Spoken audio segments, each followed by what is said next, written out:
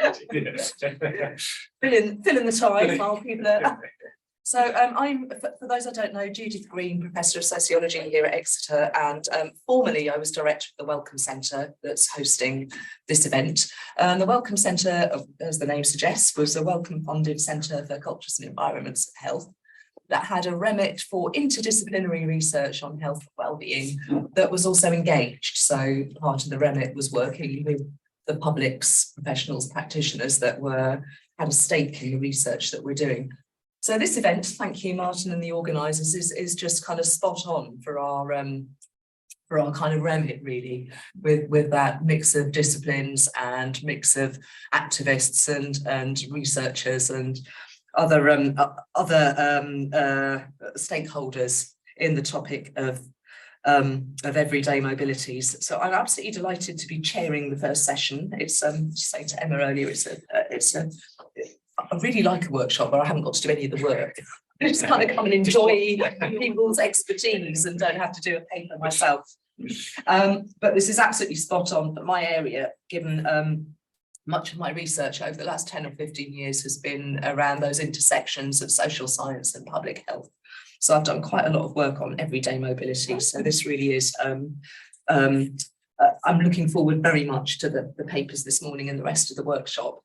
Just on a couple of pragmatic things, the speakers have got 20 minutes each. Martin suggested plus or minus 10%, but knowing certainly what academics are like, they tend to interpret that as plus the 20% and then a bit. But just to make sure, because I think we do want to prioritise the time for discussion and debate, I will be waving at people a minute before their time and then jumping on them to shut them up if they go on too much. So don't take it personally, but I will be keeping to time. We will have a break, a very short break after an hour, because we've got a captioner doing the subtitles, whatever they're called, surtitles. So we will take a break for them after the first two sessions, Alison's, just 5 minutes. So if you've got 5 minutes to absolutely leg it and get a drink if you need to or whatever, but no more than that. And then what I'll do is take most of the questions at the end, but we'll just take, if anyone's got a quick question that requires a quick response while people are swapping over speakers. So that's how we'll run it. Do you think we're ready to introduce you, Martin? Do you know, Charlotte, have people come in? We have had people in. Yes, we've got people in. So a huge welcome to those joining online as well in the balcony seats. Lovely to have you with us, and sorry there was a delay in getting you a link that worked. So with no more ado, I will introduce our first speaker, our very own Martin Moore, a lecturer in medical history here at the University of Exeter. And Martin's previously worked on histories of diabetes, healthcare management, temporalities of care in Britain's NHS. And current work exploring commuting in post-World War Britain is what he's going to be speaking on today, and their intersections with questions of health and well-being. So over to you, Martin, with me being super strict. Yeah, I'm going to set a little timer for myself, so that's great. Well, I don't even have to wait. No, right. So thank you for that introduction, Judy, and again, everyone for being here online and in person. It's been a long build-up to the workshop, so I'm really excited to finally be taking place and to move forward with it. So to frame my talk today, I want to take us all back to what I consider a seminal moment of 2023.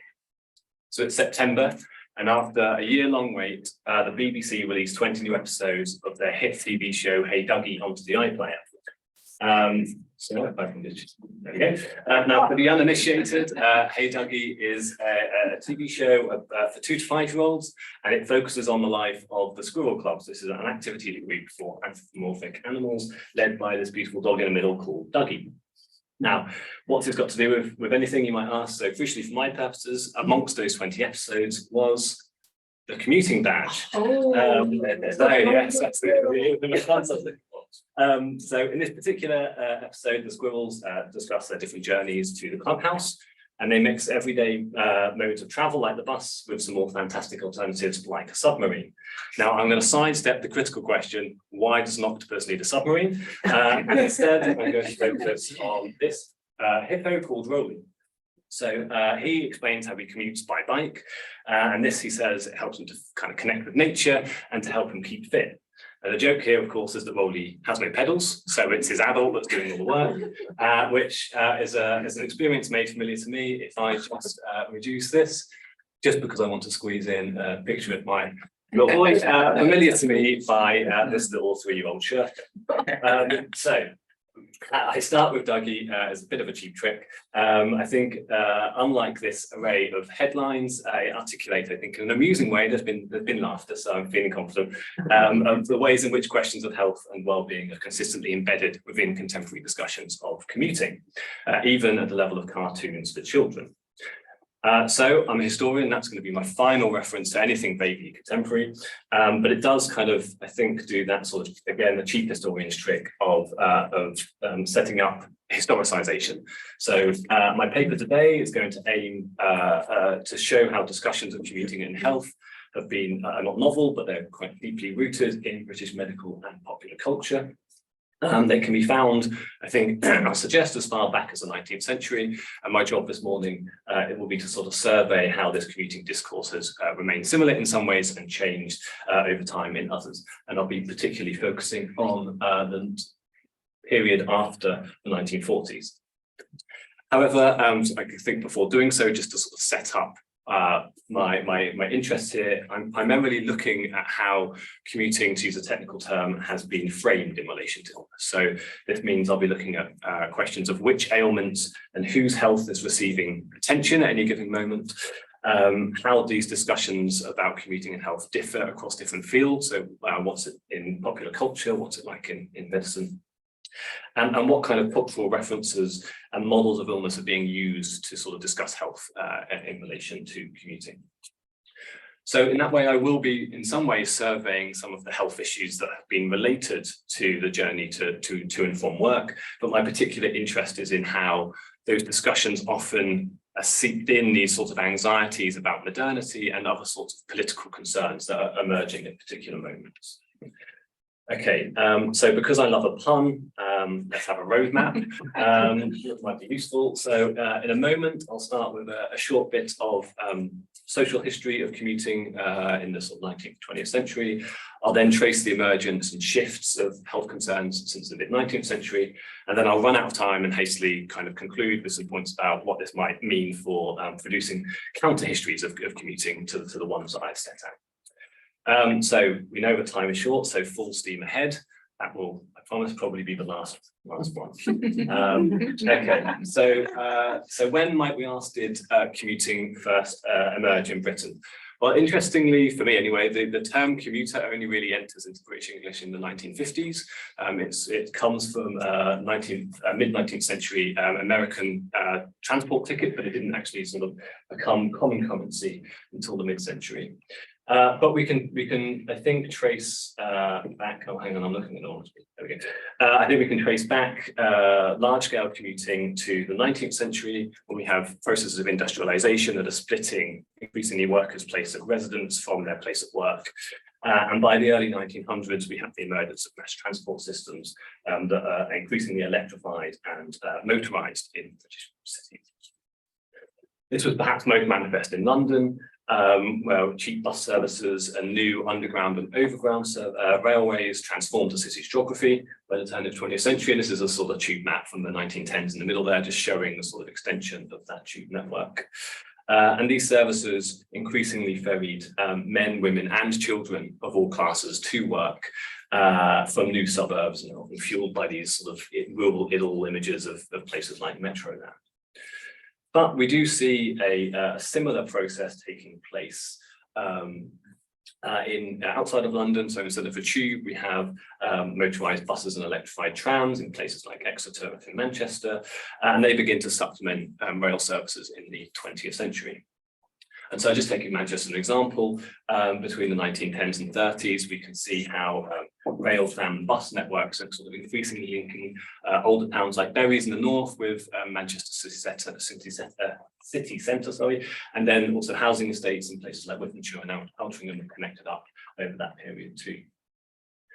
Now, these transformations in infrastructure continued into the mid-century and beyond. and particularly sort of adjusted to the motor car as that became kind of increasingly prominent mode of travel. And so we can see some effects on sort of distances and times of commuting. So as public transit became increasingly common between the 1910s and 1940s, I've translated the kilometres into miles here. Average commutes in major cities moved from about 2.2 miles to just under 5 miles. And then as the private car became more common after the 1950s, we see those average times and distances increase again, jumping from about 5.5 miles to 8.5 miles by the 1990s. And as we can see, there's sort of some notable variations, particularly between men and women after the 1950s. So that's despite women's, and particularly married women's, paid employment becoming socially and politically more crucial after the 1940s, men still claimed kind of ownership over the private motor car. So we've got these models of male breadwinning that are baked into the post-war settlement. But across all social boundaries, men basically continue to sort of support their own working mobility through monopoly over the car. And as we'll see shortly, this sort of raises some kind of health concerns about male health into the later 20th century. But because the 19th century generally is more fun, I think we should go back there for a second just to see the sort of emergence of some of these health concerns. So it's in the sort of mid-19th century that medical authors are first communicating concerns to the public about commuting's impact on health. So this is a text from the early, from the 1860s, sorry. We have eminent doctors like Dr. Alfred Haviland of the Royal College of Surgeons, who's providing warnings to people he calls those who travel daily to and from their business by rail, so quite clearly invoking this vision. Now, Haviland suggests that all rail travellers were actually in danger, and he quotes instances of people just falling down dead whilst hurrying to the train. So he sort of relates this to rushed meals and anxious sprints to catch the train before they depart. And he says this causes unbearable bodily strain, and effectively people getting killed by timetabling, which I think is probably still quite a familiar experience in some way. But he said there were sort of some special risks for commuters. So physically, I'm going to do my best 19th century doctor voice. The hurry, anxiety, rapid movement, noise, and physical disadvantages of the travel gradually wore down the nervous system and weakened the heart. And mentally, it created these states also of kind of acute anticipatory anxiety. So he relates this in his terms to the nervous feeling experienced by boys when anticipating a thrashing at school. So again, those sort of school fees coming in handy there. So now, underpinning this claim, I think, was a common view in the 19th century, which is namely that sort of bodies and minds are quite fragile things, and are often unable to bear the strains of modern living. And so the train, with its kind of overstimulation and its weakening of the senses, perfectly encapsulated this sort of danger of modernity as being sort of overwhelming for the human body. Now, interestingly, we have some of these discourses. Julie, I'm just going to borrow 1 minute, just to let people into the waiting. You want me to do it, Martin? Oh, if you can, that would be great. Delegate. Okay, right, used to that. Okay, thanks. I think you need to make me co-host, maybe, okay. to be able to do all this. Yeah. Sorry. Okay, We're no worries. First panel, we're still figuring it out, but. There you are. More. That's right. I've noted. Right. Okay. Here we go. It's like a train. We've just making a crew change. All right. This is a very agile mid-paper. Okay, well, this is going to go off early, so we're going to. Okay, right. So interestingly, some of these framings continued into the post-war period. So in 1949, we have the Lancer, and as a correspondent for this medical journal, who were observing what they call a desperate daily dash for the train. And they suggest that these speed merchants, as they call them, likely started the day by rushing their breakfast inadequately, and then in rushing for the train, they were, to quote, I'm not sure what the voice of a mid-century doctor is. Sowing the seeds, the same voice, of a fine crop of coronary thrombosis, myocardial degeneration, and peptic ulcer. So I think that sort of, too many buttons. Okay. So this sort of list of common ailments they're raising, I think, does gesture towards the ways in which doctors were concerned about new sets of health conditions in the post-war period. heart disease was a particularly prominent concern, especially amongst white middle-class men who tended to make up both politicians and doctors. So it's not surprised that this is the kind of leading cause of mortality that gains some attention. But I think what's interesting is into the 1960s and 70s, languages of strain and nerves that we saw in that earlier period are gradually replaced in explanatory frameworks by even more nebulous concepts like stress and tension. So as scholars like Mark Jackson and Aisha Natu have suggested, the sort of expansiveness of particularly of stress and tension kind of gave them a use value for doctors. It enabled them to link these laboratory studies of physiology to sort of social commentary, and in particular the kind of reflections on the type of emotional states that commuters might be experiencing. So in this way, as I suggest, that we can sort of see how discussions of commuting continue to sort of be inflected by those anxieties about modernity. So as one example, this book in the middle here by Malcolm Carruthers, it's published in 1974, and it incorporated discussions about commuting with the author's anxiety about what he calls a Western way of death. So in his sort of chapter on driving, he's explaining how drivers experience this sort of release of endocrines and of hormones in their body whilst they're driving, but they're unable to take it up through exercise, which is what they would need to do because they're stationary. So there's this sense of being maladapted to the new technologies of mobility that are emerging in that sort of post-war period. And he suggests that gradually this sort of accumulates and results in heart failure. Heart disease, though, wasn't the sort of only outcome that doctors and others were concerned about into the sort of 1980s. So mental health in particular becomes a concern. Depression, loneliness, relationship breakdown alongside stress, even premature labour in one report gets kind of brought up as a particular outcome of commuting. Now, interestingly for me anyway, these sort of connections with mental distress and relationship breakdown do get prefigured in 1970s pop culture, in which commuting kind of assumes this position of a metaphor. So I saw some nods about Reggie Perrin. For others, it might be before your time and maybe outside of your reference point. So again, for the uninitiated, this is a well-known, a widely read and critically received book and TV show from the mid-1970s, and it tells the tale of its titular character's midlife crisis, essentially. So Reggie, as he's known, is a middle manager at a desserts company. He's a father of 2 grown children, and he's a suburbanite with his wife Elizabeth, who, as we can see here, is playing the role of the ideal of domesticity, greeting him at the door on his way out with his umbrella and his newspaper to start his day. Gradually, though, he begins to feel oppressed by his sort of dreary and monotonous existence as he has experienced it, and he graduates from these juvenile acts of rebellion into faking his own death to pursue a life of freedom as he sees it. So spoilers, I apologise, I should have flagged that up. And then eventually he kind of realises, oh, I've made a mistake, and he wants his wife back after all, he wants his umbrella and his newspaper. But it was in his commute, I think, that the grinding repetition of daily life gets kind of communicated to the audience. So it provided this imagery of everyday mundanity, but also a vehicle for expressing his growing feelings of frustration and alienation. So, for example, this is from the first episode of the TV show. We see him repeatedly take the same walk to the station through his kind of identikit estate. He catches the same train. He has frustrating competition with the same fellow passenger over the crossword. And then he arrives at work each day exactly 11 minutes late due to persistent train delays. Over time, though, he begins to sort of deviate from this commute. That's the sort of one of the first signs that of his rebellion. So he returns late one day, for instance, because he's gone and ate 3 plates of pasta at a restaurant, confusing the waiters as to why he wants to keep eating pasta. And another, he goes to the pub during work hours and then returns late after a few drinks.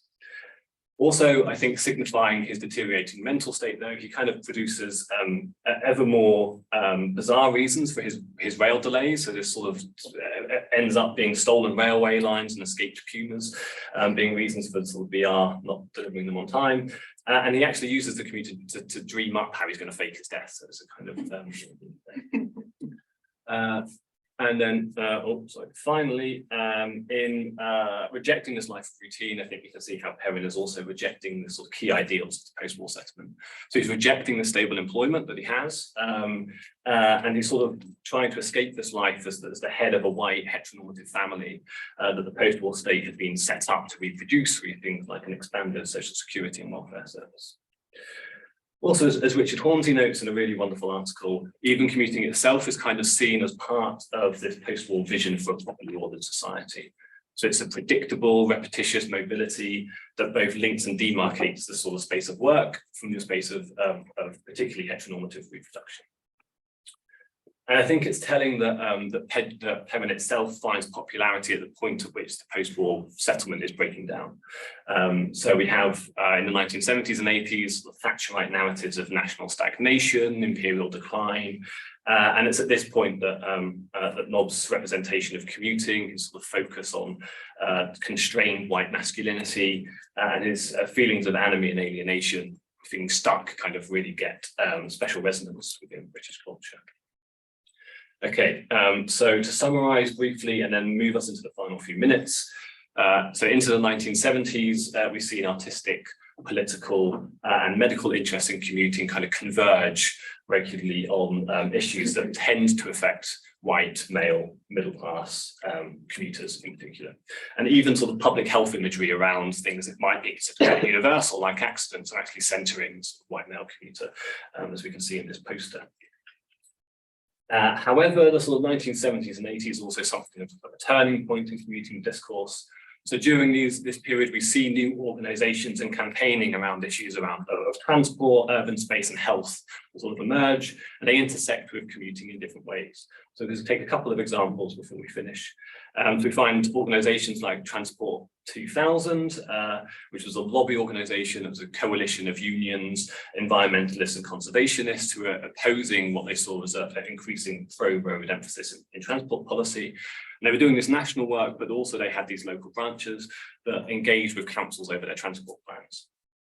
And often in doing this, they sort of drew attention to the social costs of road haulage and road commuting in particular. So this is just an example of the work that was done in Sheffield in the mid-1970s. And here they're sort of bemoaning what we might call the culture of automobility in planning and what they call the dangers of, quote unquote, the commuter crush. So road development, they suggest, ignored what they call the disbenefits to people suffering the effects of noise, pollution, physical danger that was inflicted on them by high levels of traffic when they went in the car, and they're drawing particularly attention to those people who share the spaces with the road, so public transport users, pedestrians and cyclists in particular. And instead of roads, they were suggesting that the council should invest in greater traffic regulation measures and to sustainable alternatives. Think about walking, cycling, but also the mighty Supertram, which eventually gets developed in the 1990s, crossing the city. Sort of another quick example, Action on Smoking and Health. So this is a lobby group that gets set up initially by the Royal College of Physicians in the 1970s to sort of do work against tobacco. It kind of emerges at the same time as a lot of health consumer movements in the 1960s and 70s, and it soon becomes run by activists, rather than doctors. Now, they build on work that's going on in the 1960s, which is to sort of expand non-smoking carriages in public transport, because often trains and buses have just been places where people would line up. And they draw in international developments and these sort of previous experiments to really lobby hard on expanding the sort of non-smoking areas on trains. And by the 1990s, you see these sorts of packs on the right there, where they're really lobbying for smoking bans, and they provide these kits for local activists, basically, to sort of run their own campaigns around their own transport rights. And then finally, in the later 20th century, we also see organizations with more critical perspectives, which are sort of squarely foregrounding the inequitable costs of mobility. So this is a report by the Public Health Alliance, which is kind of like a hub for various public health groups in the UK, made in the 1990s. And they're openly lamenting that men had kind of dominated the design of transport systems, that they'd foregrounded long distances and travel for work when they're doing so. And like the sort of Transport for London group, sort of 20 years earlier, they sort of noted the adverse effects of car use. So they know accidents, noise, pollution, congestion, stress, and interestingly, the way in which the roads are sort of severed communities were sort of running. And they said that these effects were concentrated where cars travelled rather than where the cars were used. But unlike those sort of earlier reports, they're also saying that actually those most disadvantaged were people that were already socially marginalised. So they're noting women, children, older people, and people with disabilities on low incomes or from racialised minoritized groups. So, come to the conclusion, Judy. You'll be happy to know.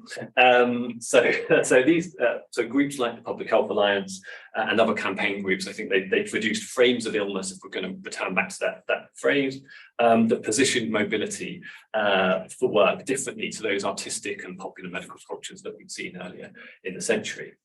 So their interest in collective health, there it is, drew attention to issues of relationality. There's only one page left, to issues of power and marginalisation, and to different tempos of mobility. So their anxiety here, I think, was interesting. It related not to those concerns about overstimulation, about acceleration, or sort of circularity and stuckedness. Instead, they're looking at exposures and vulnerabilities, and how particular forms of mobility impacted on those who were immobile or less mobile. So this work, I think, has provided foundation for lots of work that's going on today, and I'm going to hear about some of that later today and also tomorrow, which is great. But I think they also point to potential alternative histories to commuting. So I'm going to come back to history always. So I think they help us sort of decenter the commuter actually in histories of commuting. And think about how infrastructures and practices have affected the health of those who aren't commuting, and especially those groups whose labour or social reproduction actually made commuting possible. Likewise, I think they can move us away from that hegemonic cultural interest in the white male commuter and provincialise the kind of concerns and politics that actually underpinned their dominance. Now, there are other ways that we could take that work, but I have run out of time. My alarm has gone off. I see. And I'm doing glaring. Yeah, I'm going glaring, so I'm going to finish there. And thank you all for.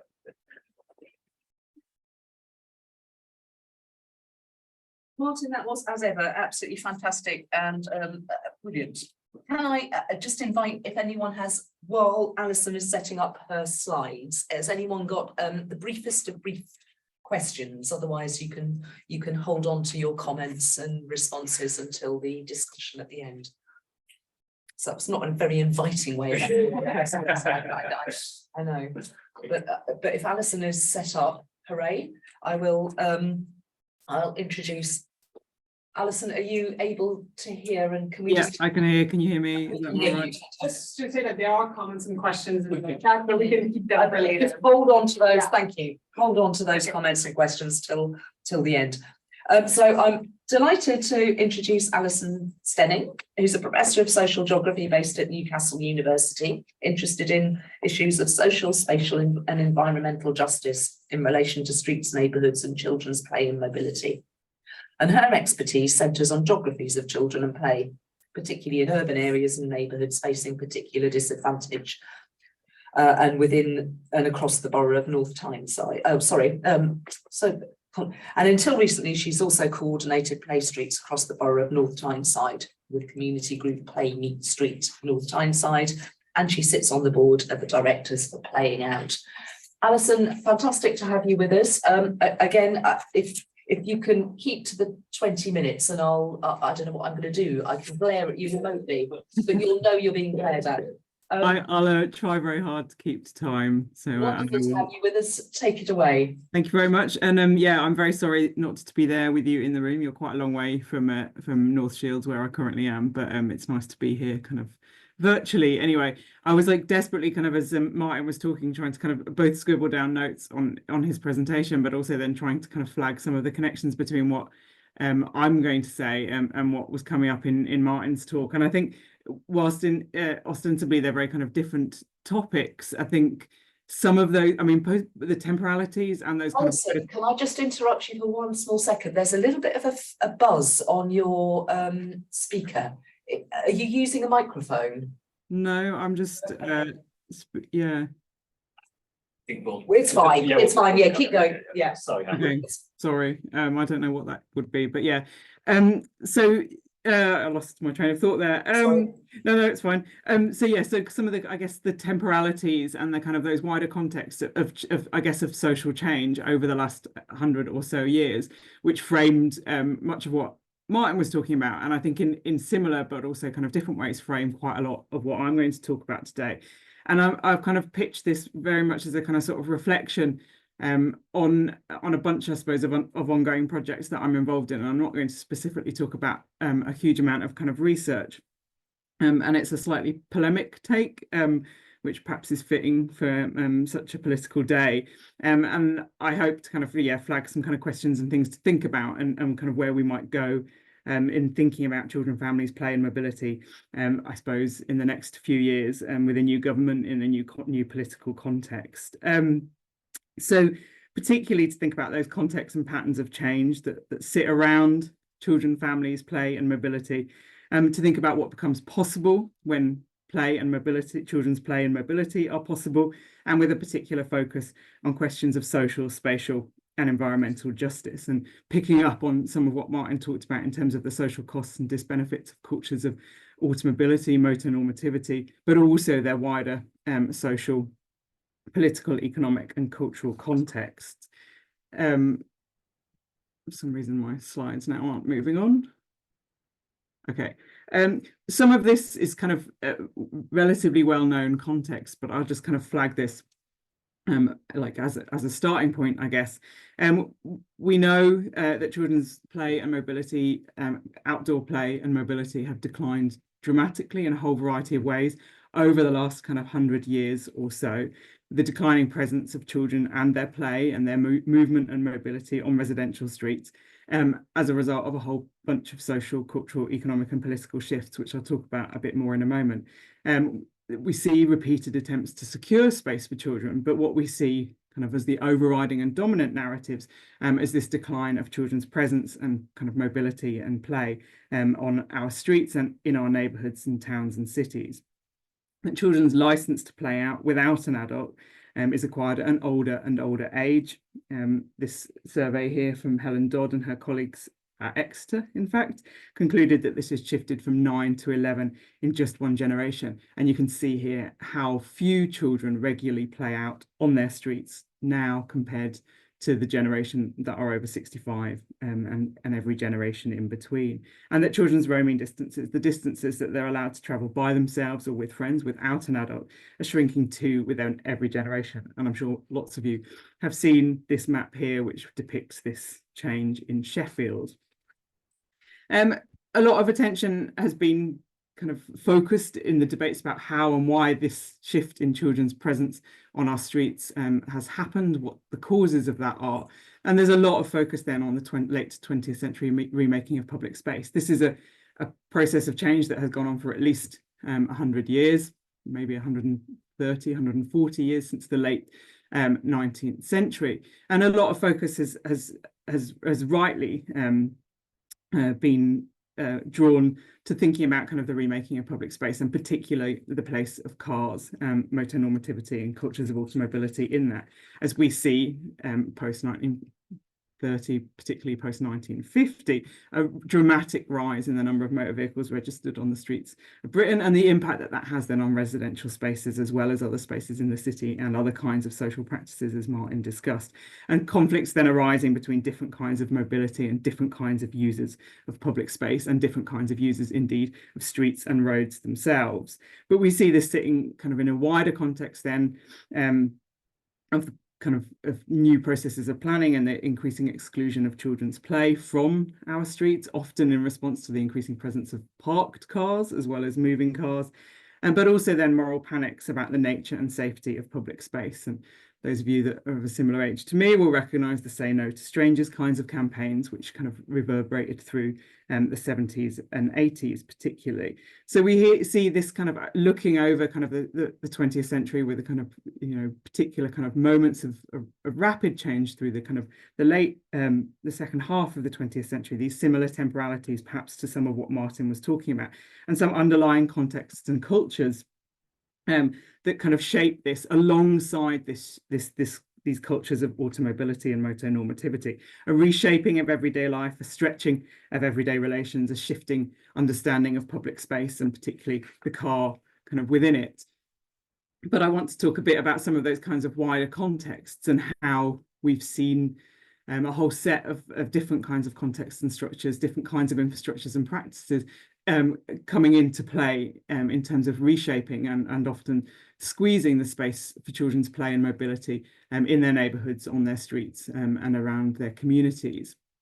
And this kind of process, I think, perhaps starts with the kind of creation and emergence of kind of the playground movement in the late 19th century. The idea that in order to kind of ensure that children were safe, but also to protect and preserve the kind of particular qualities of urban communities, this sense that children's play should be corralled into playgrounds, and very much kind of fed by a set of debates around kind of children's health and well-being, what was good for children's health, what was safe and secure, and ideas, I suppose, of kind of reformist ideas of where children should be and what was the best place for them to play.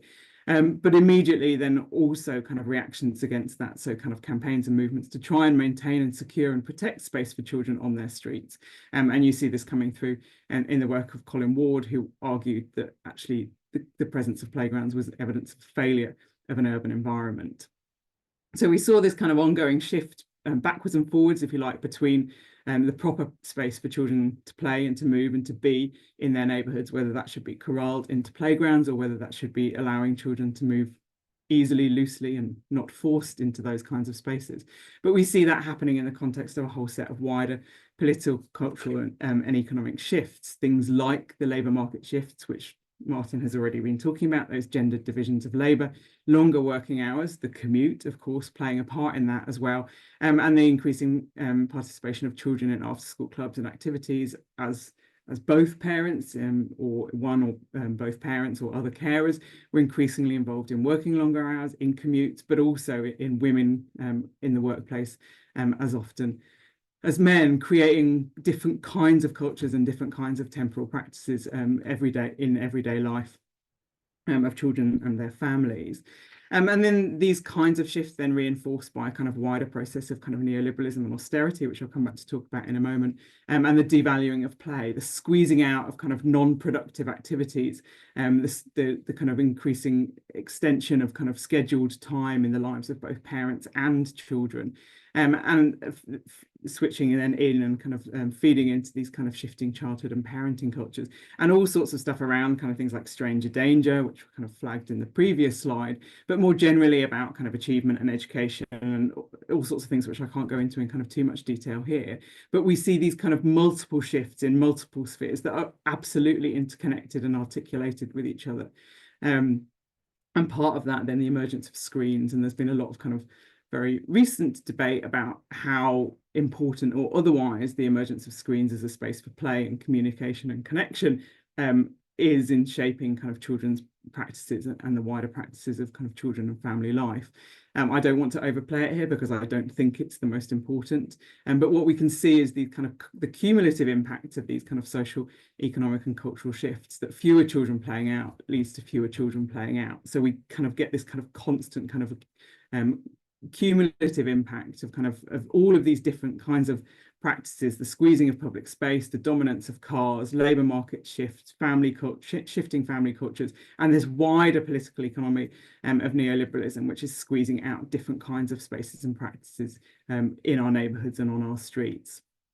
And interestingly, the two pictures that I've got up here on the screen, I was lucky enough to be in Copenhagen last week, and I know we can kind of idealise the Nordic and Northern European cultures in this sphere, but it was really marked for me to see that, you know, at the end of the school day, you would just see children everywhere, children and young people everywhere, younger children, you know, perhaps with the presence of adults, older children, just, you know, moving around their cities on bikes, on foot, going to spaces to play and so on. And I think this question about kind of how peculiarly kind of Anglo or Anglo-American this kind of constellation of practices and experiences is, I think, is a kind of really important question to ask. And I was just, as I was thinking about, some of you may have seen this story kind of emerge in the last couple of days. It's like this is a story from Wales, in fact, that a bunch of kids decided to kind of clear and collect litter from a kind of a fairly abandoned kind of woodland space behind their residential estate to create a very short but kind of, I'm assuming, quite fun bike track. And yeah, basically a few of the residents complained, and the housing association fenced off the entrance to this space. And I suppose, I mean, this is for me an extraordinarily depressing story, but I think that question of kind of why we have such a strong reaction to a handful of children trying to create a space for them to be mobile, to play, to kind of engage in their community, to kind of, you know, claim some space in their community, why the reaction is so strong, and both by, you know, some particular kind of group of residents, but also by the housing associations who kind of manage this space. And I think, yeah, we see these kinds of stories kind of emerging almost every day in different ways and in different contexts. But anyway, that was just a kind of brief aside, because I've been thinking about that in the context of what we were talking about here. All those kind of longer kind of term narratives over the last kind of 100 years or so really have been kind of exaggerated and kind of and really kind of intense over the last 14 years. This is kind of obviously a temporality that we're thinking about kind of very intensely today. But we've seen, you know, the spaces, the capacity, the potential and the opportunities for children to play and move in their communities have been undermined even further and even more rapidly in the last kind of 10 years or so. We've seen the dilapidation and abandonment of neighbourhood playgrounds, and you'll have all seen kind of images like this, or kind of spaces like this in your communities. But also then the impact on kind of wider street environments, whether that's litter and potholes or pavements, or just kind of the disinvestment in kind of public space. So the ways in which children can play in their communities, but can also move around their communities, whether that's kind of to school, to friends, and also obviously to access those spaces for play, is undermined and becomes much more kind of complex, much more difficult. And that obviously is an uneven process. We know that the impacts of austerity in terms of the public realm and in terms of neighbourhood space is much kind of worse in more disadvantaged communities. So those with working class backgrounds, but also in communities, minoritized communities, others who are increasingly kind of marginalized in the context with which we've been living over the last few years. And we know then that wealthier communities and wealthier families have much more capacity to protect themselves from the cuts by travelling by car, often to play spaces, by themselves campaigning, and even things like crowdfunding, which we've seen to regenerate disinvested neighbourhood playgrounds. So we know for decades of kind of research by academics, activists and others, we can see the ways in which inequalities play out in children's play and mobility, particularly kind of in their neighbourhoods, on their streets, in their road, in their communities. That these are these kind of the questions about access to public space, to play, whether that's about proximity and safety and familiarity, the disinvestment in those spaces, those questions around kind of wider neighbourhood environments, but also the disproportionate impact of road danger on children from poorer, more working class and minoritized backgrounds, and likewise the disproportionate impact of air pollution and other pollutants on the health and well-being of those children as they play out in their communities, in their neighbourhoods, as they move around their neighbourhoods, and the privatisation and commercialisation of play space, which excludes many of these children and their families for a whole variety of reasons in a whole variety of different ways. And these challenges then are reinforced by unequal and challenging physical and mental health contexts, such that the need for play and for everyday mobility is potentially more marked in these communities too. So why does this matter? There's obviously a huge body of evidence which suggests that children's play and mobility has an enormous impact on their physical and mental well-being, their physical and mental health. And there are all sorts of kind of contemporary concerns, public health concerns about the loss of those opportunities on children's physical and mental health. But I want to focus here perhaps more on the kind of more social and relational aspects of this, of why children's play and mobility matters for all of us, and matters kind of for children in a very kind of social, kind of relational, in a wider kind of sense, I suppose, thinking less about individual bodies than perhaps about kind of social bodies. We know that children want to play on their streets. Decades of play and play work research argues that the place that children value most outside of the home for play are the streets where they live. And we know this, we ask this constantly, and we know this, that this is where children want to play, and they want to play on those spaces for a whole variety of different reasons. That's where their friends are, they're close to home, but yet still kind of independent and out and about and doing their own thing. In these ways, then play places children and their families at the heart of the city, the neighbourhood, the community. Play and movement around to play and for play is how children get to know, experience and shape their communities, their cities, their neighbourhoods. Play is how children and their families connect with their most proximate environment, social and physical, and it's the principal way in which children start to participate within their own community. So there's a very strong sense in which this is that, like, if you like, the first step on a journey to engagement, to community, to participation in a whole variety of different ways, formal and informal. But also that the capacity, the ability for children to inhabit and embody their city through play opens up the potential for them to make stronger connections and expand their everyday geographies. By playing out on their doorsteps, children are literally starting the journey from their homes to then move to their friends' houses, to schools and beyond as they age, and as their sense of kind of independent mobility grows. And that kind of links back to that roaming distances map that we saw right at the beginning. And play and movement on doorsteps can engender place, attachment, stewardship in things around community and environment. I'll just talk briefly about those before I run out of time.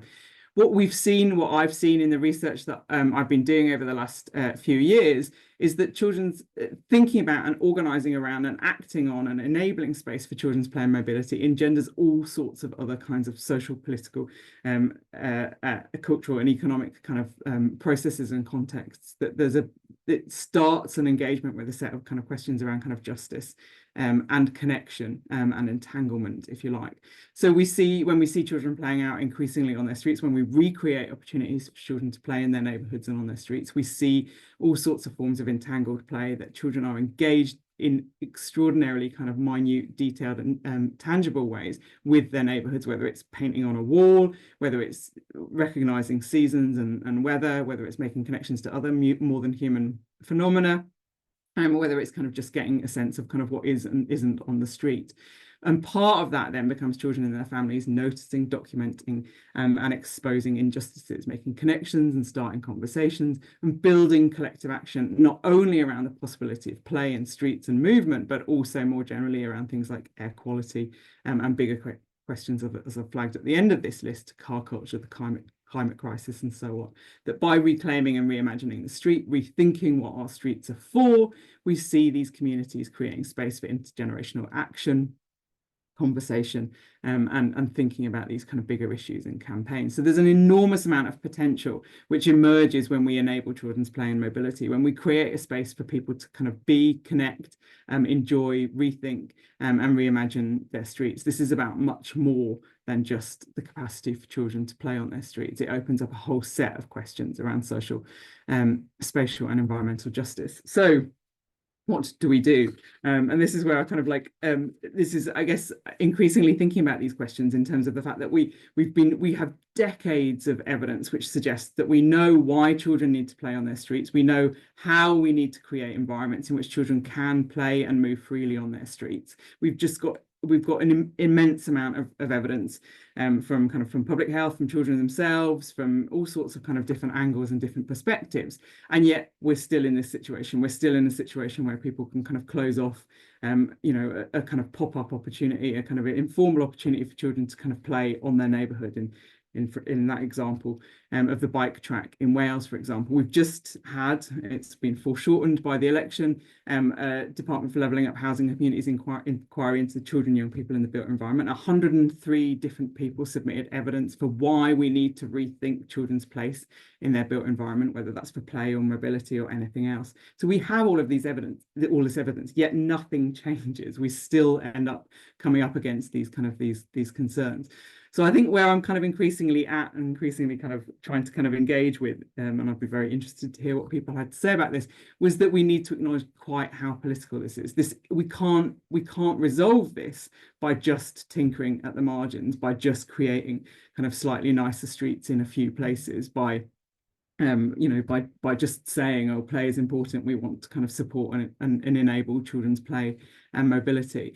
And I think what I'm trying to kind of think about in thinking about this is how play and children's access to public space needs to kind of, that it can, but it also needs to open up more generally a space, a kind of an agonistic space, or a space, a kind of an agora.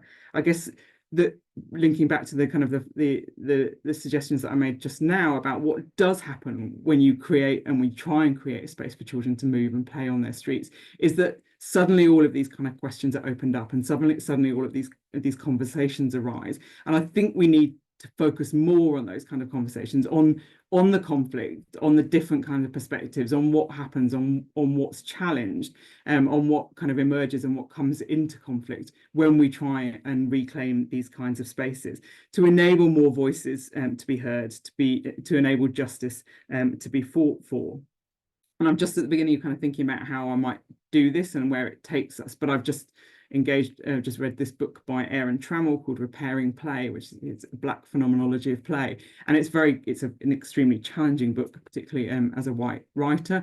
But what Trammell tries to do is think about how we need to focus on the uneasy and difficult effects that play can produce, and you think about and see the ways in which that can open the door to new and radical forms of community. And I'll end that there because I don't have any more answers. But thanks, Alison. Thank you very much.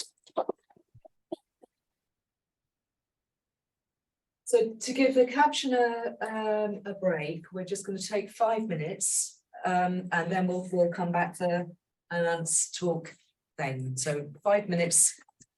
Hold on to your questions and points from Alison's challenges there. Hold on to them. So there's probably some stuff in the chat, isn't there? Yes. Yeah, Alison, you've got a couple of questions, I think, in the chat. Obviously, you should take a break if you need it. I've had some like stuff, so I don't know, like it also helps me the streets and stuff. really Nice music. Martin, is someone asking if the slides will be available afterwards?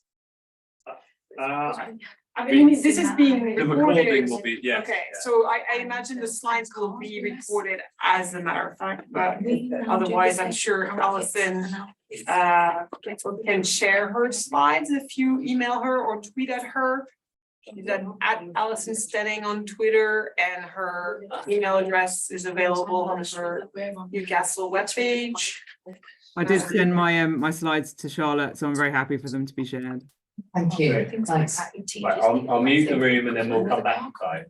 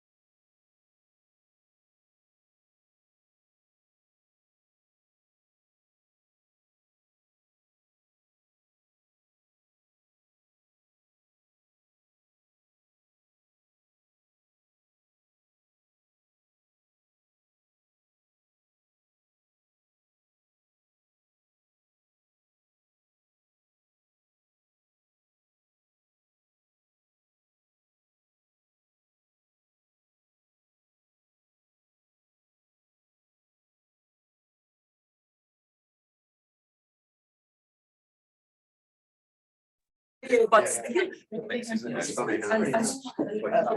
I was like a teenager, this black, I had this spider in my room, not that it was big, but it's because I really liked it, it's a shadow, yeah, it's you might live in the bedroom and I know that I haven't killed it, but it's a monster in my house. Right, we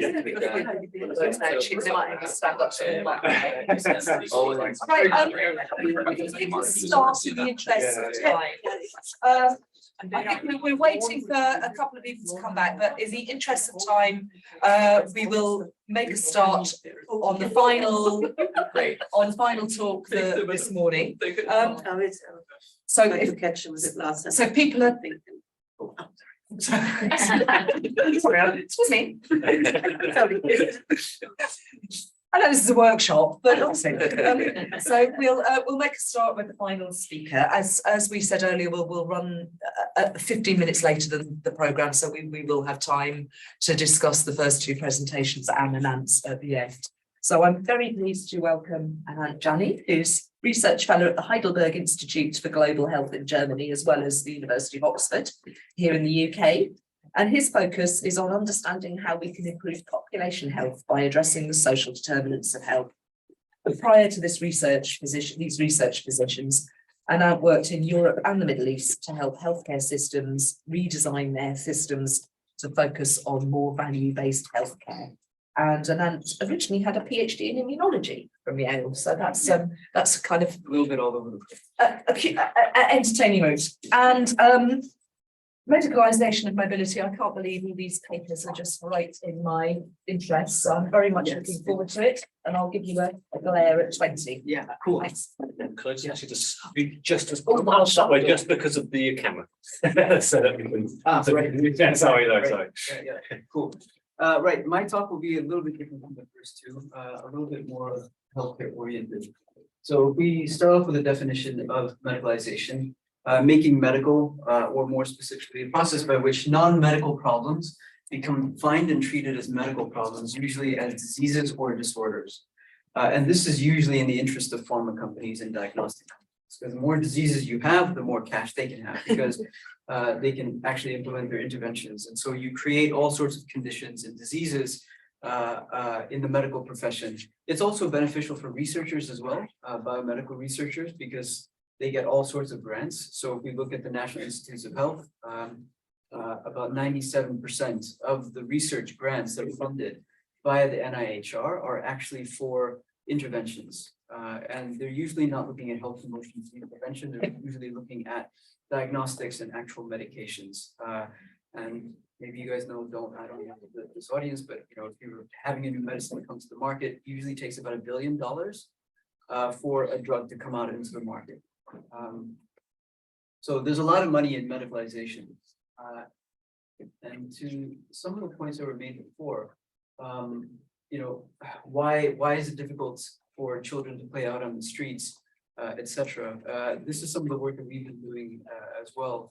And I think the word there is or the sort of concept is the perverse incentives to keep children off the streets, which is really driven by automobility. Because there's a lot of people making money off of people selling cars. And there's very, very strong lobby groups that actually want to keep cars on the streets and everybody else off the streets. And if you don't look at that, I don't think you're going to really understand the dynamics as to why children are promoted to stay off the streets, because they want cars on streets, not children. Right, so if we're looking at mobility and medicalization, I'm going to kind of briefly touch on three broad topics: livelihoods, health, and survival. These are interlinked. They're definitely not mutually exclusive, but it just sort of gives a bit of a framework in terms of how we look at mobility. So starting off with livelihoods, and I haven't touched on everything in this, but just as a starter for 10. So if we look at health outcomes, we disaggregate this by length of life and quality of life. And there are debates as to whether those are the best metrics, but they're at least normalizable across both space and time, which means that we can measure them in different geographies. We can also measure them at different time points, so we can see variation across a given period of time or across time periods. And if we look at that, clinical care, so this is access to doctors, nurses, hospitals, pharmaceuticals, only accounts for about 20% of health outcomes. The other 80% are these determinants. And housing and transit are one of the most important determinants. And these percentages are rough, right? And depending on the context that you're in, housing and the physical environment might be 40% if you're lacking housing security, for example. Environmental factors might be 20%, 30%, 40% if you just experience a natural disaster. So these are sort of flexible in terms of the percentages, but the point is that transit is actually one of the most important determinants of health. One thing that I didn't touch on in these slides is they're actually a source of employment as well. And listening to Martin's talk, the thing that came up for me was just truck drivers, for example. We did some work with the federal police in Brazil, where the truck drivers actually expose themselves to all sorts of negative health outcomes, male driven, because they're sitting for like 8, 9, 10, 15 hours. We see something similar, maybe not to that extreme, with Uber, Amazon delivery vehicles nowadays, where mobility is actually employment as well. So it's a non-negotiable determinant for their health and well-being and their livelihoods. So this is Baker Street. And in London, you have this Costa and you have this Starbucks.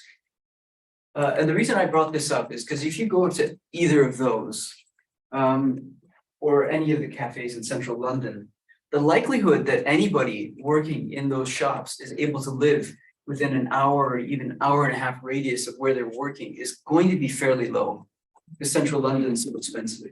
So you have an hour to get there, or maybe an hour and a half to get there, hour to get back, hour and a half to get back. So you're spending about 2 to 3 hours of your time commuting. And this is some of the injustices in terms of just ability to be mobile for your livelihood that we see. So average London worker needs to work for 44 minutes per day to pay for their daily commute. Those earning less money need to spend more of their time. Those earning the least amount of money have to spend 116 minutes for their daily commute to earn enough money to pay for their daily commute. Poor people, the implications of this is that poor people have less time for leisure, health, and family. So there's all this stuff about, people need to spend more time with their families. You need to cook at home, etc. But if you're commuting for 3 hours a day and working a 9-hour shift, because the Starbucks and the Costas will squeeze a half hour before and a half hour after and pay you for 8 hours, right? So you're actually occupied for 9 hours plus the 3 hours of your commute. Realistically, how much opportunity, because of your lack of mobility, do you actually have to do all of these other things? So mobility in this sense, in terms of livelihoods, actually creates opportunities for health and well-being. And that includes the truck drivers, the delivery drivers, Amazon, Uber, etc. And this is a paper that a very talented PhD student, Patrick Miner, at the University of Edinburgh, I'm supervising, and we published this paper just some months ago, where we're looking at automobility, and we're looking at the externalities of cars and automobility. So, and the implications or impacts on health. So this is livelihoods, and then this is basically the opportunity cost of driving in vehicular transport, because many people don't have a choice to drive. They can only drive, right? We have deaths and injuries, assault, terrorism, war that comes from automobilities, crashes, intentional violence, pollution, resource extraction, which leads to all sorts of other negative outcomes. And then we also have the sort of direct impacts on ill health, some of which Martin touched on, cardiovascular, respiratory diseases, depression, anxiety. So if you look at automobility and cars generally, 1 in 34 deaths are caused by cars and automobility, which is about 1.6 million deaths per year. And so far, since cars and automobility basically came onto the scene, they've killed about 60 to 80 million people.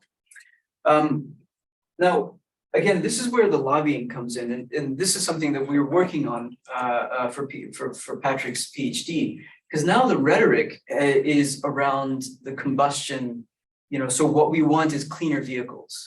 So everything is about electric vehicles. They're still not looking at the infrastructure. So with electric vehicles, you're still not going to have kids on the streets.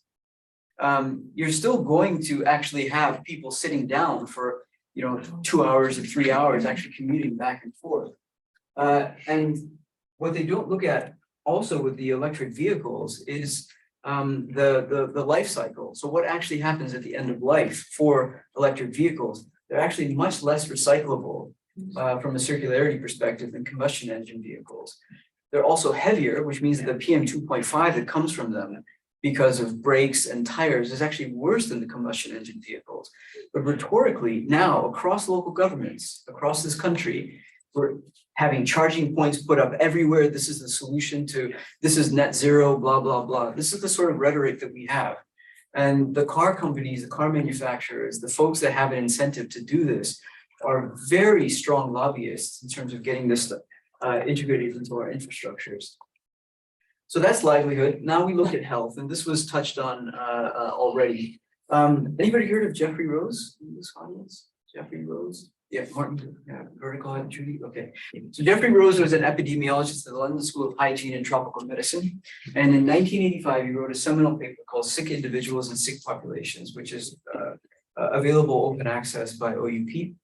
He followed that up with a book in 1991 called Strategies of Preventive Medicine. And what he looked at and what he sort of talked about was looking at the risk of getting severely sick in the population. So you have low risk, medium risk, high risk, and you have the percentage of the population. So somebody getting this high risk, what does that actually mean? It means that people at high risk of having a stroke or a heart attack or a diabetic leg amputation or diabetic retinopathy and then going blind. And what Rose says is that most healthcare systems focus on this highest risk group. But if you look at aggregate morbidity, mortality, and spend, it's always in the bell of the bell-shaped curve, because though they're lower relative risk, there's a higher absolute number of events. And what Rose says is that if you want to improve the health of the population, what you have to do is to shift the entire risk profile to the left. If you do not shift it to the left, it will continue drifting to the right. And as it drifts to the right, the intensity and cost of interventions continually increases. So I started working in NHS England in 2011. We were spending 110 billion pounds to deliver healthcare to all 60 million people, approximately 60 million people in England. Fast forward to 2019, so pre-pandemic, we were spending 140 billion. Okay. And that was above inflation. We were spending 140 billion, and that was the first time since World War II that life expectancy declined in the UK. Health inequalities increased, and the incidence of non-communicable preventable diseases also increased. Fast forward to now. Anybody know how much we're spending? So this is just after 2019. How much we're spending? 185 billion pounds per year. So when I started, we were spending 110 billion. We're now spending 185 billion, 75 billion pounds more. We have a 7 million person backlog waiting to actually receive care. We have massive inequalities that have increased dramatically since the COVID-19 pandemic. We have massive incidence and prevalence of these preventable conditions as well. So in real time, what we're seeing is this rightward drift to sickness in the population, and it's costing us a ton of money. And if I give some sort of anecdotal examples and sort of sequence this through. So this is a project that we did looking at physical activity in Oxford's children. So we worked with 3 primary schools, 126 kids, and we had them wear an activity tracker. So one of these trackers where we were able to track their mobility for 7 days. So 24 hours, they kept the activity tracker on. And then we wanted to look at 4 levels of physical activity. Sedentary, so that's sitting or lying down, light physical activity, standing or slow walking, moderate walking, biking, gardening, slow dance, golfing. I don't think these kids will be doing slow dance, but it's just an idea of what that means. And vigorous, which is running or playing football or cycling at over 10 miles per hour. And these were the results after 7 days. 75% of their time, they're sedentary. Light physical activity, 20%. Moderate physical activities, 5%. Vigorous physical activity, 0 over this cohort of kids. We then also had them do this, the beep test. So they run 20 meters back and forth, and we see how long it took them to do it. So in green is Oxfordshire, and then blue is the international standards. So these are the girls, these are the boys. I mean, they're about half the international standards. So in terms of mobility, and then just the ability to be mobile, and this has implications for the latter bit in terms of survival that I'll talk about. And what the hell is going on? You know, this is something seriously wrong here. And when, you know, the decimating budget cuts that we've had for local authorities, again, I don't know if you guys have been tracking, but the Institute for Fiscal Studies published this report. You know, we've had 40 to 60% cuts in local authorities. The implications of that, and now currently we have about 50% of local authorities at risk of going bankrupt, the so-called Section 114 notices. The implications are that they can't invest in schools and teachers. So there are many schools across the country that do not have PE or physical education teachers. In primary schools, there's a lot of that. And hence why, because I'm a secondary PE teacher and we see a lot of it. They try to invest in after school clubs, but even then they only target 10 kids per half term, and they do try to distribute it, but there's not enough.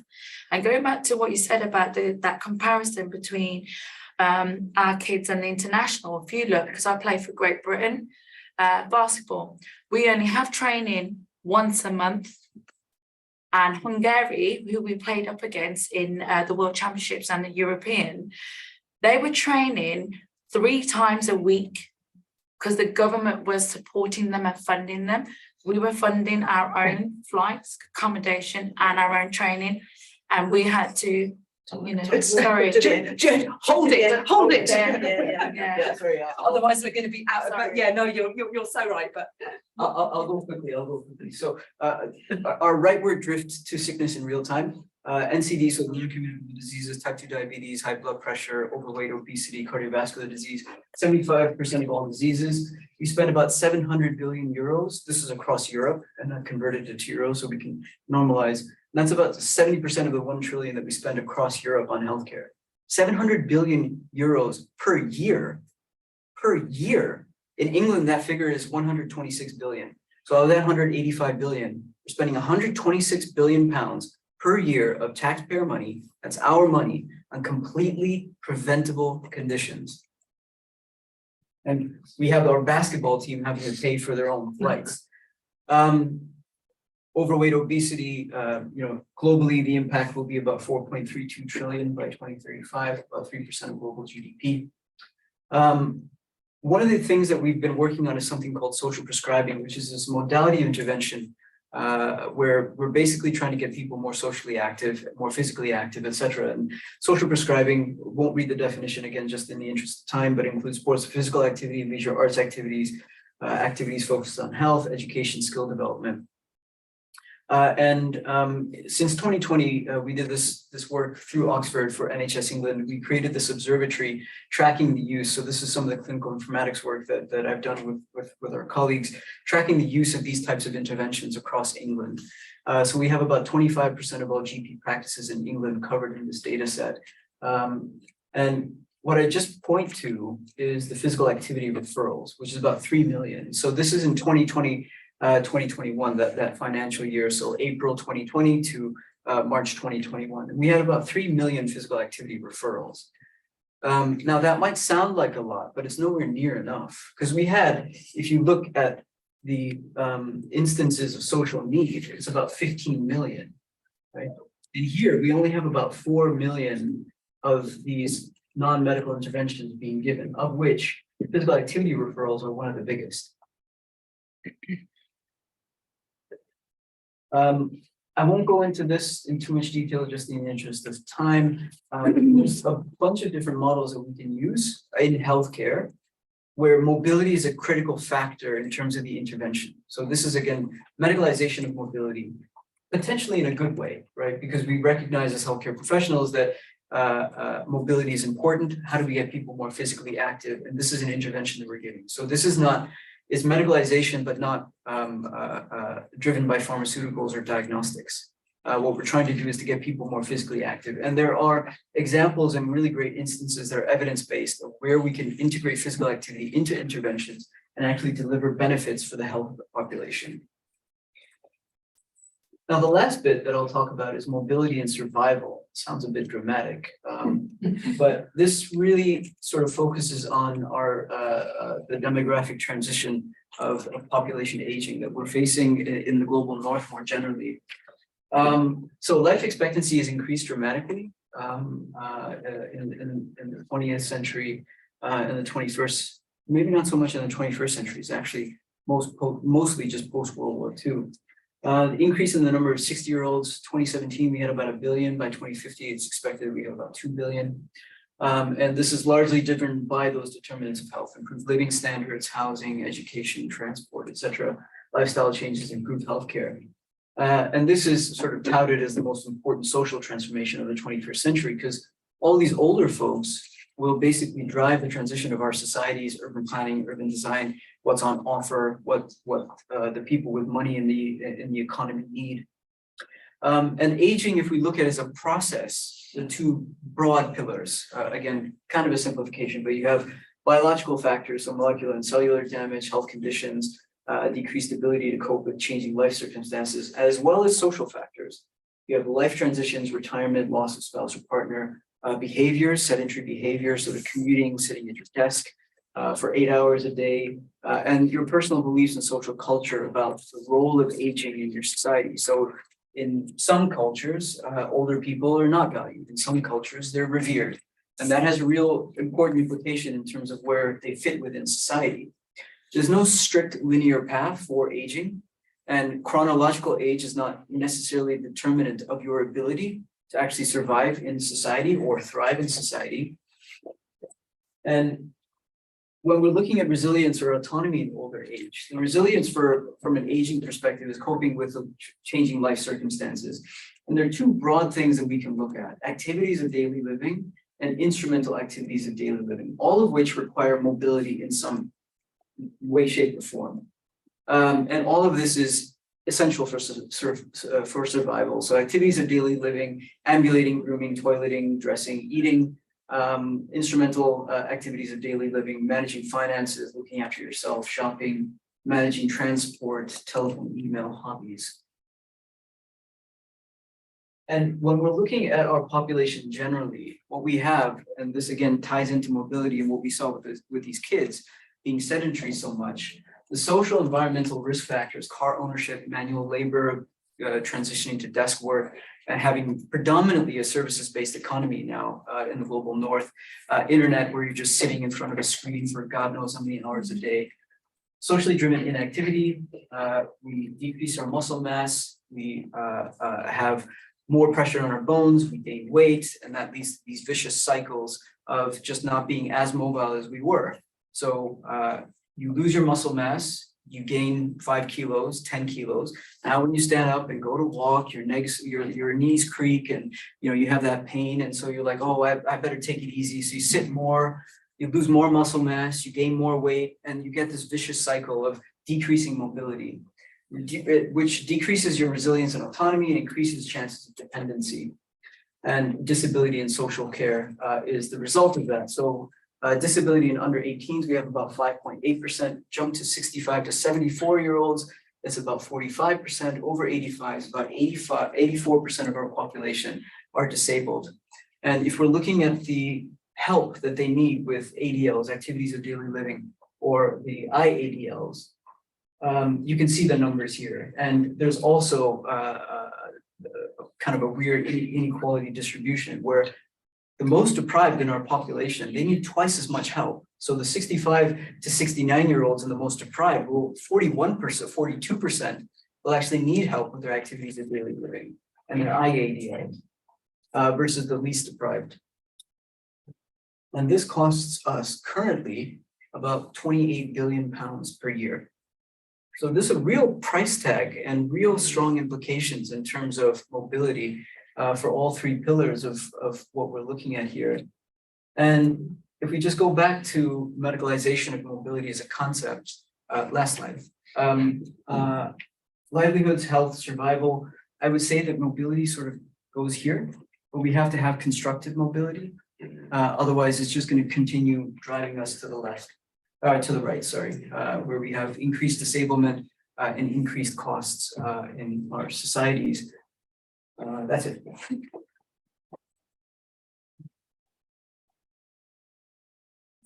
So overview of the public health perspective and all of that. That was great. Thank you. So I will open up to, can we stop Have you got the power, Martin, just to stop, or stop so I can see the chat? And I know everyone's been holding on to questions and comments and throwing things in, but can we skip down just so I can see and maybe if there's stuff waiting in the chat that's. I think Alison and I have responded. You've mocked to a up couple. some of those. I think Anant did have a nice comment down at the bottom there from John, who is really appreciated your framing of the rose curve. And that was quite good sickness. And then Mike and I were just talking about trying to get kids active going to school. So I'll be dismantling the fram after your So let me open that up then to the room, and if people want to just put a hand up, I'll probably see a hand that's going up if there's anything that isn't in the chat. Yeah, I'm sorry, would you like to just say your name? Naseem Akhtar, CEO of Sally Hub. I had a recent so we do a lot of programs on physical activity and prevention, and I kind of wanted to do it 23 years ago, and I was told Asian women to an extent, don't be silly. So anyway, we've persevered and we've got to a really great model. But one of the things that recently I had a conversation with the doctor. We did a culturally appropriate prevention of diabetes program. So we made sure it was culturally appropriate with diet as well as health and access and opportunity to get physically active. But something the doctor told me really struck me, because if you look at my city, I'm going to talk about my city only. If you look at Birmingham as a whole, national average is most men live to 75 on average. And then if you look at my city, it's 73. The national average is 75, city 73. But actually in the neighbourhoods we operate in, most men don't get to 65. So my dad died at 60. So I was used that as a, this is how many of our community live. But the conversation I was having with one of the doctors, he said, Naseem, actually it's not what you said, which is that the most deprived and the are the ones who cost the system more. Because his argument was, being a GP in the system, actually we don't live long enough to cost the system more. And actually it's the well-to-do who live longer and then need more looking after in the hospitals, etc., who don't have family in the same kind of culture where they're revered and looked after.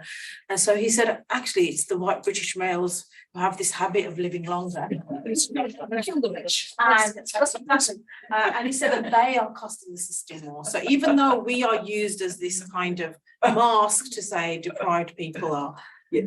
So I just wanted to have your thinking on that. No, yeah, so the nuance is it's incidence of need. Right, okay. Not delivery of services.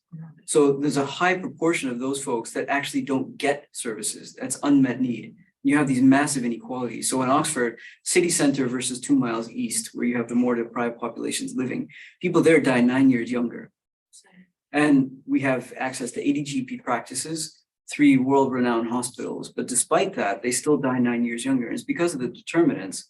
And they're not actually getting the care that they need. So yeah, completely agree that the distribution, if you look at knee replacements, for example, as one indicator, Andy Carr, who's an orthopedic surgeon, did this study. It was published in the BMJ in, I think, 2013.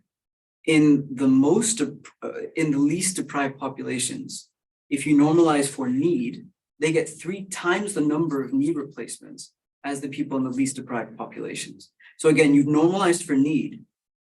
And then what I haven't covered here is service delivery. All I've talked about is the need for those interventions. And the need comes from the fact that they don't have access to the determinants. So the folks that are dying 9 years younger in Oxford City, for example, they have a greater level of need, but it's not being met. And if I was to put my money on something, it wouldn't be on the NHS services for those individuals. It would be on housing, food, transport, and definitely education. I wouldn't put my money in the NHS for those folks. Thank you for raising some of those complexities of how we think about inequalities.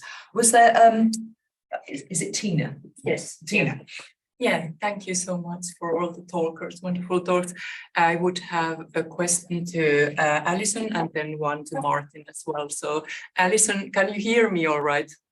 Yes, wonderful. Thank you so much for this presentation. I was thinking, like I agree with everything you say, and I have looked at these things partly from historical perspective in the Nordics, actually, and we have this kind of similar development, even though it's not, it doesn't go as far as here. So here you might say that you have kind of achieved what Le Corbusier was dreaming about, the death of the street. So the street is dead, it's only for the cars.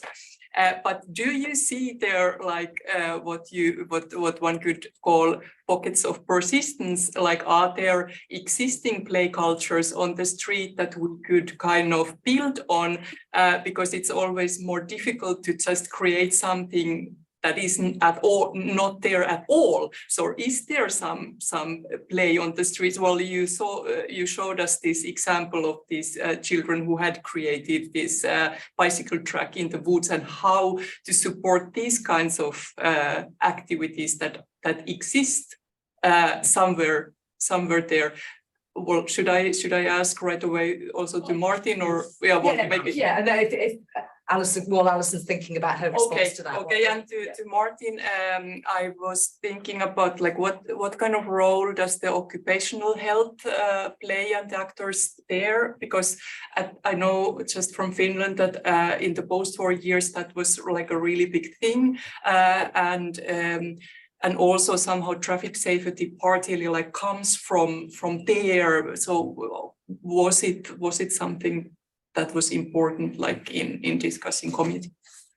Thanks. Okay, so you think about that while I'll let Alison come back on. Yes, I mean, for sure. There are pockets of resistance. There are still spaces for play. We see that in all sorts of ways, and yeah, some of the examples that I showed you. But I think, you know, in different kinds of communities, in different kinds of neighborhoods, and particularly, when the environment enables in a way that it doesn't elsewhere. And I think there are a lot of initiatives too, including playing out the Play Streets movement, which I'm heavily involved in, which is about kind of recreating opportunities, albeit temporary and short term, for children to play and to reclaim their streets, children and their families. And I think so there's a lot of kind of a sense within kind of, sort of the playwork tradition, this very kind of strong sense that if the conditions are right, children will play. And we know that that's still true. And I think, you know, this is kind of, you know, one of the arguments against this idea that the only reason why children don't play is because they're sat at home on their screens. And we know that if you create space, or if you enable space, or if you shape space for children to play, they will do so. That if the conditions are right, children will play, and they'll play out on their streets and in their neighborhoods. But the problem is that the conditions are so rarely right. And I think that's what so there is still play, and we can kind of identify and document what's working, I suppose, in those spaces where children are able to play, and whether that's kind of in an ordinary everyday sense, or in a sense in which we kind of manufacturing a space for children to play. But I guess, my question and my challenge and my concern is how do we make the conditions for play more universal, and I guess recognizing that, obviously the kind of critical importance of automobility, but that there are other factors which undermine the conditions for play. And I think so we know children will play if the conditions are right, and we as adults have to make the conditions right. And work, and as you were saying, kind of work on that kind of parental license almost. But the parental license, reflects a bunch of social and cultural conditions. It's not, and I think there are moments in this debate where it becomes a kind of parental critique. That it is parents, the helicopter parenting kind of idea, that parents are managing their children, they're not letting their children play out, and they're not doing that for a whole variety of very kind of legitimate reasons, because the streets aren't safe, because there aren't other children playing out, because they don't have the time to even survey their children at a distance. So we're talking about very different kind of contexts to when in the UK play was everywhere.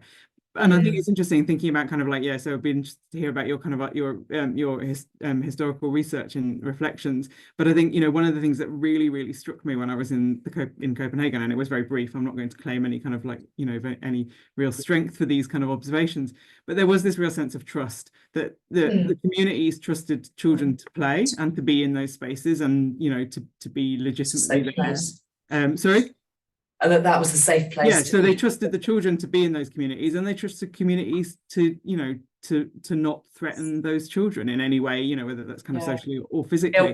Yeah. And I think we don't have in the Nordics is this stranger danger. We just don't. That concept kind of just doesn't exist. I was kind of saying to someone that, you know, I was just, so I happened to kind of, sorry, I will finish, I won't, but I happened to walk past the school at kind of as the kids were coming out, and they just, and it was, I guess, 9-10-year-olds probably, maybe a little bit younger even, and they were all in kind of gangs of kids, and they just walked down the road to this kind of amazing playground that was kind of open, free access and full of children.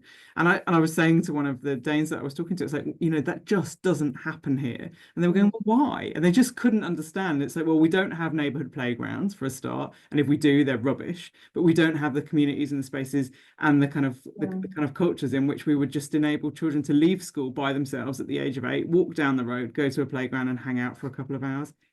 You know, and that's the conditions for play, and that's what we have to pay attention to. And thank you for kind of alerting to that Anglo-American construction of that, because there is something cultural in all of that somewhere, isn't there, as well as automobility that operates in other places. I think you have counters like Jane Jacobs, also Anglo-American. I'm sorry? But you have counters like Jane Jacobs who would actually create, you know, the safe spaces, eyes on streets. Yeah. Shall I pass over to Martin before we forget what that question was? Yeah, should be a fairly short response. It's that some of this work is still ongoing. I haven't got into occupational health too much. The one area I have seen it is in, I was saying to Chris in the chat, London Transport have their own medical officer from quite early on, and they're mostly interested in the sort of health of their staff, and some of the earliest work on being sedentary and heart disease, the sort of work that Jerry Morris did, I think that was being done on London buses, comparing conductors and drivers, but they also do show some interest in passengers, and they're quite interested in mapping whether commuters have higher levels of work absence than people who are not commuting via the sort of trains and buses and stuff, and partly to do with kind of infection. And it maps onto this kind of anxiety in the post-war period about levels of productivity, because it needs to fund the welfare state, it needs to sort of maintain empire as that's sort of collapsing. And I should give a shout out to Gareth Millwood's book on sick note, so lovely piece of work on those kinds of things. But so there is some kind of work from occupational health. I suppose there's also, and I'll try and be 1 minute, that occupational health has this kind of the NHS really affects, I think, where occupational health goes in the UK, and I think that there is a history. Chris Sears has done some work on this that I will need to sort of dig into, but I think it really sort of displaces occupational health in some ways. It's sort of in the idea of the NHS being this thing that would be universally accessible means that some of the kind of workplace coverage withers somewhat. But that's where I've seen it kind of intersect so far, but I do need to do more work on that. Yeah, sorry, John. So I've got a squint, so John. Okay. John. Question for Alison, and thanks everyone for the talks, my goodness, so good. About the Anglo-American peculiarities you mentioned, but actually a crucial Anglo-American difference, which is the public space of schools. In the United States, the school grounds are public space that people, like, that's where people play basketball after school. That's where people skateboard. That's where, has anyone seen, that's where the teenagers hang out on the football field after school and so on. And here, as we all know, they're like fortresses. Why is that? Why are the UK schools not public space? Because if they were, then that would just open up such a vast amount of opportunity for kids. Yeah, absolutely. And I think and I think there are again movements that are trying to kind of open up school playgrounds kind of after school, before school, at weekends in the UK, as we see elsewhere. I'm doing some work at the moment with some year 5 children in South Tyneside, and I showed them a picture of their school from the 1980s. It's the same school building, but there's no fencing around the school at all, whereas now they're completely fenced in. And the children were like, they were amazed that, I mean, you know, like their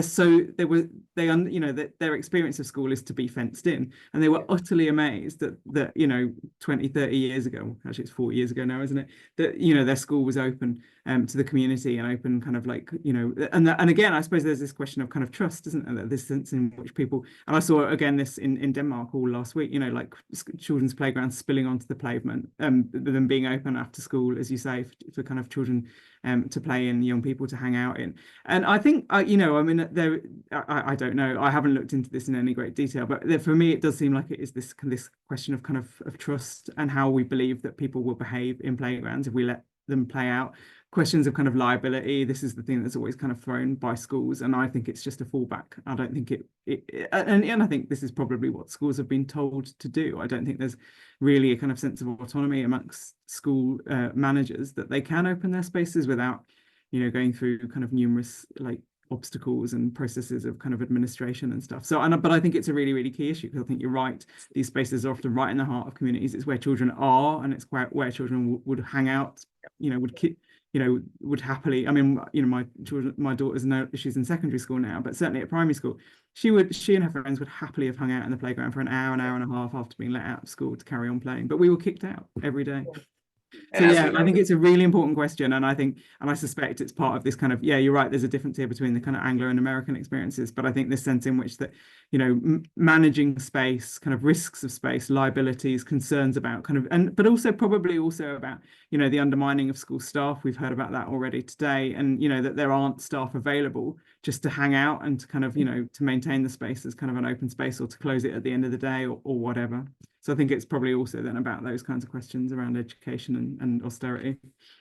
I was just going to add, and as we know, those fences will not stop an SUV, as we sadly all know now. Yes, it's like, yes, who are those spaces being protected from? Yeah, who's being kept out and in? Mike online has got a hand up. Great, thanks so much. Thanks, really interesting papers all around so far. Appreciate it greatly. This is to pick up on something that Tina started posing. So to Martin in the first instance, although Alison can come to you as well with it, it's about power in that sense. So this question about occupational health for workforce, mobility workers, who has the power to lobby or act on their behalf to push for improvements? Now, clearly here I'm thinking about the unions, and again, think about London Transport and the RMT are active there. Also does make me wonder about the question of who lobbies on behalf of, or who has the power to lobby on behalf of commuters as well. So the Association of British Commuters was set up in 2016, but I think there were kind of predecessor bodies that did that kind of thing. And again, I'm wondering about the particular legislative framework that exists. And again, this is very UK specific, but the Health and Safety at Work Act, 50 years old this year, and the general duties that imposes, not just upon employers to think about the impacts on their workforce, but on the public. So again, those kind of more widespread impacts on commuters and indeed others. And Alison, in a similar sort of vein, in terms of thinking about the power dynamic here, you know, what is valued, as you pointed out, in a particular cultural context and set of circumstances, obviously does differ. So if in the UK we've got a particular kind of balance that's set up for a long time about the economic value and imperatives of doing business through mobility, so particularly road transport here, versus the social impacts and costs that are felt by wider society, how can we redress those things? You know, you pointed to the evidence, that the research that's been done that shows all of the harms and the problems. So it's not like it's a question of saying, oh, it's all anecdotal. You know, it's a bunch of old parents who are concerned about their kids, so we're going to ignore it. We've got the business economic. You know, there's good, solid research there behind it, and yet the power of that is still not enough to overcome the sorts of things I think that Anant mentioned about lobbying and so on. That goes to Martin first, then Alison. Yes, sorry, quite rambling. That's okay. No, I'll try and be brief. Yeah, and that's a really helpful set of reflections, Mike. I mean, the unions were involved in setting up transport 2000, so there are some sort of lobbying work going on there. I can't speak so much, but it's a really helpful prod to be looking in that direction, actually, about the kind of work that they're doing. And the sort of association for commuters, there were efforts to get it off the ground in sort of the 60s and 70s, part of that broader sort of new social movements, post-war consumerism, but mostly they're not interested, they don't really care about health. they want things that kind of recur over and over again, punctual trains, enough capacity, and affordability above all, I think. So it's interesting where health doesn't feature in there actually as a priority. I'll keep that there. Thank you. Alison, have you got anything very brief to add to that? And then what I'll do is just leave the chat open for other points. I mean, I guess briefly to say, obviously this, for children, this is a particularly pertinent issue because children have very little power within our political systems. And during the inquiry, the Department for Levelling Up Housing and Communities inquiry, it was repeatedly stated, and we know this, that that there are, in the planning system, newts are considered more than children are.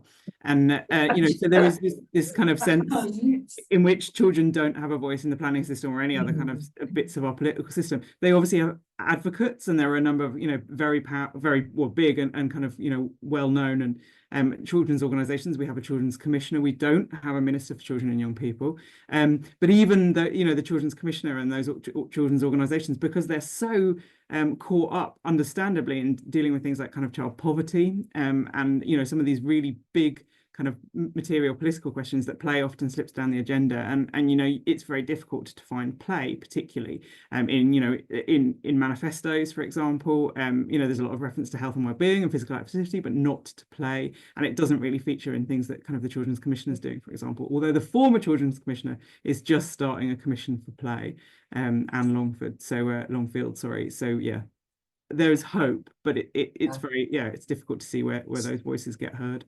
And thanks for the question, Mike, just to orient to how power works. Okay, we will cut the discussion there, but maybe people could hold on to broader issues for the workshop bit at the end, or pop questions, comments in the chat. But can I thank all the speakers from this first session again? We can take 45 minutes. Yes, so if you can grab some buffet and then be back by 1, and those online maybe back by 1. Should we mute the room so that there isn't? Can we leave stuff here? Can we leave stuff here or not? You can. You but can. Will it be not? It might be safe. No, to be honest, I wouldn't, just because it's not very secure and we won't lock it. So I just put it in the library buildings and the irons. Unless you would like it stolen. You have to have your laptop. Yeah, insurance. Yeah, we have good insurance policy.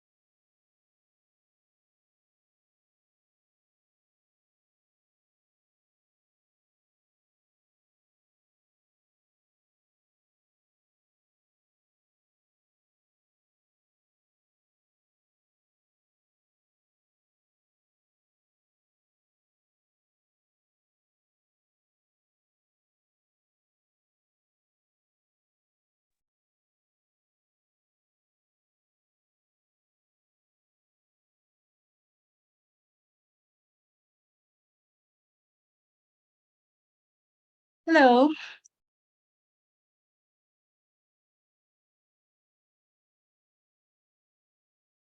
I can't hear. Everyone is in lunch break. Yes, I believe if are we going based on the agenda on the Eventbrite? Yeah, I think Hey, hi Deanne. Nice to Hello. meet you. Hi. Nice Yes, we are. I think it should be the same, but if not, this is Emma, who's going to be chairing your session. We'll go to you first, just after 1, Deanne. Is that okay? Yeah. Yeah. Sounds good. Brilliant. And then we'll have Tom after you, and then we'll go for the break. Perfect. Okay. Is there anything else that you need or I can help with? No, so I guess I'll just share my screen and make Yes. sure. I'll make you. Maybe we could make you try. co-host. Yeah, and then you can get that. Oh, okay. You should be able to start sharing screen. Hello. Oh, yeah. Just check. Have you got that option now? Oh, yeah. Okay. Hold on. Oh, perfect. Okay, right, brilliant. Thanks, Sean. Yeah, I'll see you be online tomorrow or No, I'm not working tomorrow. Okay, perfect. We'll see you soon. Yes, okay. Well, thanks, everything. Brilliant. Thanks, Leanne. Going just fine. That's brilliant. Yeah, we can see that. It's great. Okay, we'll probably start in sort of 6 or 7 minutes. Is that okay? Perfect. Thank you. Brilliant. Okay. And have you sent your slides, Tom? I did send them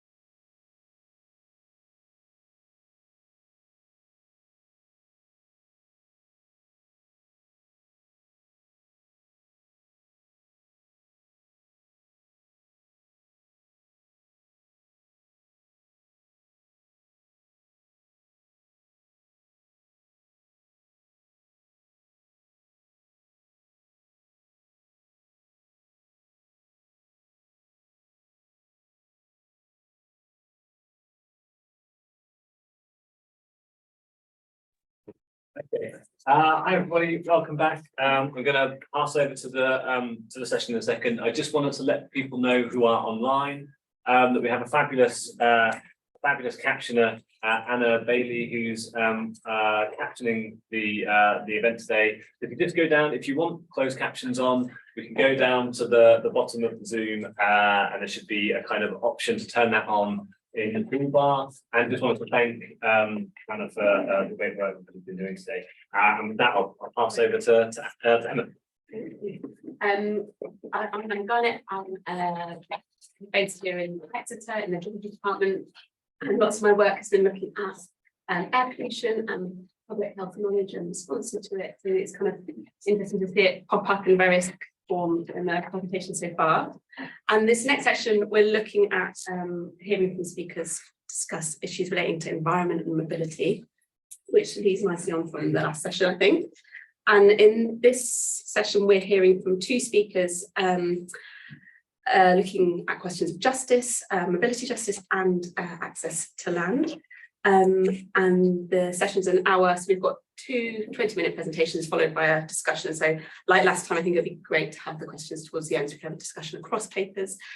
And before I introduce the speakers, if those of us, well, people online can do what they like, but if anyone in the room wants to keep mobile, then you're welcome to stand up and as you want.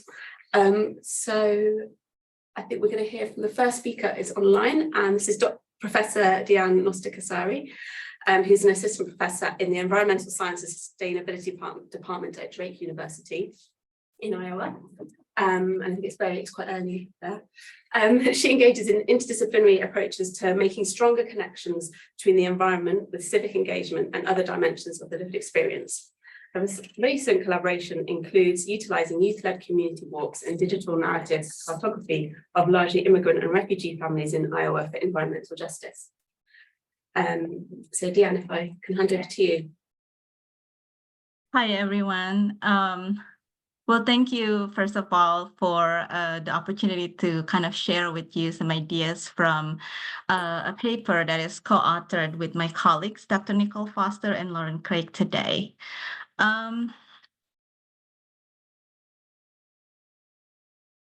So, I think the speakers in the morning illustrate how transport infrastructure is really a big part of our environment. We are facing consequences of our policy choices in the many aspects of our lives.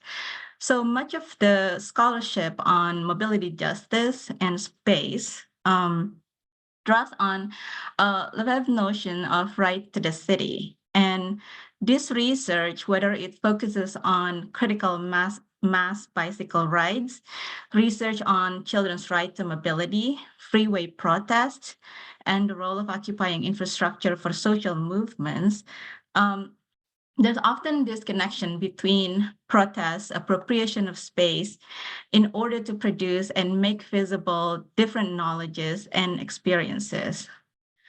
So the RTTC movements are about mobilizing actors. It serves as a rallying call for those wanting to produce differential spaces that are non-exploitative and non-capitalist ways of living. So it aims also to produce spaces for social value and collective use. So the implications for actions then focuses on transformative strategies such as community organizing and activism that challenge state-dominated autocentric approaches to transport planning, emphasizing on redefining the terms of access of mobility justice to seek new possibilities in how we engage with our spaces. So the right to the city is not just about access to services like public transport, but rather, as Otto argues here, that is about the terms of that access. It includes appropriating decision-making process about how space is produced, and in this case, what infrastructure is for and its purpose and its values. So in terms of the spatial production, Lefebvre talks about perceived spaces, which is a common sense understanding of space, of how we use space, or a normalized assumption of how we use space. So we see highway and we operate under the assumption that it should be used for cars. The conceived space is the space of planners, technocrats, engineers who produce bird's eye views of spaces, models, theoretical frameworks. It is abstract. It is purposely abstract. So it flattens out and masks diversity uses and values. And Lefebvre argued that this abstraction is really necessary to facilitate capitalist development. So we need to be able to compare parcel A to B in terms of valuating the exchange value. In this sense, autocentric development also facilitates capitalist development, which is focusing on efficiency as opposed to other values and urban experiences. And also produces very atomistic existence where we are disconnected from other people and places. The lived space is also argued as, in terms of the way that residents use spaces that are unintended by planners and engineers. So by appropriating autocentric spaces and other transportation infrastructure for alternative uses, such as children's plays, cyclovias, pedestrian activity, and social movements and protests and other public purposes, users then challenge, perceive, and conceive uses by creating openings for residents to reimagine infrastructural possibilities, described as the differential spaces. This is particularly challenging in transport planning because so much of the production of our infrastructure is done before there's actual physical infrastructure to occupy. The infrastructure is produced conceptually in the modeling predictions and maps, and it's also challenged the problem of technological black boxing for meaningful inclusions, where residents not really knowing what's being measured and why, or the assumptions underpinning the models. And by the time they are presented with choices or scenarios, as we'll later discuss, possible futures might already have been determined by these processes. And so technological black boxing is also exacerbated by the rise in digital technologies and digital spaces where AI, machine learning, Internet of Things are becoming much more pervasive in planning and development in our everyday space. So these emerging technologies produce new geographies of exclusion, but as well as new sites for political action. So leading us to ask, as Shaw and Graham suggest, do we need to include an informational right to the city? So how do we occupy then these digital spaces, especially around production of the spaces for highway projects? Particularly in the US, these projects are historically rooted in systemic racist policies, utilizing technical tools and techniques that are claimed as value neutral, even though the impact on the lived spaces are not. Our case studies is located in Dallas, Texas. In 2012, the Texas Department of Transportation, or TxDOT, held a series of meetings where one of the proposed scenarios was to remove a section of a highway that cuts through the Dallas urban core. So this led to the development of city map, an official planning process to explore the different scenarios, but also to the establishment of a coalition for a new Dallas, which is an advocacy group for the removal scenario. So we seek to answer the following questions. What are the mechanisms through which space is conceived, perceived, and lived through the lens of mobility justice? How might claims for technical information challenge dominant policies and projects? And how might participants inhabit digital spaces? To answer these questions, we conducted a qualitative analysis of key transportation planning narratives, visualizations, and comments in 3 documents illustrated in this table. So we engaged in collaborative coding and then kind of worked starting with city map and went through several iterative rounds of coding and development of a code book. So the context of the case study comes from the recognition of the highway system as an aging infrastructure as part of the state's long-term planning.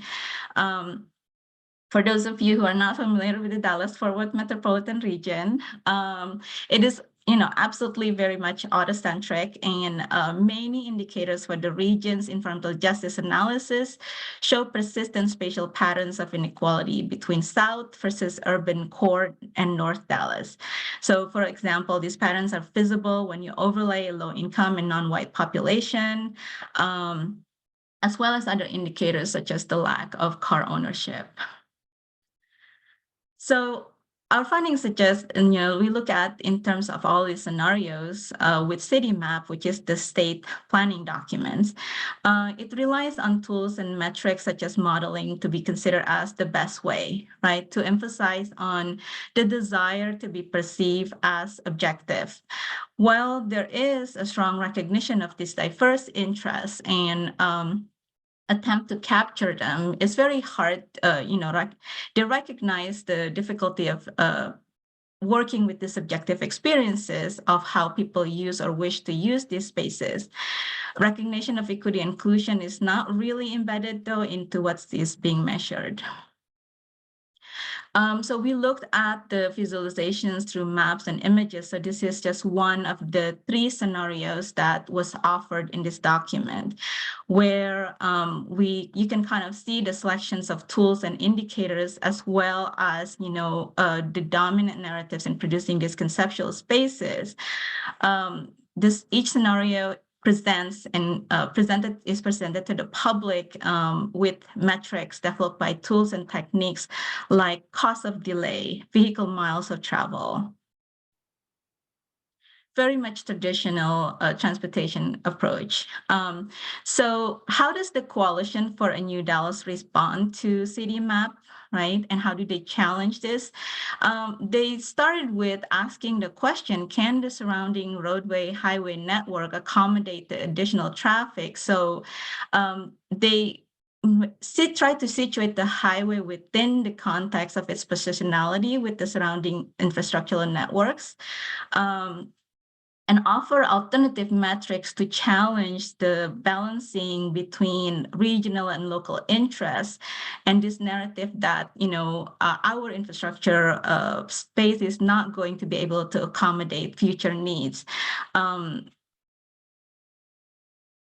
So CND recognizes also the history of Deep Ellum, which is settled by freed slaves in the 1850s as a crucial part of Dallas' expansion and prosperity, and the erasure of this thriving Black community and commercial center by the construction of the interstate highway system.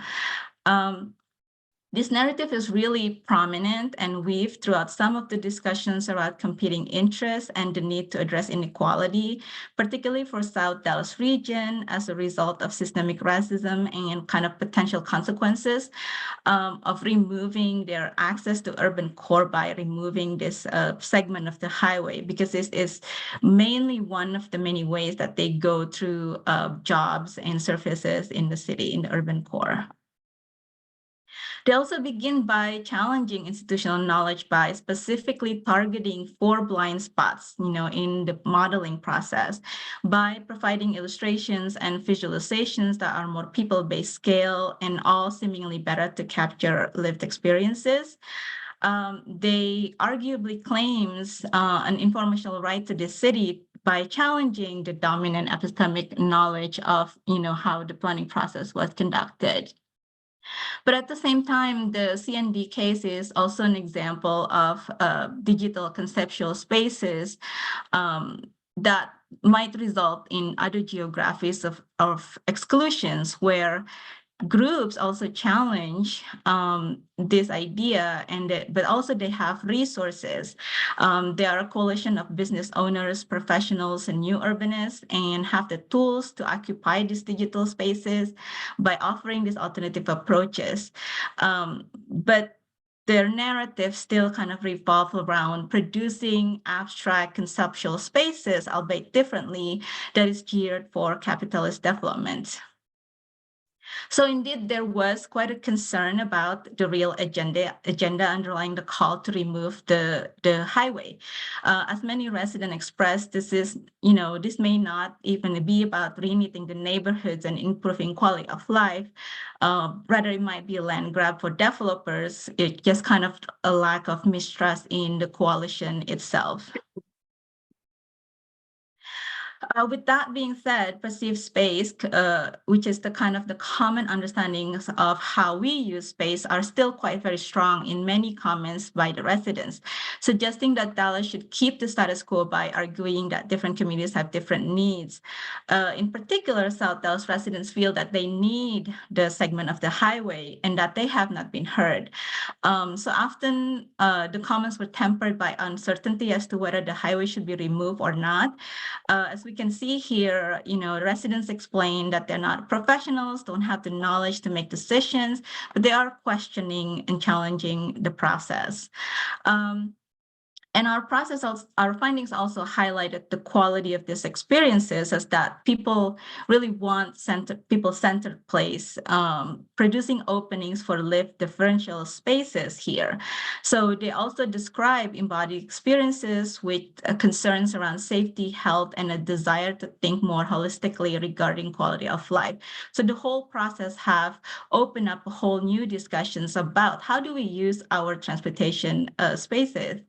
And are there new possibilities of using them? And across these comments, there's clear sense of another future that is possible, and that Dallas really need to think outside the box, right? The highway is the box. And while this may not mean tearing down the segment of the highway, they also offer diverse solution to really create these diverse spaces to actually achieve that visions of reknitting the neighborhoods. So we kind of turn to the idea of, but then how might participants inhabit digital spaces if, kind of the already case of that, having that coalition challenge those technical assumptions by producing their own metrics and modeling leads to kind of a different, not necessarily a conclusive way of challenging how we actually do that.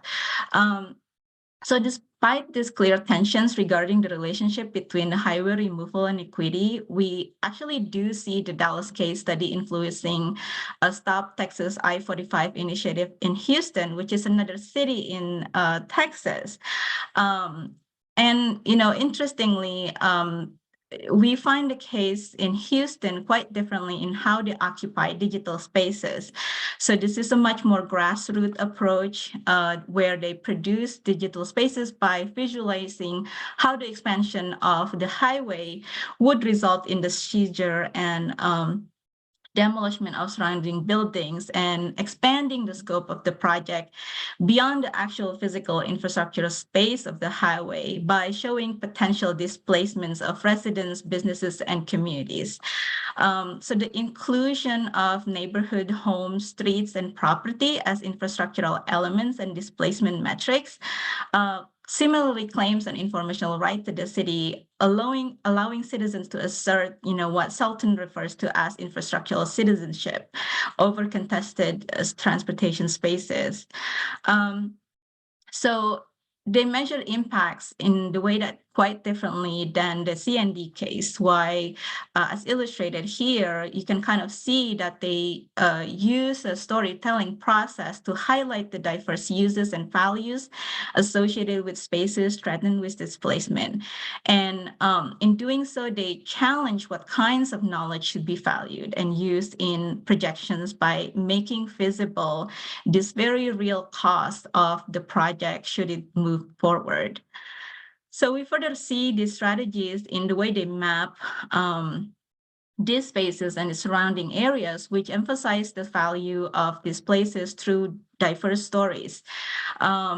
So they show potential erasure of these places and histories, and we would argue that this particular coalition similarly occupy digital space, but by producing lived differential spaces through this visualization and a polyfocal storytelling approach. there's lots of limitations in our study, right? It's a kind of a snapshot in time. We are not able to kind of see the demographics of the residents in the Dallas case, for example. But the Dallas case illustrates for how producing digital space through kind of alternative techniques and metrics can be a key strategies for challenging state-led transportation conceptual spaces. While they not necessarily produce lived or non-capitalist space, so these critiques to right to the city doesn't necessarily lead to justice. Certainly not with the CND, although there are nods of equity and lived experiences, but there's still a lot of dominant kind of visions towards economic growth. So it might produce new knowledge claims and strengthen mobilizing efforts, but does not necessarily produce equitable live safe space. So data indicators also kind of show that there is a potential in capturing diverse uses, community values, and histories through the storytelling approach conducted in Houston. But also there's still this dominant challenge, right? Persistent challenge to link with institutional planning processes when we are thinking about epistemic justice. And at the same time,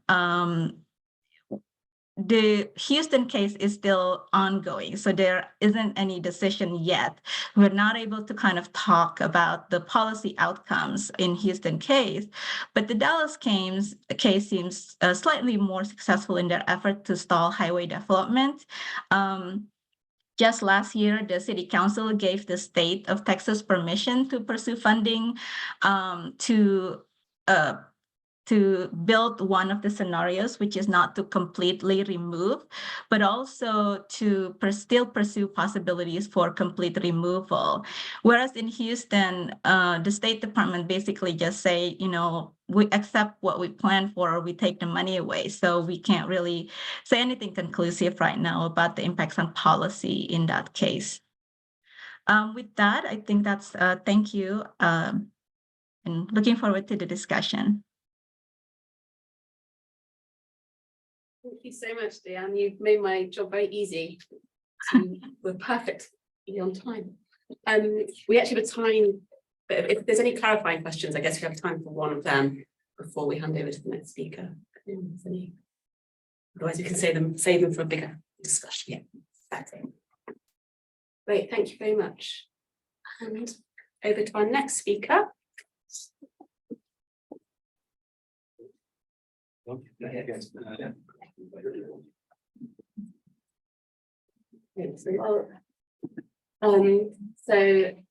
Paul Breed is an environmental historian at Oxford University, working on the AHRC funded project in All Our Footsteps, tracking, mapping, and experiencing rights of war in post-war Britain. He's interested in how access to the land has changed over time and how this has influenced the social and cultural landscape of Britain. Thank you very much, Emma. Excellent. Good afternoon, everyone. It's a pleasure to be here, and I'd like to talk to you today about our rights of way network, specifically in England and Wales, and how we can analyse this network to gain a greater understanding of the historic, socioeconomic, and cultural factors influencing everyday mobility. I was excited to see so many panels concerning our streets, and it's excellent that we're reconsidering the position of our streets in the discourse, how important they are to political activism amidst the climate crisis. And our path network is central to this. All journeys start or end on the path network. Not only is it the principal way we access open spaces, but it also provides vital links within local areas, helping build communities. The health and well-being benefits of using paths are well documented, but paths are rarely considered to a significant degree at higher planning and policy levels. So this has led to a path network which is fragmented, and it's working in a few areas, but to a greater or lesser degree, it's broken in others. So it's paramount that we fix this as the network forms a pivotal part of the transportation network and is likely to play a greater role in the future amidst the climate crisis, the aging population, social green prescribing, and all these factors that we're very aware of. I'll give you a brief history lesson. really starts in the 40s. There's several reports that come out throughout the 40s. Scott's Committee on Land Utilisation in Rural Areas, Dow's Report on National Parks, and the Hobhouse Committee on Footpaths, which all lead to this 1949 Act, National Parks and Access to the Countryside. And these reports really illustrate the atmosphere of the time. This was a period of new towns, house building on a scale that's not seen before post Second World War. Got 1 million new homes between 45 and 51, something which the incoming government might learn from. Before 49, there was no single authoritative record of public rights of way. So this wasn't necessarily a problem. If you lived in the local area, you were familiar with it for years, because you'd be very aware of the path network. I'm sure where you all live, you're aware of the sort of local networks. But obviously, as we're getting more mobile as a society throughout the 50s and certainly moving forwards, there was this real need to actually capture that information, where the knowledge of the paths were, and instead of keeping it in the minds of local communities, actually sort of transfer that onto what's called this definitive map. So by and large, access to this information was limited, and invariably practical knowledge of can I walk here was difficult to come by unless you were familiar with the area. So that's the sort of guiding principle of a lot of these reports, of like, we need to get this information, capture it. As everything's becoming more mobile, people are moving around a lot more. And alongside that, we have the creation of the national national parks across England and Wales. This is sort of currently how they sit today. They have been recently rebranded as national landscapes alongside areas of outstanding natural beauty as sort of successive governments try and sort of have a new stamp, but essentially more have been added over the years, but essentially this is what they are today. And provide this sort of open access spaces, broadly speaking. In any case, recording all the paths as well as creating these national parks was a monumental undertaking. As we see, we'll see it's still not complete today. 77 years after this 49 Act, still trying to grapple with the struggles. We talked about this a lot today. Car ownership. Here's a nice couple of graphs that sort of shows what's going on here. By the start of the 70s, half of households own one or more cars. So yeah, you can see from the 50s, you know, up in the sort of almost the 90% percentile that no one has a car, and coming right the way down. By about 2000, it's actually more common to have one or two cars in a household, as opposed to zero in the household. So we are very much now a complete nation of car owners. We, of course, are aware of the polluting problems caused by such excessive car ownership, and the last decade has been seen an increase in walking and cycling trips under 5 miles. But as we all know, especially in this room, there's an awful long way to go. Our reliance and obsession with the car continually create problems.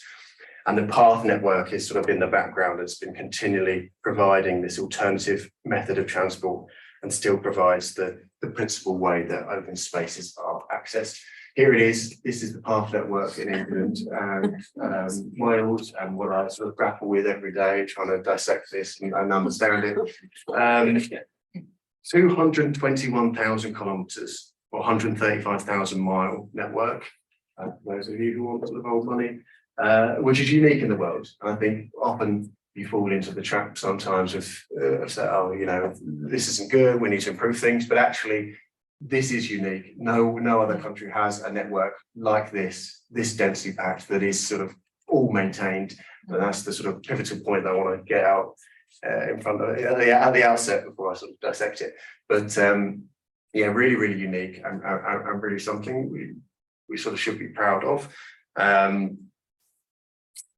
It's separated into 4 different types of rights of way. So you've got footpaths, which are by and large, you know, most of the network is made up of footpaths. Bridleways as well, which are originally just for horse riders, but expanded in '82 to include cyclists as well. You've got restricted byways, and you've got byways open to all traffic, which are shortened to boats. So if I slip into parlance and start talking about boats, I don't think I'm talking about waterways or anything like that. I am still talking about byways, but these are the different types. I won't go into too much detail about the differences, but we'll talk about that a bit later. And this is the density map. These are all the 161 surveying authorities that manage the network, and colour-coded to show sort of how dense the network is in their areas. So you can see quite clearly here that there's incredible variation. We've got the authorities of north of Manchester, really sort of the epicentre of public rights of way in England and Wales. They've got networks that exceed sort of 3,000 metres per kilometre square. So this is what the network looks like around Hebden Bridge. So if anyone knows that part of the country, extremely dense. Basically, anywhere you go, you're probably on a footpath in orange or right away on in blue here. The example down here, Appleby, about sort of 60 miles east, complete sort of sparse wasteland, no rights of way at all. Of course, you've got the road network, but if you want to walk, or if you want to cycle or ride or use these byways, that there's not the same level of access that you have up here. And that's really sort of the key point, that we've got this incredible variation across the country. And you can see it sort of within the authorities as well. Here's another map. There'll be many of them, don't worry. As you can see here clearly, like even within individual authorities that manage the network, there's extraordinary variation. This exercise is really important for recognizing where the network isn't working and where it's underserved and where we don't actually have the same level of access that communities sort of need. It's useful for detecting those underserved areas, and something which is critical. I'm sure many of you have seen in the press reports of this deadline and these lost paths. Essentially, it was a 2026 deadline, which has since been now extended, fortunately, to 2031 to record these historic rights that could be lost off the map if they're not added on in time. So I think that's sort of essentially what that deadline is about, and I'm sure you've seen reports. But yeah, this is a nice map to just show clearly that there's lots of variation. You see in Cornwall down in the southwest, you've got most of the network is right on the southwest on the coast, and then inland to the east is very sparsely. You haven't got that same level of network. And also you can see that the east-west divide in Suffolk is readily apparent here. And part of like the Claylands, that there's more rights of way on those rather than the other. But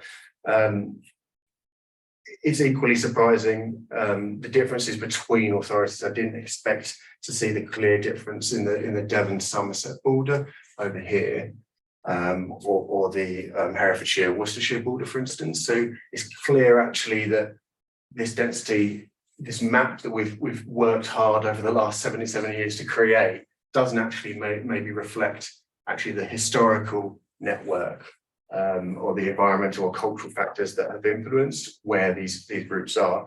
Actually, it represents the different approaches taken by local authorities since '49. And the Ramblers report that came out last year is really important for sort of translating that uneven rights of way network that actually translates into uneven access across the country. And it shows that the residents of the wealthiest areas of England and Wales have 80% more paths in their local area than residents of the most deprived areas. The most white dominated areas, 144% more local paths than those ethnically diverse areas. And also there's a clear correlation between fewer paths and worse health. So these are sort of real ongoing problems that really need addressing.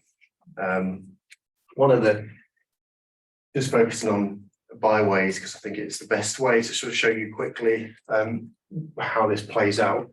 Here is restricted byways and boats, different types of byway. you don't need to go into the complete detail on understand, but they're legally separate and distinct. You can use mechanically propelled vehicles on these, you can't on these restricted byways.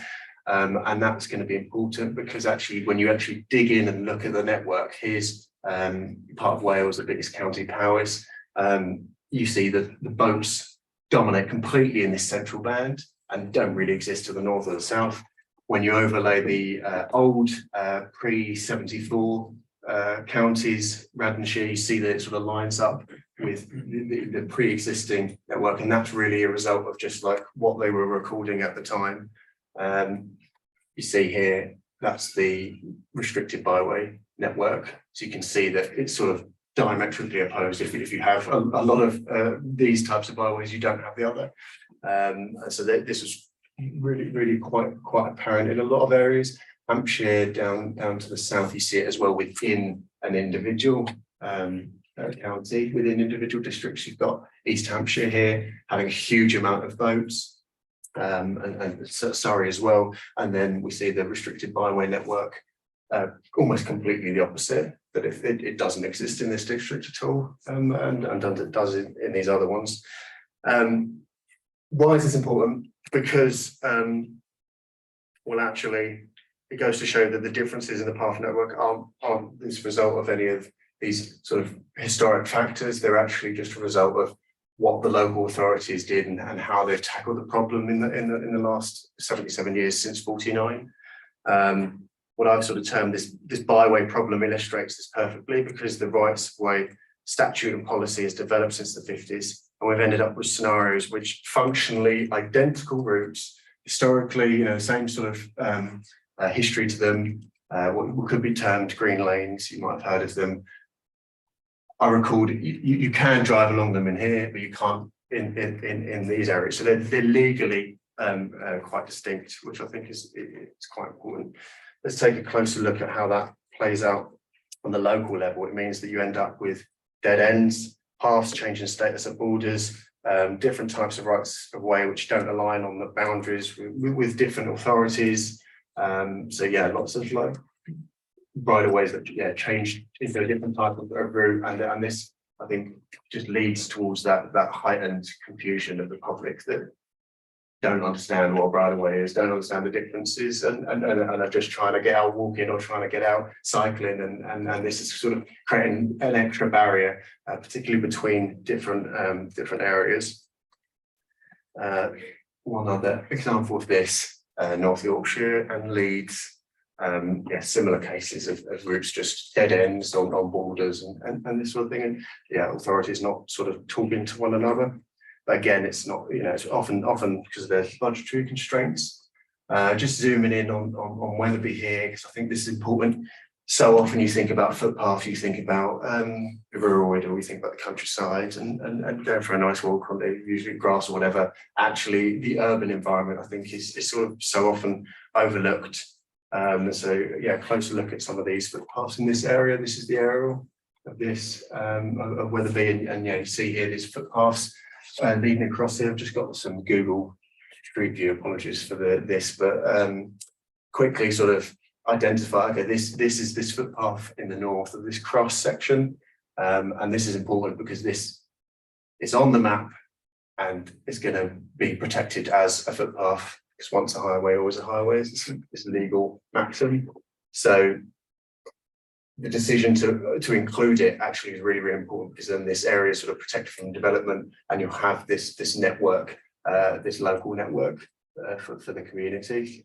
Another example, just to the south here, you've got another footpath curiously sort of round on this street here. This is the eastern end. You can see a chap walking along this path here, and this is the western end, but the western end isn't actually included on the map. It sort of stops here. So there's, again, even within individual urban environments, you've got sort of a network that doesn't quite make sense. And this is absolutely fine. It's functioning well because people are using it. People probably aren't even aware that the map isn't correct. And that's so often the problem you get, is that everything seems okay until there's a problem, until a landowner wants to develop, until it's blocked off or something like that, and that's where problems occur. And this sort of haphazard approach occurs time and time again. You see so many examples of this, and so often it's a local authority budgetary constraint. They don't have the staff to sort of deal with this problem, and we're ending up with sort of networks that really are functioning maybe on the ground, but legally they've not got that level of protection we'd want for them. One more example from this area is this there's this Ginnell Scottish northern term for sort of alleyway cut through, sort of, yeah, quite interesting, this whole stretch. You want to go forward here? Or, Be careful on the pronunciation there, Tom. Some will say it as Ginnell. Ginnell. Some will say it's Ginnell. Ginnell. I've heard both. Yeah, I don't think you're absolutely right. So here's another one, just 6-7 miles south of Welby in Leeds, just down here, across here. Oh, no, this one here, yeah. And I've got a street view of it as well, but this isn't on the map at all. This one, Ginnell, is included on the map. So again, yeah, a different approach in different areas. And yeah, as I say, yeah, failure to record that path is only going to be rectified if people prevent it from using it, and then there's problems. And so we've got this sort of deadline to add paths to the definitive map. But if you're not adding them in time, then the sort of the potential for them to be lost. And routes like this undoubtedly form part of the everyday mobilities for local people. They're in danger of being lost if they're not recorded and are subject to development. Couple more examples. This is one of my favourite in Sheffield, Chapeltown. It's just sort of here. This is High Green. This is a 50s development. You can see here. It's an old map from the 50s. Sorry, 70s development. They all go in the 70s. All these houses here, and every single route around is recorded as a footpath. So very, very sort of unusual. You don't often see that. That's what it looks like on the ground. These lovely sort of 70s houses, and all of these routes, just providing that network that it has to stay. It can't get developed.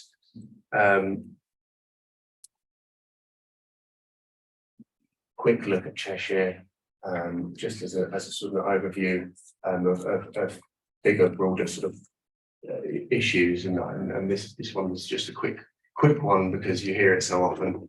Here's an empty, a black spot. You don't have any network in this area, and it's Tatton Park, a historic estate. The National Trust actually own it today, but it's a 1,000-acre deer park. And when the map was put together, no rights of way were recorded across here. Similar thing down in Cholmondeley estate, which includes a castle and family seat, which has been occupied since 1200. Again, when they're recording the network in the 50s and 60s and looking to update it continually, there's no rights of way across here, and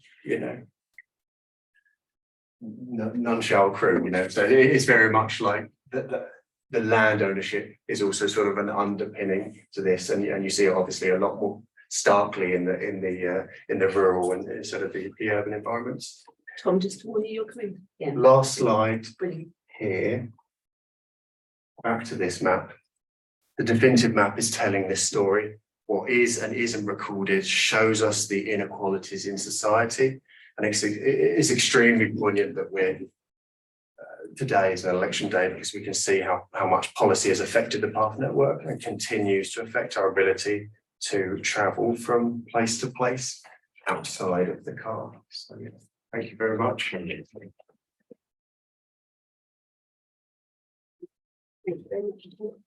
you. Right. A long time to thank everyone. Brilliant. So shall I open up to the floor? Who has, and the room, online room as well, of course. I'm not sure. Yeah. We haven't got any comments. We haven't got any Yes. comments. Okay. So it's either hands up in the line. So, And is it good to introduce yourself maybe? Sorry, Yeah, thank you. I saw that your maps only cover England and Wales. Is that because Scotland doesn't have any paths, or is it because it's all paths. I know that it was unique in the world, but I don't know if you can walk everywhere in Sweden and Finland, but you can camp there. So I just wanted You to can walk everywhere except in people's gardens. approaches to those two different approaches. Yeah, no, absolutely. So yeah, as I said briefly, but didn't quite have the time. Yeah, England and Wales are unique because they've gone with this sort of definitive map approach of, okay, we're going to organise all the routes and map them. And other countries like Scotland, our nearest neighbour, have gone for the right to roam sort of approach, and on the continent sometimes called the sort of everyman system. So you have broader rights to sort of wander freely anywhere, but there's sort of problems with that sometimes. I think certainly talking to colleagues in Scotland, they're finding that actually now, although they've got more extensive right to roam rights, that they're wanting that network, that maintained path network, because they're finding that actually surveying people, they don't necessarily want to just always roam out in the wilderness and go and camp or whatever. Actually, they want a network that they can go with their families or you know, do a loop or something, or go somewhere where they know that they're gonna, you know, it's gonna connect back up or whatnot. So it's yeah, just sort of a different approach. It's not to say that one's good and one's bad. It's just a case that often you want a balance, I think, and you need the sort of open spaces and more extensive rights combined with that sort of network that you know is going to be sort of legally sound forevermore. Yeah. Hi, I'm Andrew. I'm a lecturer in planning at the University of Glasgow. I've got a two-part question for Deanne. So first of all, Deanne, the case study that you presented had a lot of strong similarities with what's happening now in Glasgow about removing the M8 motorway in Glasgow. I even noticed that the volume of traffic that you quoted is identical to ours in Glasgow. It's 140,000 vehicles for us, and I think it's 150 per year or so.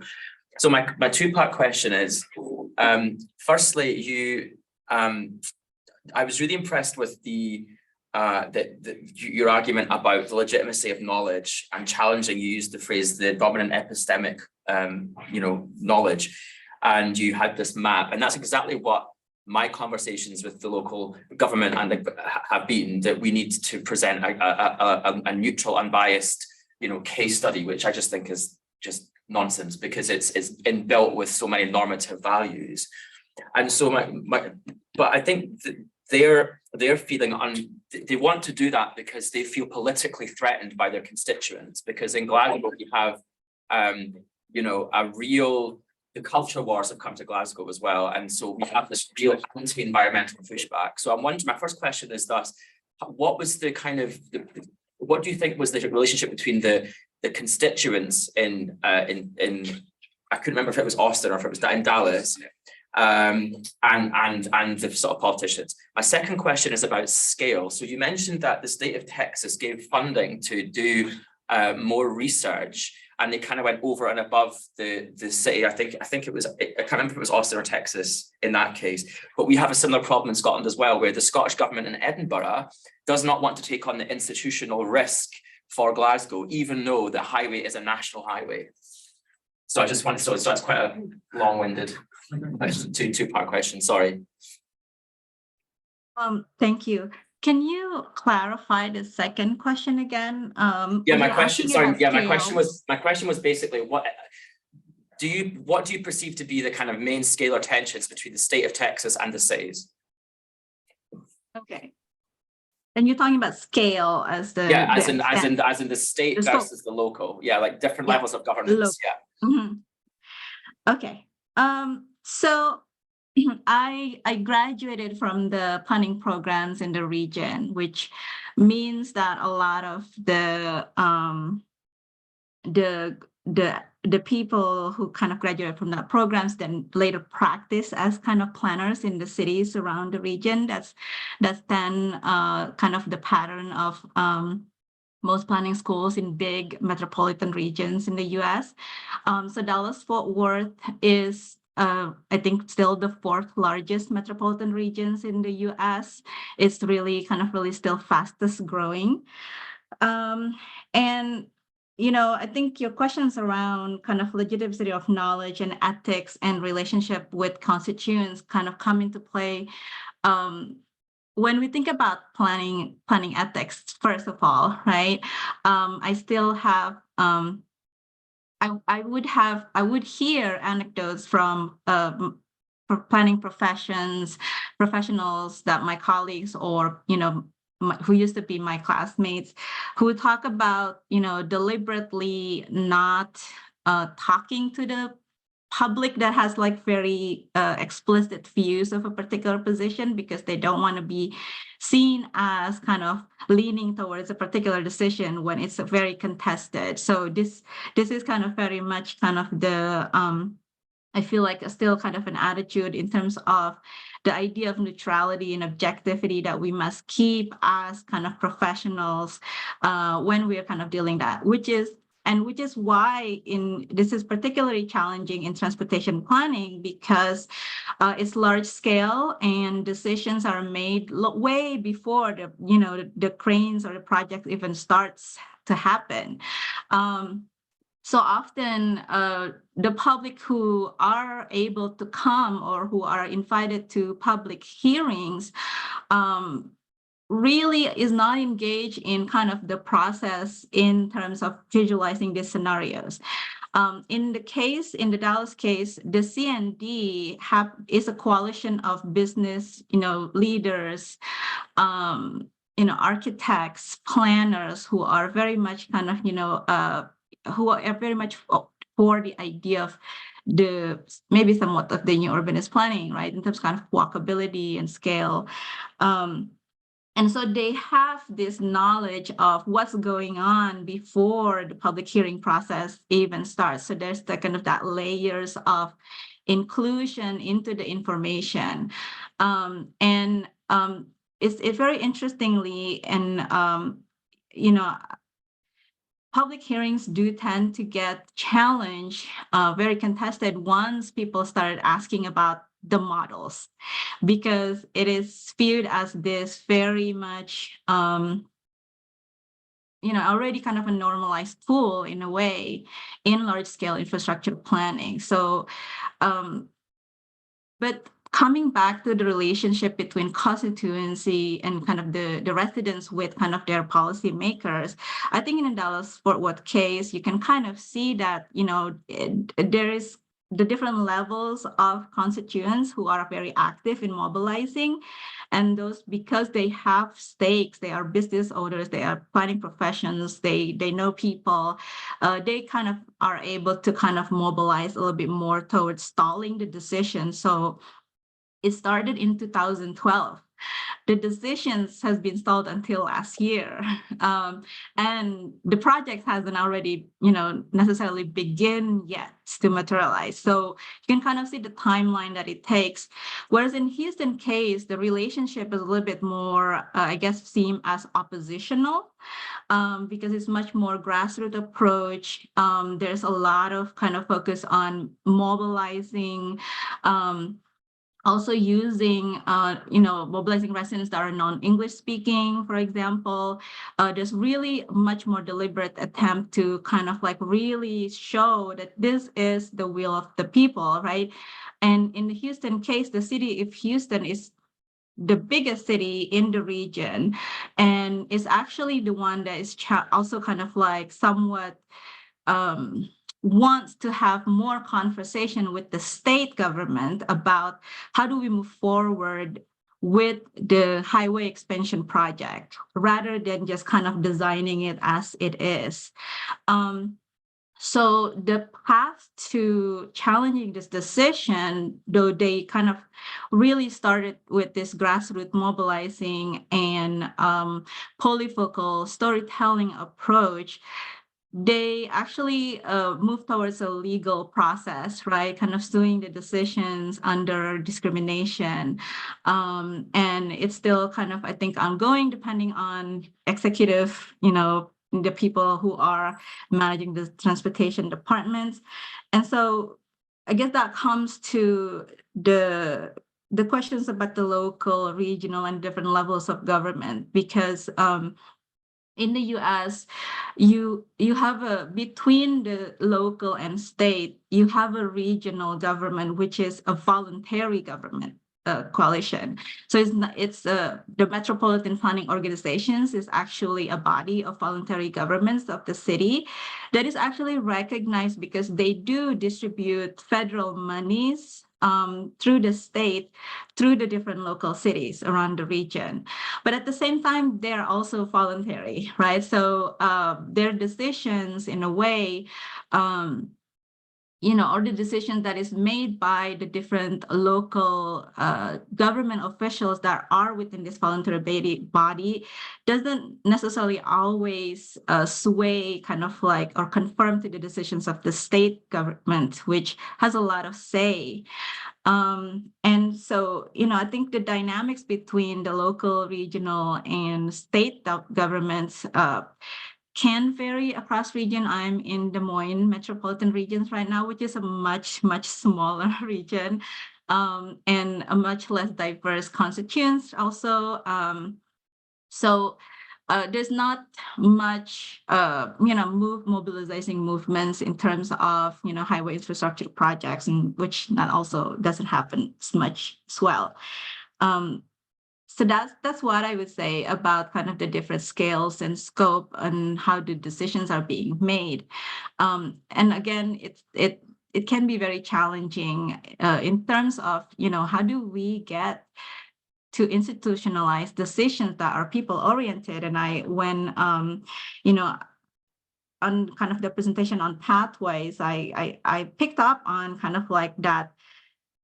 It's really interesting that the decisions to include or capture the way people use space, that if it pays attention to history and the way that people used it, that it can be institutionalized in a way that it can be protected, right? This right of the idea of rights of ways, being protected rights for different residents groups and communities and different ways that we use space. And that goes back to kind of a lot of the barriers toward epistemic knowledge or justice in transportation planning, because it also kind of speaks to disciplinary traditions and the way that our planners think or engineers think about how we must use our space, how transportation is used. If road is built, then it's for cars. Thank you, that was very comprehensive. Cheers. I think Judy, No, it's you didn't grab.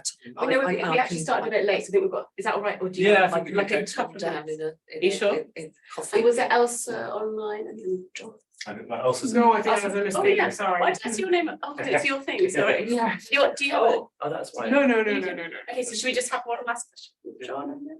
Sure. Hi, Dion. Nice to see you. Quick question. It's an add-on to Andrew's, really, just about more focus on grassroots campaigns. How wise do you think it is to embrace the language of objectivity whatsoever, given how bullshit it is, basically? In that, to engage with the question, oh, well, then how much traffic, where is that car is going to go? Instead of just saying something like, well, we just don't care about that. This is a racist policy and we want to defeat it on those grounds, end of. But then that's going to be so counter to the hegemonic discourse that it's going to be hard to fight that battle. So what do you think about that strategy of just abandoning the so-called objective kind of discourse in the first place? Well, nice to see you too, John. So I think it's interesting when you look at the two different cases, right? Dallas and Houston, because the Dallas case absolutely does what you just said, where they are saying, well, we kind of recognize that there's this technical process, there's this modeling that you use that leads to this decision, but we also want us to recognize that there are different metrics that can be used to inform the technical process, right? And so they use alternative metrics instead of vehicle miles for travel. They use kind of number of cars that actually travel, kind of traffic counts and so on.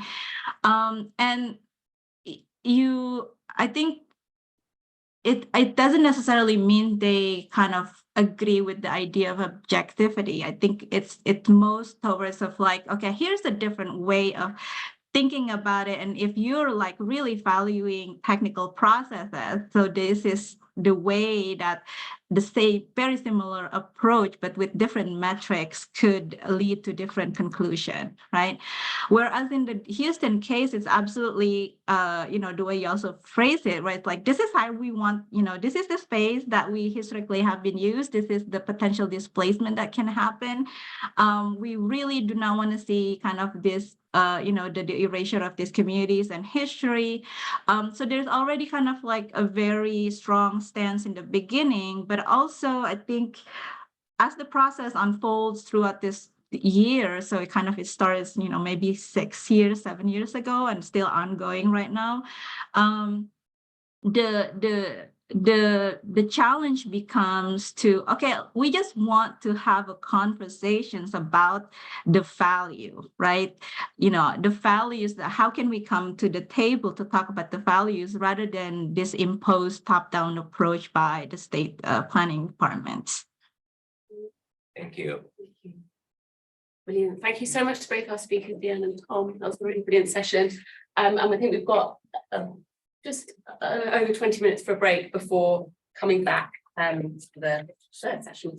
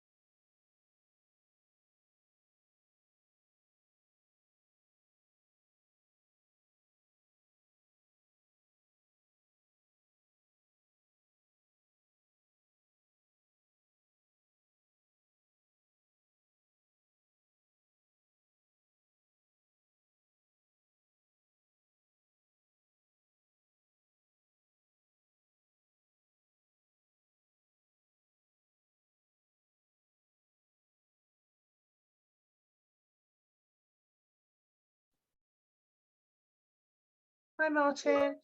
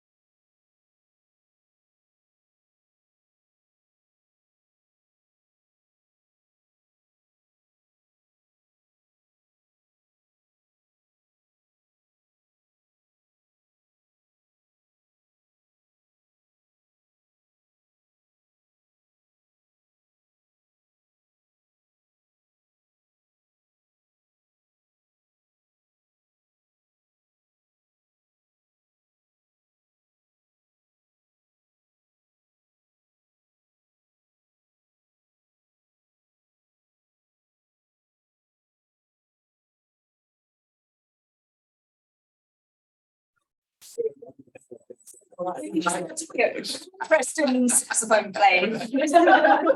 It's well-known work on the architecture of ancient Rome. That's no problem. Well, should I, Shall what should I do? I sent you the Slides, yeah. I'll kick off and then Yeah. perhaps if Yeah. We need to get. You did, they are here. Okay. Yeah, I did give him 3 PM. Okay. So he will just miss my presentation then. Sorry. are you going to email correspondence? Yeah, I'm Just say I'll kick off and you can take over. Yeah, so sorry. Judy, I'm all right You're okay? to Okay. take charge for half an hour. Right. lovely. Nothing can go wrong. Don't worry. Stop looking worried. Okay, so we'll kick off again and the same pattern as for the first one. So 20 minutes, we'll take I'll questions at the try end. to do my best. And because I haven't got the bios, I'm going to ask you to really briefly introduce yourself. Is that right? Yes, So I will do that. all I'll do then is say our first presenter is Tina Minister-Funk from Turku, who's going to be talking about gender and age in activism, the history of situated transport knowledge. And I'll hand over to you just to say who you are. Yeah, thank you. So I'm currently working as academic research fellow at the University of Turku in Finland, and I'm studying the history of non-motorized modes in Finland after the Second World War, in the decades after the Second World War, and their role in changing living environments in Finland. And I'm also leading another project on justice and cities, where we combine historical research and art. And I'm feeling very aware of my non-native English, so please forgive me when I'm saying weird stuff. How does this work? how can I go to the next one? So I will start with a quote from Anneli Alanen, who was a Finnish traffic activist. And this is something she wrote in a letter to another activist in 1991, when she had already been a traffic activist for some 15 years and she was 63 years old. How could we blow up the traffic question so that it would become a question of all people, women, youth, elderly, children, and so forth, an equality question of everyone who uses our shared traffic ways? And in this presentation, I will use Anneli Alanen's activism as a case study to consider the role of gender and age in traffic activism. And this is a historical study, but I think it has many connections also to the situations and questions we have in our present day. Oh, well, I don't know how to use this, but, oh, no, I want to go back. How does it work? I can do it here. I don't see it. Yep. Yeah, there it is. Okay, so sorry. So why should we think about gender and age? Well, first of all, I might say that in this historical study, people I study historically, they often understand gender as women and men, so very binary. But of course, we know it's more complex than that. But just to clarify. Gender and age, they play a huge role in mobilities and transport, but often they are left out of consideration, or they are just mentioned or described in passing when discussing such things as transport poverty or transport justice. But we know that gendered mobility patterns both reflect and reproduce gender inequalities in the society, and they are very persistent. So even in Nordic countries like in Finland, where women are part of workforce almost to equal level as men, there are still big differences in mobility patterns, so typical feminine and masculine mobility patterns. And we also know with our climate change and other environmental problems that it's not a very good idea to keep the men's mobility patterns as desirable goals as they have been earlier in planning, because they are not sustainable. But the problem is that we actually don't know so much about other patterns than men's mobility patterns, because those other patterns have not been studied that much. So as Tim Creswell and Tanu Priyauteng have pointed out, for example, the fact that more women than men use public transport almost all over the world has not been studied outside transport planning and has never been explored in the way that the relationship of men and cars has. And I think much the same goes also for children's and elderly people's mobility patterns, that we actually don't know so much about them. Even they are the more sustainable patterns, and we should really use them as a key to solving many problems in the transport system. So one solution I suggest is to use Donna Haraway's concept of situated knowledge. So what does it mean? It's a feminist practice of knowledge that challenges the idea of objective knowledge. It challenges the claim. Someone needs to. Sorry, Tina. Do you want? We need to let Peter enter, but there's no laptop. Otherwise, I'll. Yes. Can you do it? Can you do it on that one? Thanks, Elsa. Oh, let's just. Sorry, because I wasn't made co-host. Oh, I see. Sorry. Sorry, I'll do it from now on. I didn't realize. Welcome, Peter and Tina. Please, we like to interrupt. Sorry again. Hi, Peter. I cannot see you now, but so happy that you are there. And I already started, but you haven't yet missed anything, actually. So I was talking about using Donna Haraway's concept of situated knowledge The idea is to challenge the claim for universal knowledge. The kind of objective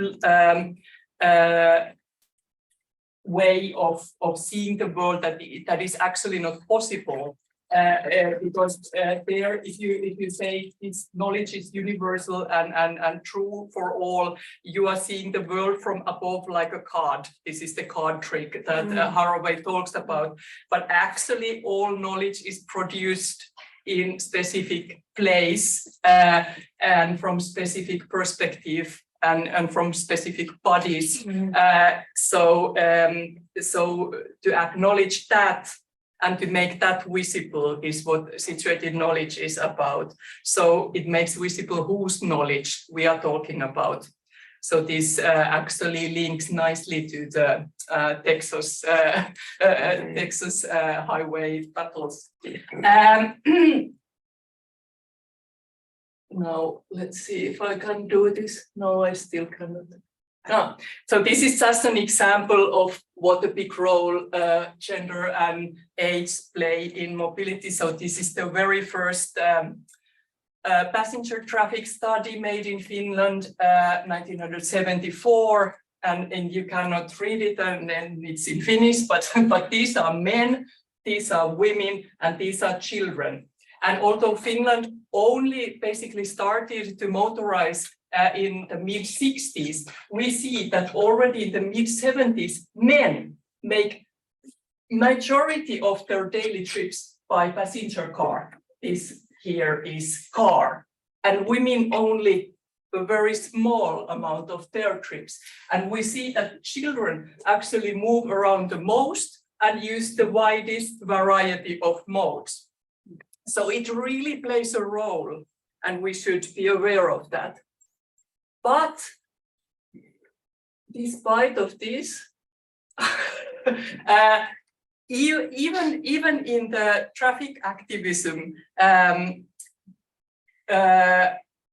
they didn't really take gender and age much into account. So I have studied traffic activism in Finland from 70s to 90s.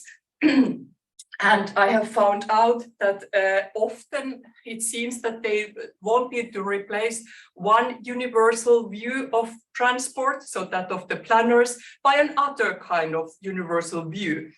So they were talking about spatial and societal inequality, but they did not really look at the situations from perspective of specific groups. So they tried to make it fit for all. Like in this picture, there are different kinds of people, but no one is really singled out to look at things from their perspective. So there is kind of this illusion of equality that if we just name all of the groups, then we kind of cover it. And children are the only group that are really singled out because there were a lot of traffic accidents involving children. Of course, at the same time, there were activists who were, for example, mothers all over the world, actually. And as, for example, Peter Norton has looked at this in the US and shown that mothers have often been the ones demanding for better and safer traffic conditions for their children. And in Europe, one of the most well-known traffic activist movements historically was the Dutch movement Stop the Kindermoord that was started by mothers. And also feminist planners, maybe the most famous, the Matrix Collective, have worked in activist ways. And if we look at everyday resistance, as Peter Cox has argued in his new book, Cycling Activism, that we can see everyday resistance as a form of activism, then for sure women and children and elderly are engaging in activism all the time and have been. But in this kind of formal activist associations, it has not been that visible. So that's why Anneli Alanen, here she is an interesting example because she specifically highlighted the aspects of gender and age in her activism, both when talking about the features of transport system and when considering the politics and planning that shape it. So who was she? She was born 1928 and died in 2015. And she was a nurse by education, but for most of her life, she was a stay-at-home mom of 7 children. And she lived most of her life in a small town, Pirkkala, in southern Finland. And she became a traffic activist in the late 1970s when she was already 50 years old, or she was just turning 50. And she continued to be active still in her 70s. But most active she was until the mid-1990s, and she especially specialized in the so-called slow streets. So she was kind of the slow streets pioneer in Finland, but also more broadly in possibilities of improving the situation for pedestrians and cyclists. And she, for example, wrote in newspapers and also became member of the Municipal Traffic Committee, and later on in Traffic Ministry's Advisory Board for Traffic Safety. And from there is the title that you now cannot see really fully, but she described her experience there as the only woman in the wall of car driving men. She didn't have a driving license, and she was really feeling like that she was the only odd one out. Then later on, she was honored for her work, but she kind of still was a lone figure in the transport politics with her views. So why I have been able to study her is that she left behind a huge archive, huge. So this is only a part of it, maybe 1/3 of it in the boxes. And it's now in the People's Archives in Helsinki. And I have analyzed it from the perspective of situated knowledge. So during the 20 years of her activism, she accumulated a huge amount of printed material, but also wrote huge amounts of letters, took photographs, made plans, memos, and notes. And this collecting, producing, and spreading of information was actually central form of Alanen's activism. And this archive reflects that. She was in active correspondence with different actors and researchers and experts of transport, both in Finland and abroad, and with journalists, politicians, and other activists. And she was not at all, because she was a nurse and a housewife, she was not educated in planning. So she had her own way of making things. So here you see an example of photos she has taken when she made trips abroad by train. So she visited other countries, especially Denmark and the Netherlands, in order to collect information about traffic solutions there. Here I chose one where she has also been in Britain. So, and here she has collected from different countries solutions of combining pedestrians and cyclists and how they have solved that. But one important starting point for her activism was when she turned 50.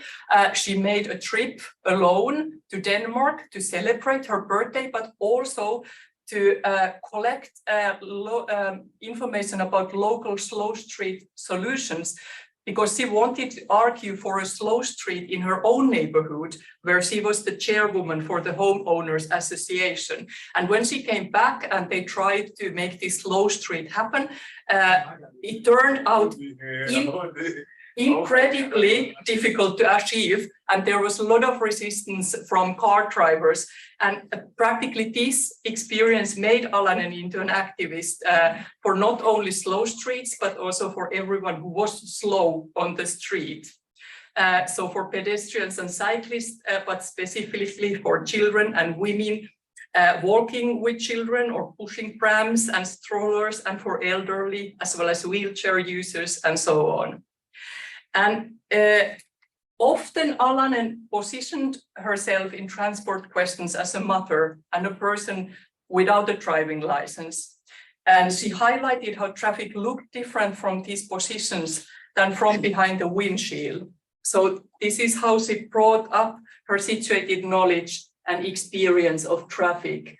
And here I have a quote from a letter she wrote to the Minister of Social Affairs and Health in the beginning of 80s, where she describes her activism also.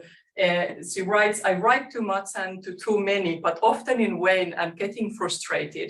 The address might be right as for the position held, but the person wrong in their ways of mobility, lacking the personal experience and insight necessary for being able to understand the traffic calming measures for slow streets." So that she saw that it was necessary for people to have this experience to understand what needed to be done. But that was not all. So she also went further to use this situatedness to question the concepts of traffic and traffic knowledge or expertise. So she argued that motorized traffic and especially passenger cars and their advocates had hijacked the concept of traffic to themselves. And traffic committees and other places of traffic politics were occupied by car driving men. And this quote is about that. So this is from the early years of her activism. And she writes, this is from an interview in a women's magazine. And she comments the situation by saying, on every level, traffic questions have been left for men to take care of. Already the municipal traffic committees are usually entirely male. These committees decide, for example, about speed limits. They don't have the necessary grassroots expertise. Should we not legally include women and representatives of non-motorized modes in traffic committees? Moving around with children is quite something else than the business of decision-making men.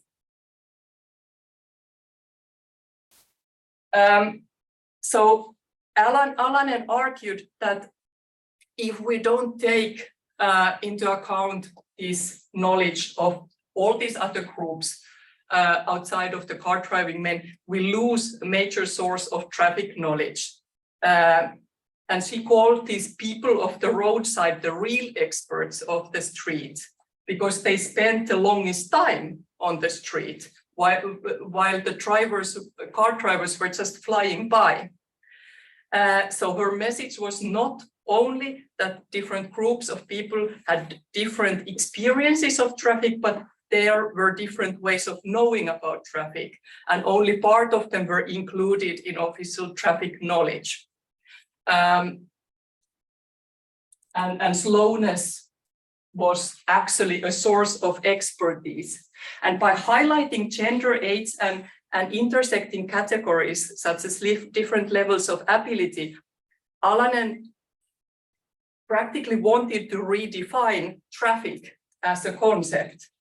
And this is the second last slide. Here is an example of this kind of redefinition, where she flips around the way we usually measure traffic by modal share, where car is always the biggest. When we measure distance, car is always the biggest one. And she flips it around, and this is from the late 80s, and measures the time spent on the street. And then when we do that, it's actually these groups, elderly children, women with the children, who are the major group on the street, and who are the biggest group of traffic.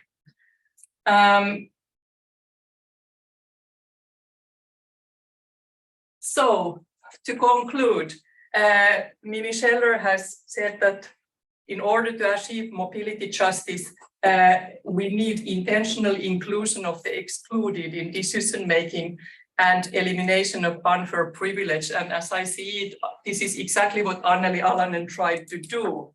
And she tried to do that using situated knowledge to solve problems and to create a fairer traffic system. So not only discussing gender and age as a handicap in a traffic, but as a source of situated expertise that we need to take into account, and not only using gender and age to highlight societal problems in transport sector, but using them to solve those problems.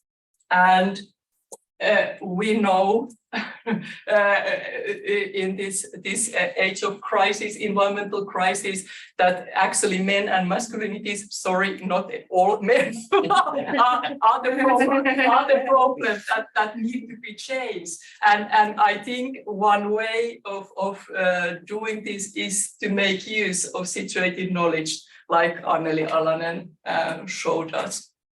So thank you. Had Peter rejoined us? Yes, And and shall I do a little handover? Peter, I was just chairing till you joined, and we agreed to have all of the presentations. Can you please stop sharing? For now, just so that Peter can, I'm sorry. So we can see. Unfortunately, if I were co-host, I could facilitate this. Sorry. Peter. Hello. So I will. Hello. I will hand over to you forthwith for the next presentation, if that's okay. And we were running them back to back and then having questions. Is that okay?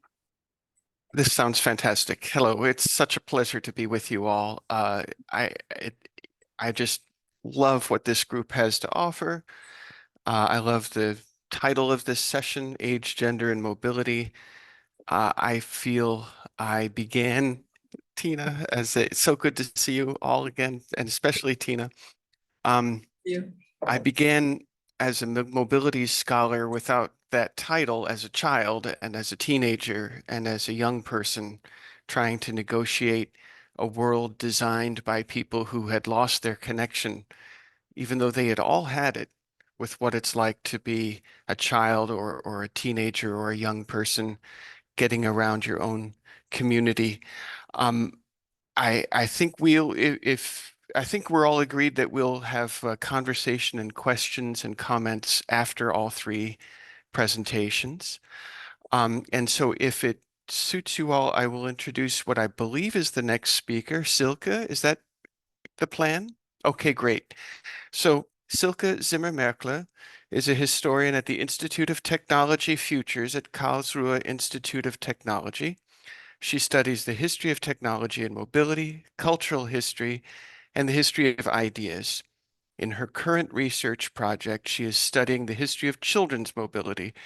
She is currently a visiting researcher at the Institute of History of the Dresden University of Technology. Silke, would you like to begin?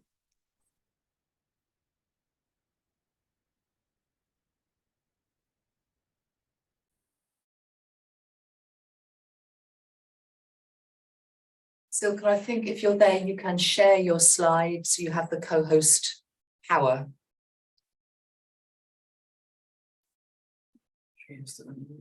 I think here we go. Yeah. You can already see them? Yes. Okay, perfect. So, yeah, thank you, Peter, for the introduction, and thank you for having me. I came today with a topic that is just a very little piece out of my historical children's mobility research. Where do I have here?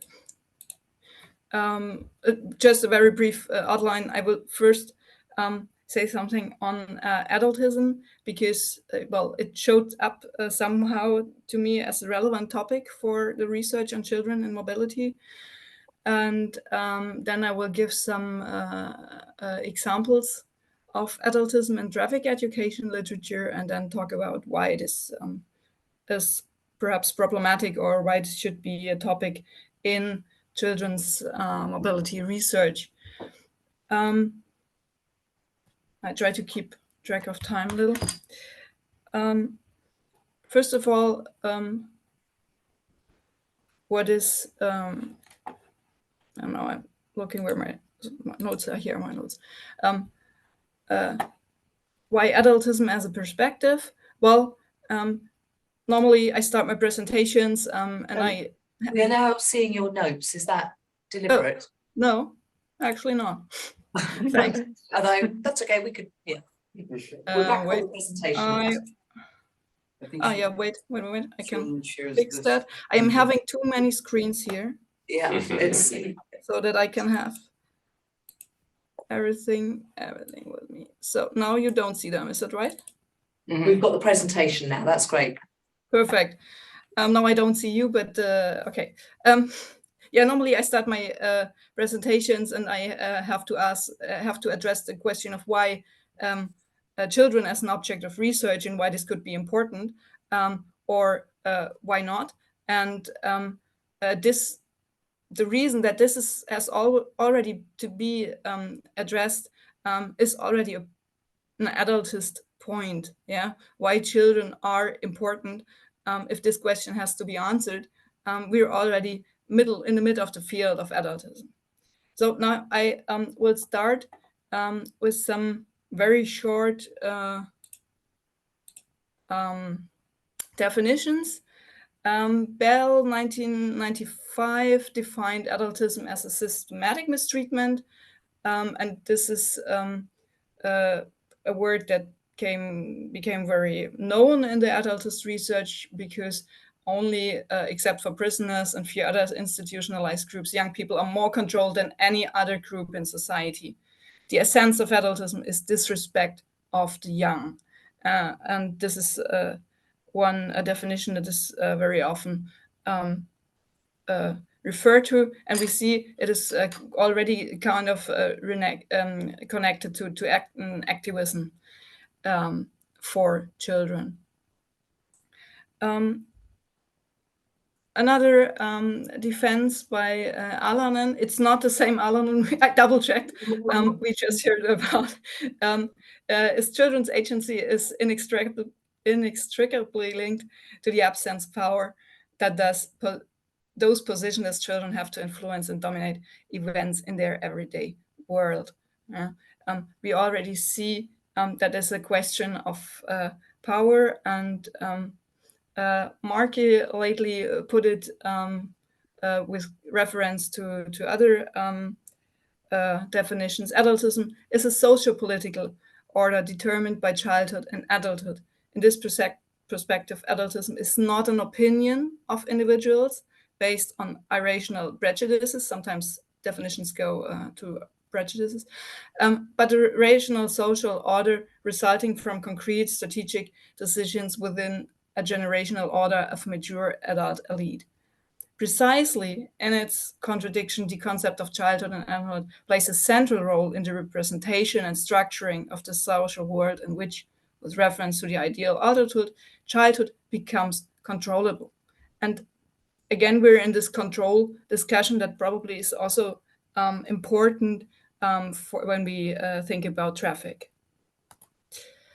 And one perhaps, definition from Karen Smith also quite lately that shows up why this now really could be a problem. And she also was referenced to some of the more standard core literature rights. We could say that childhood can be viewed as the technology of capitalism as well as of colonialism. But it is probably more useful to refer to childhood as a technology, and arguably the most important such technology, of subjectification. An important point made within the adultism literature is that it is during childhood that individuals are socialized to accept relations of subordination and privilege as normal. And I think we might come to this topic again later. Now, the concept as used today came up in the 1970s, and there is lately has been a growing body of literature over the last years. It shares some, to elaborate a little on this concept, it shares some aspects with ageism, which refers to the discrimination because of age. In contrast, though, ageism mostly focuses the discrimination of old age. Discrimination because of young age or lack of age is mostly not part of the discussion. And to me, it seems from my first literature review on that it gets less discussed within these terms. as the concept of adultism over the last years became more and more known. So the use of both seems to diverge a little here. Adultism as a concept is similar to other discriminatory isms, such as racism, which is discrimination because of race, or ableism through able-bodied persons. A more, one might say, positively empowering concept is, in contrast, childism.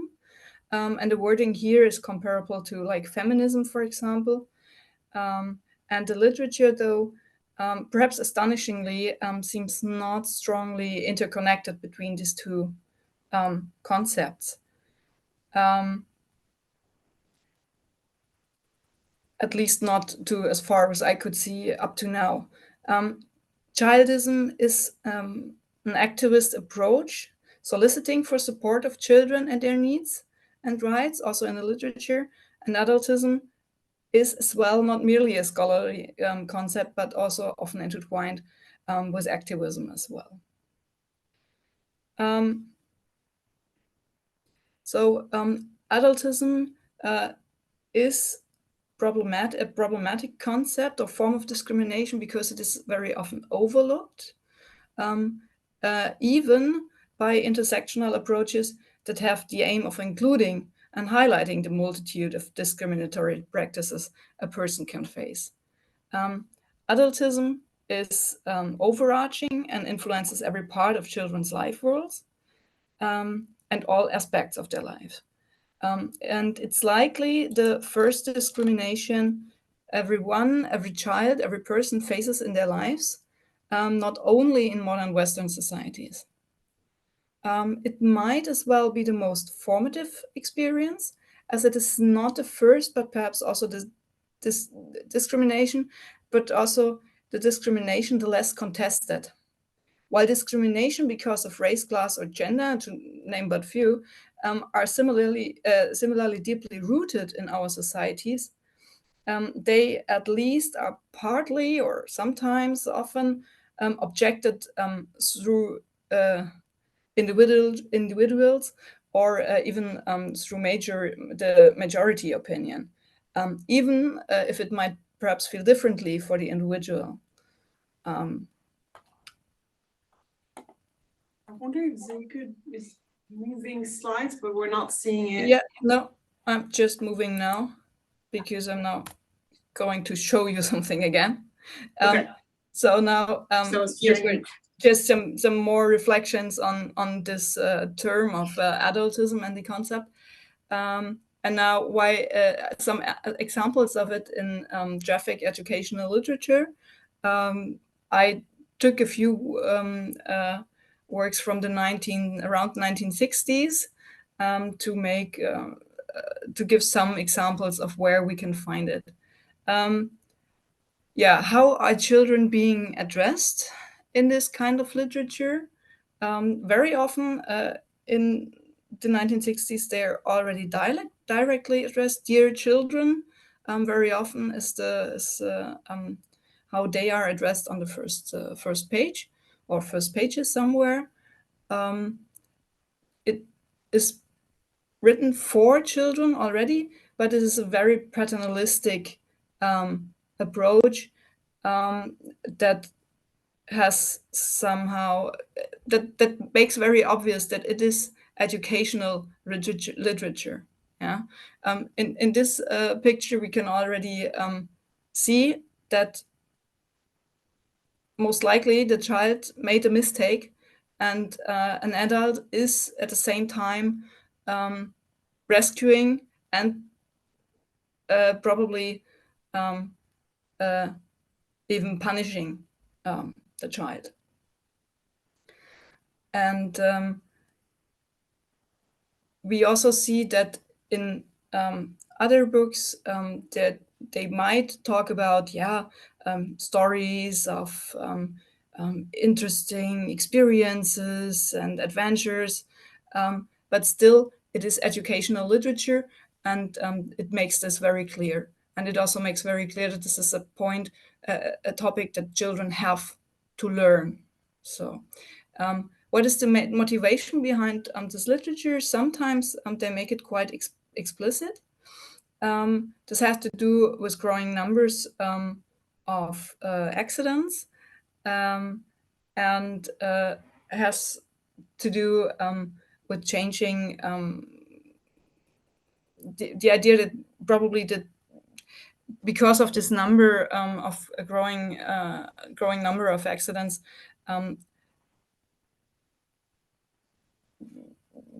the strategies have to be changed. And particularly in the 1950s in Germany, there's a lot of, yes, kind of an explosion of motorized traffic.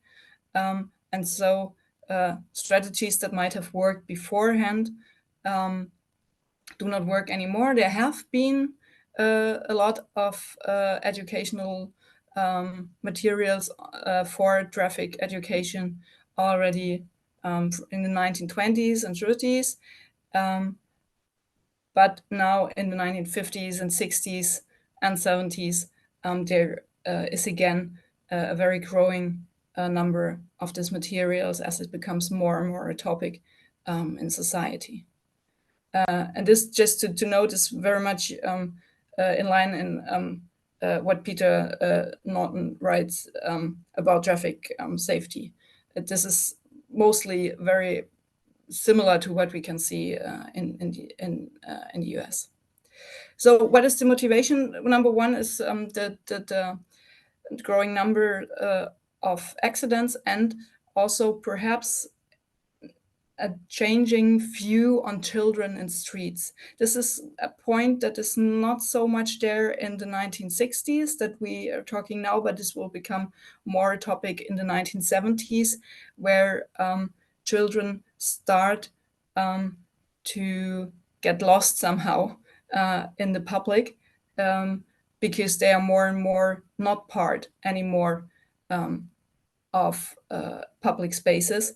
And we see, at least in photographs and so on, what I could already find, that they are they start to behave differently or be differently in the outside world. In the 1950s, we still have a lot of playing children outside, and this is getting, as we already heard earlier today, this is getting less and less. So, I will come to another motivation later. So now one point is that they kind of all try to start with respect and how to behave in traffic. This is quite easily linkable to adultism in the kind it is presented. In this example, we see some girls walking through the streets, and they already make mistakes because they are not showing respect or be aware that there's a person with bags coming, and they should go to the side so the other person does not have to step to the bike lane. And in the other picture, this is two boys, and what they make wrong, their mistake is not only to drive in a park, which the smaller boy would be allowed, the older one not anymore, because he has a big grown-up bicycle, but also because they are fast, which is okay for, in the other text, for the adult on the bike lane, but not for boys in the park, and they are loud. So this actually has nothing to do with them being in traffic. They are just being kids, but they are not allowed to be loud. And this is a thing that is so important that it has to be on page 2 of the traffic education literature book here. So they are seen as unfit members of society, which is a strong marker for adultism.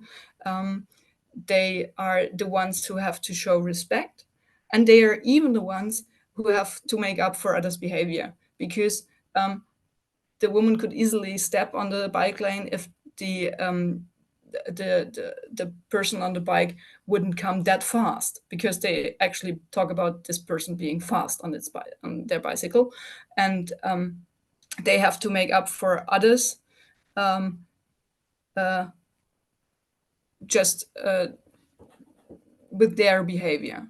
They have to compensate, and this gets even more visible in this picture. It's from another book. This is little Gerhard, and he leaves home, and he is advised to go on the right side of the sidewalk, because so he can go out of the way of the persons that are walking there. So the other persons that are walking there, they have the right to walk there and be there and take space, and he please go on the right side so he can avoid being in their way, which is really astonishing, because this means here that he is near to the traffic and not on the house side of the sidewalk. What probably would make sense to say, okay, go on here in this direction on the left side, so you're at the house side, you cannot easily step into the traffic. No, go on the right side, so you're out of way of everyone. I think I'll speed up a little bit. I just brought some examples. The books are full of course, of adultist approaches, but this was very interesting to me, and it's kind of stood out because in this book they ask this is a publisher that normally makes school books and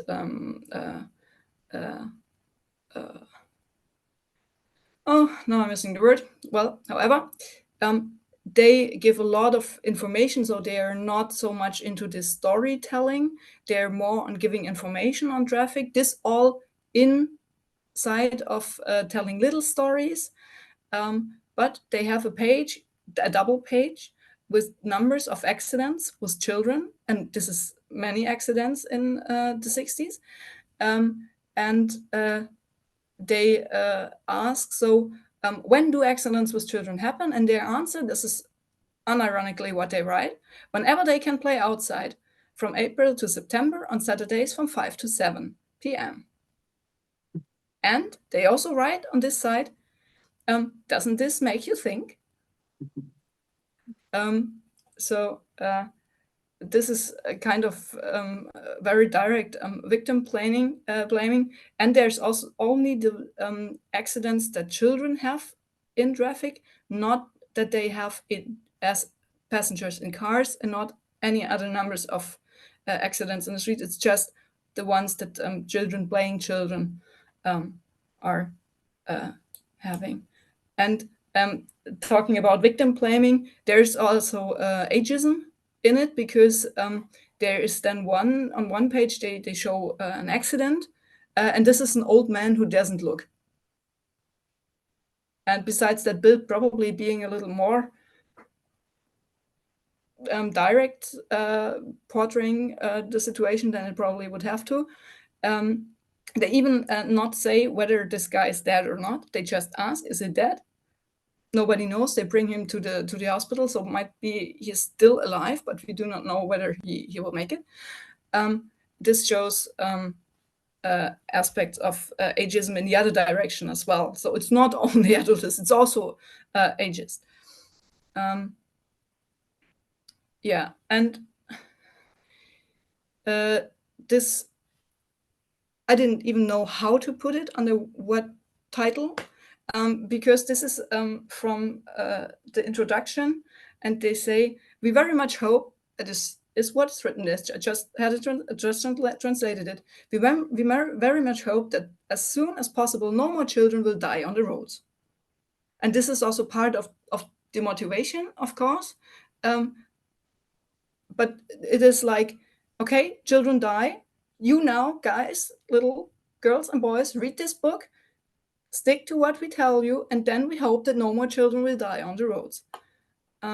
So this is also shifting the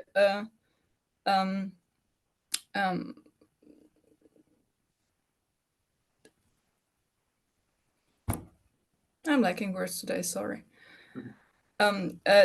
Everything to the children, and it's their thing to take care of the traffic. The traffic itself, the cars, it's actually the cars we're talking about, because there are few accidents with motorcycles or bicycles or other pedestrians. We're talking about cars, and they can do what they want. But you children, please read this book, and then you will not die anymore on the roads, we hope.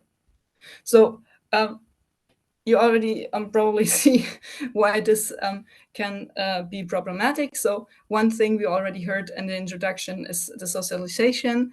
These adultist structures are part of the socialization of the children. Is very much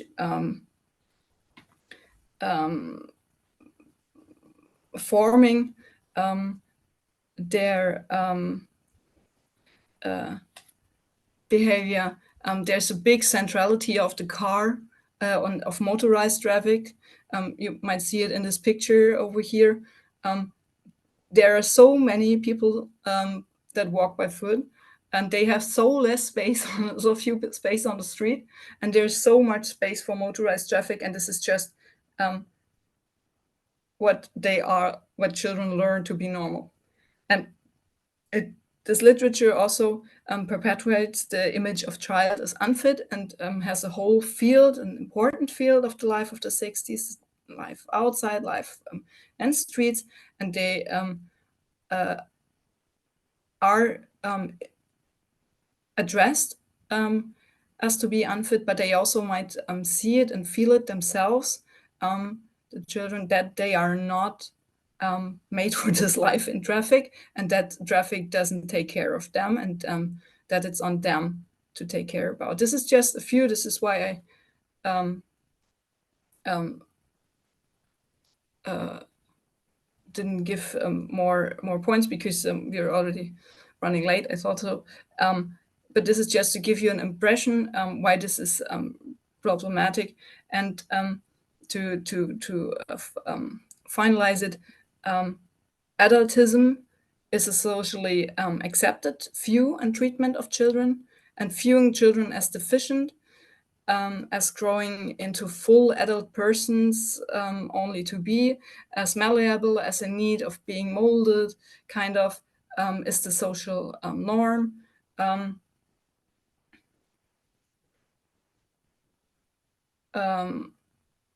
And even child activist attitudes at the time, but also today, overlook this adultist behavior and perpetuate it, because it is so deeply rooted in our conception of children and childhood.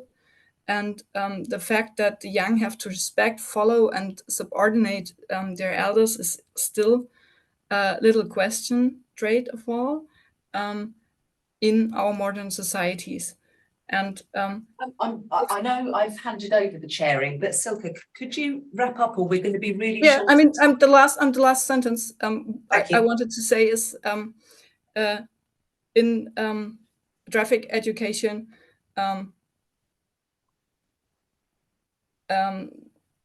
we see this today still, as traffic is dangerous. We kind of have to force children, and we saw it today in other presentations, we have to force children in a special behavior that they subordinates them to traffic, to cars, to everything.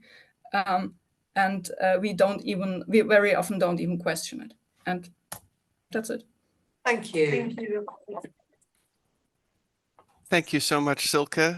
I was just really struck by your presentation in the resonances it had with Tina's point about how pretenses of objectivity are always masking inequalities. I would like to introduce our next speaker, the third of the three, Elsa Devine.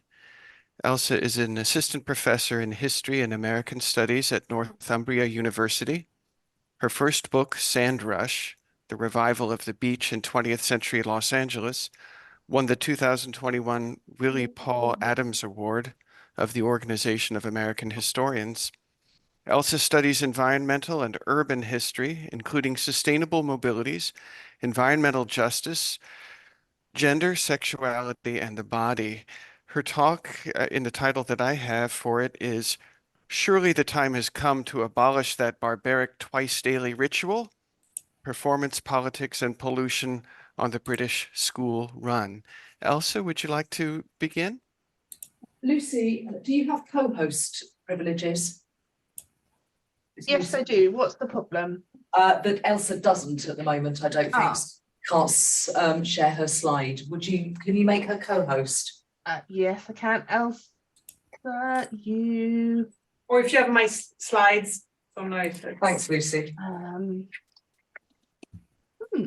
So I don't think we have any powers in the room, unfortunately, with Martin gone. We're powerless. Martin has left us. Martin's left us completely powerless. It's difficult learning. I was just gonna say it's a male, isn't it? But if you can Not that make Martin's like Elsa co-host and admit anyone who comes. 'Cause we I can't. have admitted anyone who has come. Elsa, could you try admitting? Try sharing your screen. Yes, it's working. Thanks. I wasn't expecting to do it, so I just need to like set up my stuff. So just give me a moment while I figure this out. Sorry, Martin had to go see a student. Yeah. And I think it's running longer than expected because he was supposed to be back right now. I've just got off the call. Do you want me to come through, Elsa? I didn't want to disturb anything, but I'm seeming disturbing anyway. No, it's just that I wasn't, I'm getting there, but yeah, I hadn't prepared to share my slide like this, so I just need gonna work. Just give me a sec, and it's gonna function, so yeah. Yes. Martin's left us powerless. In fact, I was expecting it to be shared here, but it's fine. It's fine. I think it's loaded up. It's fine. I shared it from my other. Okay. All right. So I see that it's almost half the time, so we only have 30 minutes left. So I'm going to try to squeeze my paper into 15 minutes. No, don't do that. It's fine. We can carry on chatting over the coffee.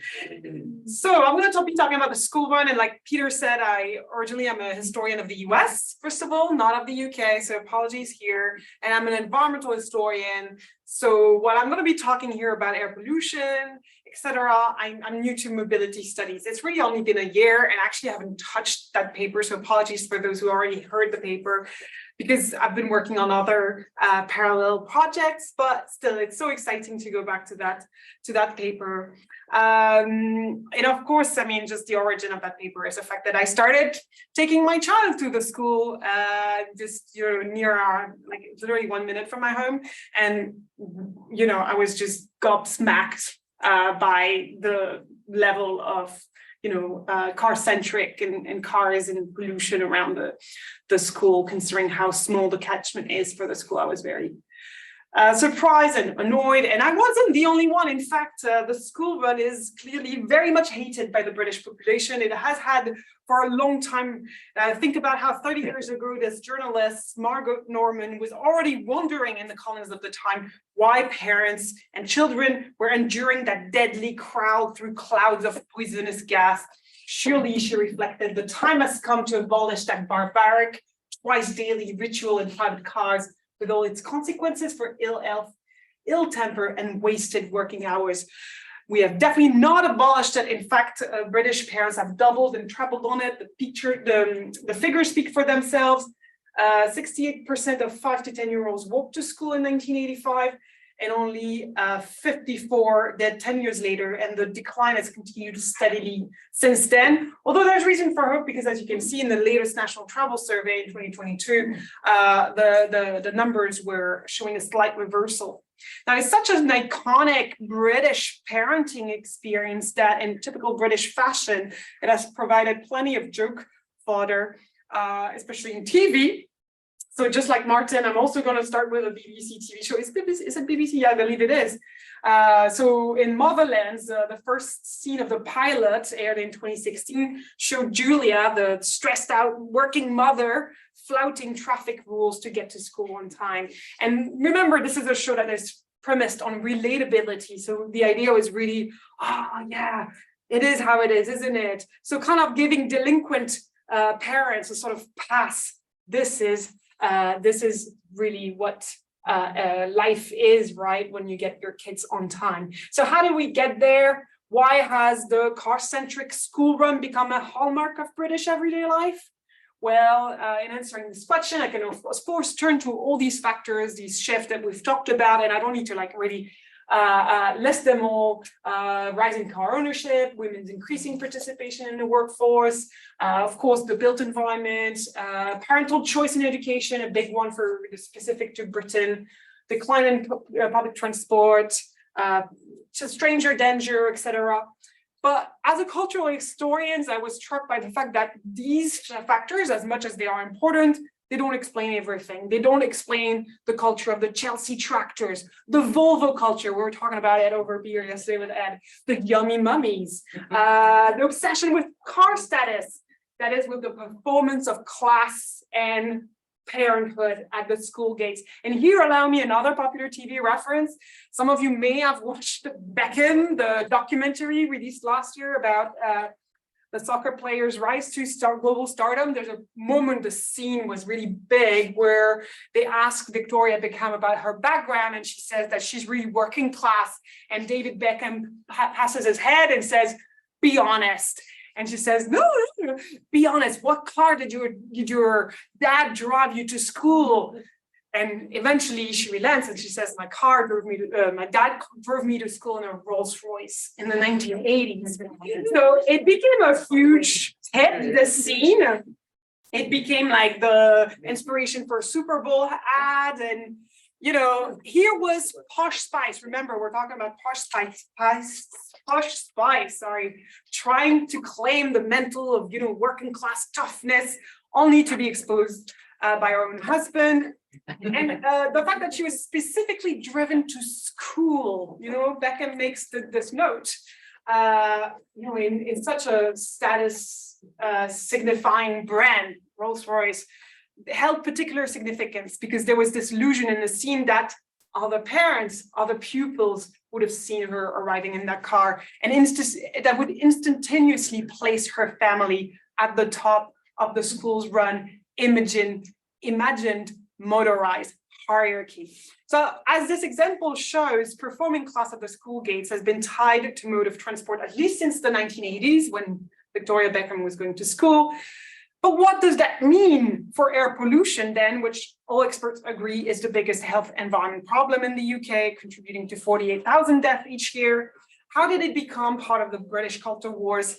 And how did our children's lung become political, is the question I was asked.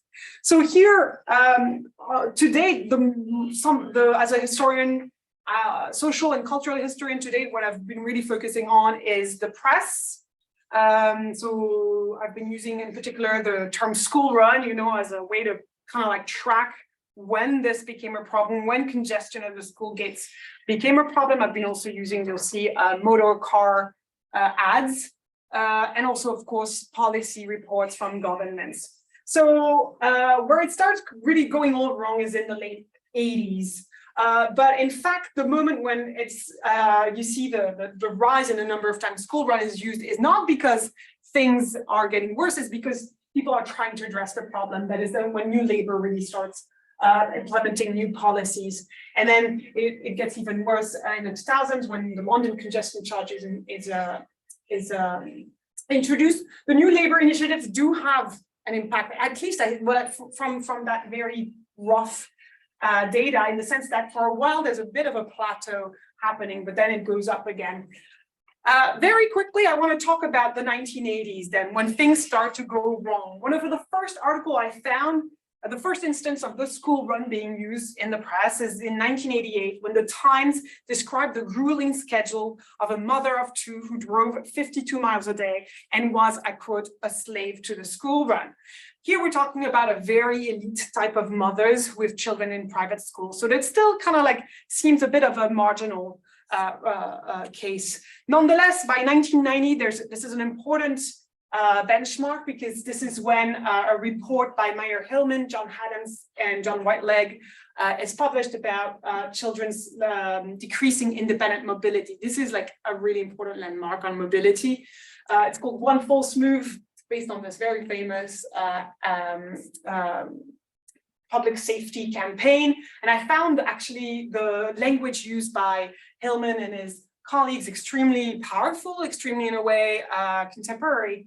The idea of a good accident record is explained that the fact that children are forbidden to play the street. So again, echoing what Alison talked about this morning, or this kind of language, road traffic is dangerous because it consists of heavy machines under the control of fallible humans. And I love that really nothing of what we're doing now in activism is that new. They were already doing it by then. But in any case, by the mid-90s, those reports and the fact that congestion of the school run is getting really bad is really starting to make the problem prominent. In particular, there's the often cited statistic of 20% of rush hour traffic being linked to the school run. And it is also the first time that you see an increase in sales of off-roaders, right? The type of cars that we'll see later on in a moment.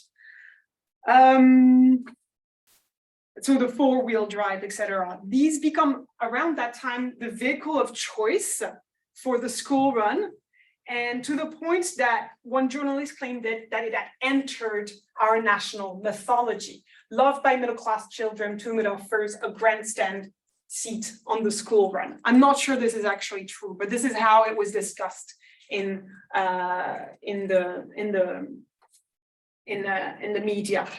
By 1995, you start seeing the first initiative with the London's Walk to School Week, as well as the Safe Routes to School initiatives led by Sustrans.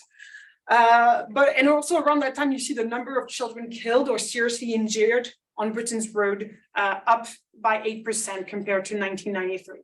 So the new Labour arrives and attempts at reversing the trends in 1998 when they're elected in power. Today is an interesting day to think about this, but it was really an important aspect of the policy on which New Labour was voted in. In 1998, and in fact, there's no better sign that it was an important issue than the fact that the Blairs decided on their daughter's school based on the school run. So in 1998, there's a white paper on transport that's published, promising a new deal for transport with a series of measures that are specifically focused on the school run, with the goal being to reduce the number of journeys made by car to the level of the mid-1980s, when 8 out of 10 primary and 90% of secondary pupils used other forms of transport. So this includes all kinds of measures, from green transport plans to safe routes, wallop patrols, et cetera, et cetera. And at the time, there's already this idea that we're doing this also for climate change. So, which again strikes me as this, we already knew. Anyway, interestingly enough, this is still presented at the time as a way to increase personal choice. The Minister of Transport, John Prescott, who's behind the initiative, described himself as a car driver. So all these things about, lately Keir Starmer talking about the UK as a nation of driver, again, this is not new. This is actually embedded in a much longer history. Nonetheless, the initiatives unleashed immediately accusation of war on school run. And this is really when the war on school run as a thing, or war on driver, also starts being thrown around in the media. In the 2000s, there's a renewed attempt at lowering the number of children going to school by car. They introduced a lower cost of child bus fare. They introduced more friendly buses for more child-friendly buses. But in the end, did the new Labour's policy fail by their own measure? Yes, we didn't return to the level of the mid-1980s. We kind of like plateaued throughout the 2000s. So no doubt they weren't bold enough, first of all, but also I think a lot of it made it difficult was a cultural narrative that behind those initiatives was being circulated in the media, in popular culture. In fact, walking was from an article I read in based on research done in the 2010s. Walking was still perceived as strange by most British people. And anyway, so I'm going to talk about that culture that is largely based. At least I can see it and I can read it not only in the press but also in car ads of the 1990s and 2000s. These car ads constructed the 4x4, sorry, and from 2002 the SUV, which is when it's introduced, as the vehicle of choice for the school run. I don't have time to show you ads, but the Daddy Cool ad, for instance, shows that the fast family man at the, behind the wheel of a Turbo Zafira can go up to 137 miles per hour, which is, I quote the Times, one way to cut the school run short enough to give you an extra hour in bed. So clearly the idea here is not about like safety, but about convenience and about freedom and speed. Now, in the case of the 1999 Land Rover ad, so we don't have time. How do I move on? That's the Land Rover ad, of course.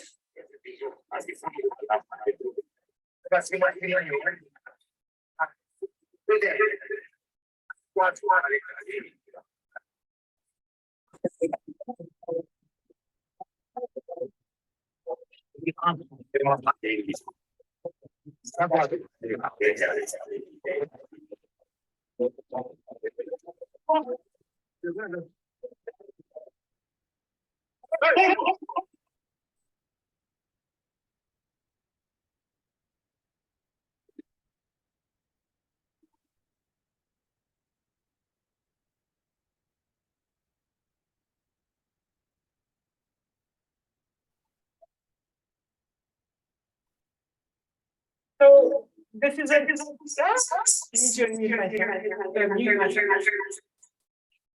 so I've muted myself. What's bottom left corner?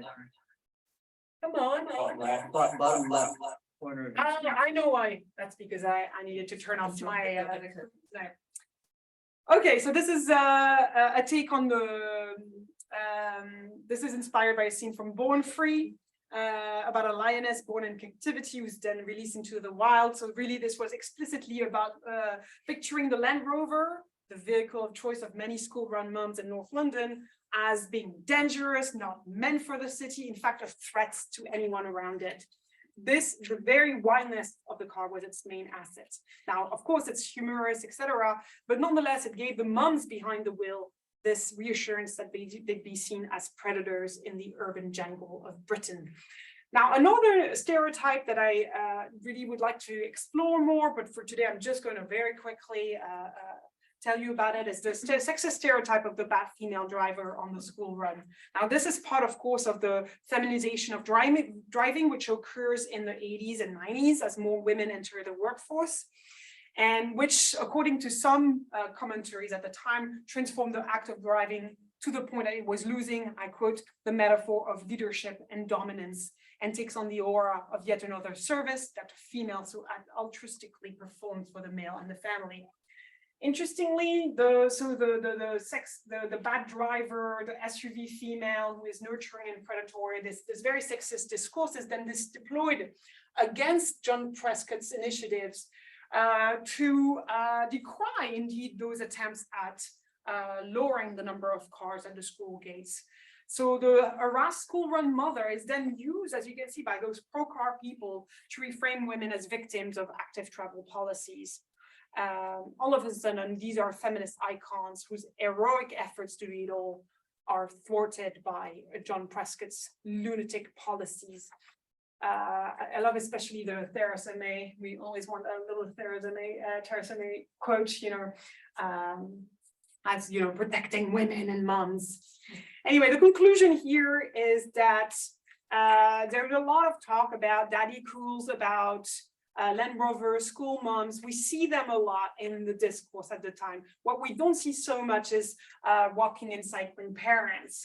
This is from a phonics level book about Henry Ford, showing how miserable would be without cars. And this is also, and I thought I had to show Kevin from Motherland, who's like that wimpy, simpering, always with a cycling helmet dad, but actually quite doting and really. This absence of representation is currently being challenged by all those new activist groups, and we're going to hear more about them tomorrow. Joy Riders, etc., Mum for Long, Critical Mass, or indeed by the work of Ella Kissi-Debrah's family, who've mobilized to have this little girl's death certificate show that her death was partially due to air pollution. She's a little girl who died in London in 2013. So we need more representation. I guess the final point I can make is that as myself, a cargo bike mom, I know all the accusations that can be hurled at me as being a middle class, tofu eating, garden reading mother. Nonetheless, I do think representation is important. I stick out. And I feel that I stick out. Constantly, the eyes are on me as a mom with a cargo bike. It's tough sticking out. Nobody wants to have their head above the parapet, but every day I go out with my bike. I am part of that narrative. I am telling people of the world that we exist, we're there. There are alternatives. This is when I turn into an activist, as you can tell. Nonetheless, I do think historians of culture need to think about those popular narratives that are circulated in the media and how they contribute to a school-run culture that is fundamentally detrimental to our health and to our environment. Thank you so much for. Thank you very much, Elsa. I am aware that we have very little time. I would like to just offer a quick comment and then turn the meeting over to everyone present to offer observations and ask questions in the little time that we have. But first, a quick observation. So much of what I heard in these three presentations was united by the notion of protection. In other words, people need protection, and this ought to compel us to ask, protection from whom? And it turns out that the people who insist that others need protection are the very people who are causing the threat. This reminds me of the classic mafia protection racket, where if you can cause a threat, then that gives you the power of offering the protection. And to me, that was a recurrent theme. I also noticed an idea that I think was best described by Ruth Oldenziel, someone very important to some of us in this room, in particular, including me, and I know Tina and probably others as well. She has an idea she calls the vanishing trick, where if you look at engineering studies, you see select people disappearing from view, and rather than counting sort of that reflecting a neutrality about them, it actually is a discounting of them. And I was particularly struck by the illustrations from the books that Silke showed us, where we could actually see that the majority of the people out and about in public were walking, but they were being asked to conform to a world dominated by a motoring minority. Finally, and a kind of an implicit theme, not touched on explicitly, was notions of masculinity, where we have clearly a notion of masculinity being motorized, when a little biological history is all you need to know that men were not always motorized, and in fact, men were often among the leaders of the resistance to motorization. And I think this is a question that's worth closer attention. How does it come that being masculine is so closely associated with being motorized?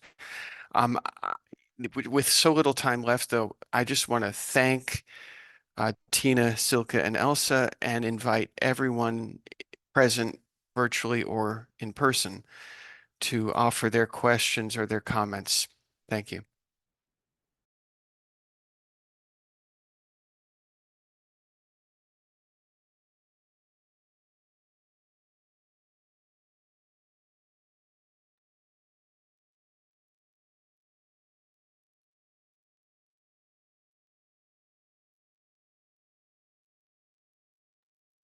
You're muted in the room, everybody.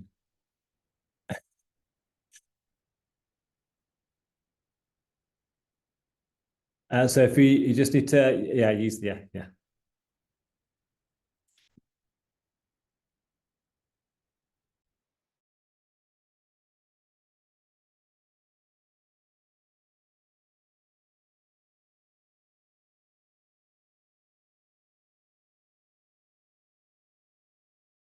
Oh, yeah, well, thanks. Yeah, the mouse is dead, Martin. The mouse. Yeah, the it mouse does, now. sometimes it does. Can you hear us now? Can you hear us in the room? Yes, apparently there's a see an ocean of thumbs up from Peter. Yeah, hi Silke, thanks for your talk about showing those educational books in Germany.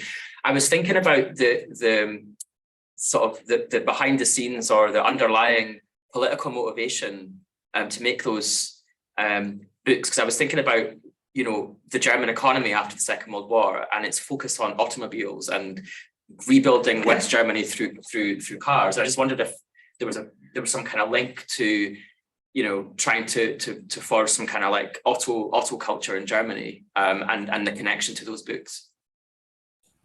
Yeah, there is a strong connection. They very often they might even be sponsored or kind of the automobile industry or the oil industry, probably more directly.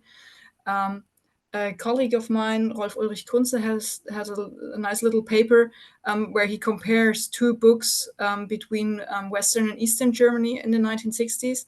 Also, once we saw it today, and there he also goes on the difference between already the two of them, because in the books from the GDR, it's very important to show that there's a lot of traffic, and it's very, very modern traffic, this traffic education is very important for modern people in a modern state with modern traffic, which is less so in the Western German book, which could, which is more like a nice little world without. Which seems quite nice, and well, the nice world of the 1950s and 60s, and everything's neat, and so on. And this is much more important there. But in the end, they share very, very much the focus on the car, both of them. And in one of the books that I showed to you, there are also the car makes, so the badges of the car makes. That so you can have a look there, which sign is for which make, and so on. Yeah, there's a very strong interconnection. And it's somewhere also they even write to make so that you're safe in traffic, and one day you will be good car drivers. That's one of the motivations I didn't talk so much about. Yeah. Martin, I don't know whether you can see the room. There's a question. My question is for Tina and Elsa. So I was wondering, like, what do you make of masculinities and femininities as fluid concepts, and in many ways intersectional as well, that don't necessarily determine people's mobilities, but may actually create even more stress and anxiety for both men and women who are expected to perform their expected gendered norms on the road, but have their own self-identities, agencies, and perhaps manners of resistance in terms of the way that they move.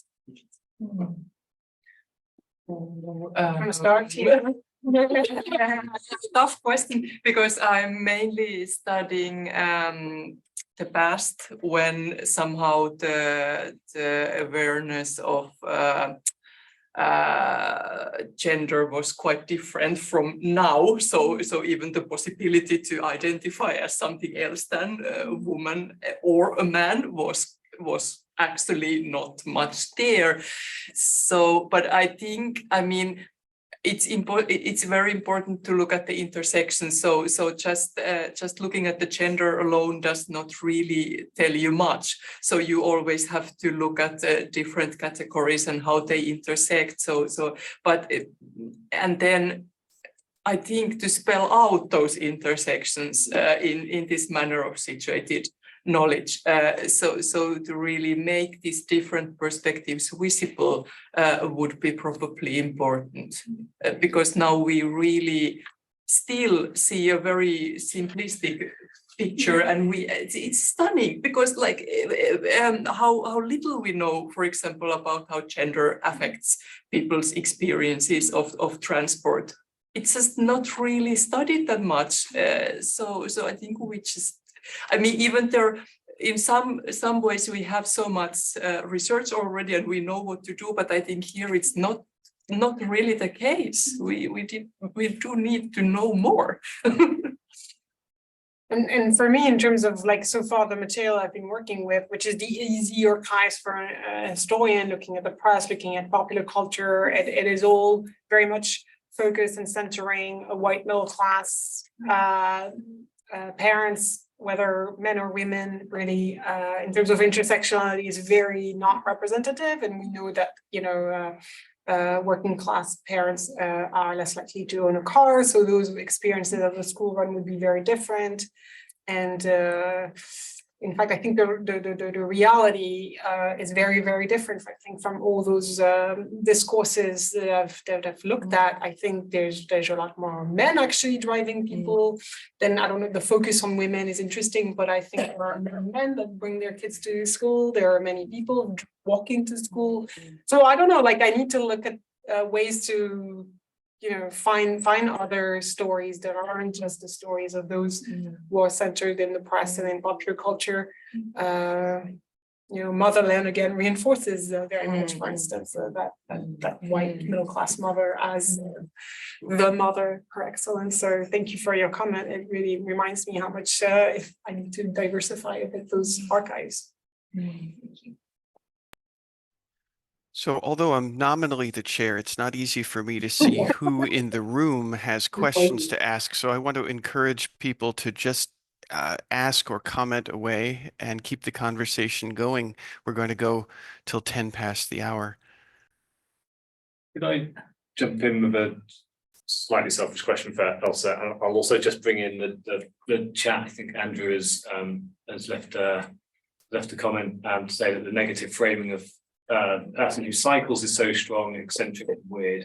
We need more positive and cool cycling models for like the types, ages and abilities. For example, Mark Cavendish on the front page is a cool sports cyclist. Here I can bring something from Anneli Alanen, because he had this concept of sissy cycling, like that she was not a sporty cyclist, or she was a sissy cyclist. I was just gonna ask Elsa about the way, I mean, obviously I know you're doing the kind of more of the cultural history side, so this might not come into your research yet, but about the ways in which the school run might change cultures of waiting at school. So I'm thinking of Anne Oakley's work, and I think there's this kind of quote from her about basically women being the ones who wait. And one of the examples she gives is waiting at school gates for the children. So they're waiting at the surgery, they're waiting at the bus stop, they're waiting at the school gates. I just wonder if you're thinking about kind of temporalities of school run, about being kind of almost just in time delivery. And I guess that kind of moves with that kind of political economy, also about, you know, sort of this rising in the 80s and 90s and kind of things.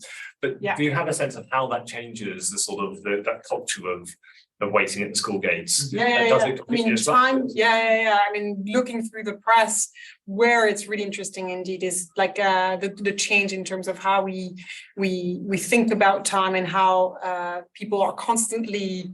I mean, there's a huge emphasis on the enormous amount of stress that people are under from the 1980s onwards.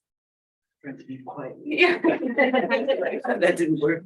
Sorry. There was something. I mean, the frantic pace of life and modern households is a theme that comes back again and again. And yeah, it's just I haven't given it too much thought, but I know it will be an important theme of if I develop this project further.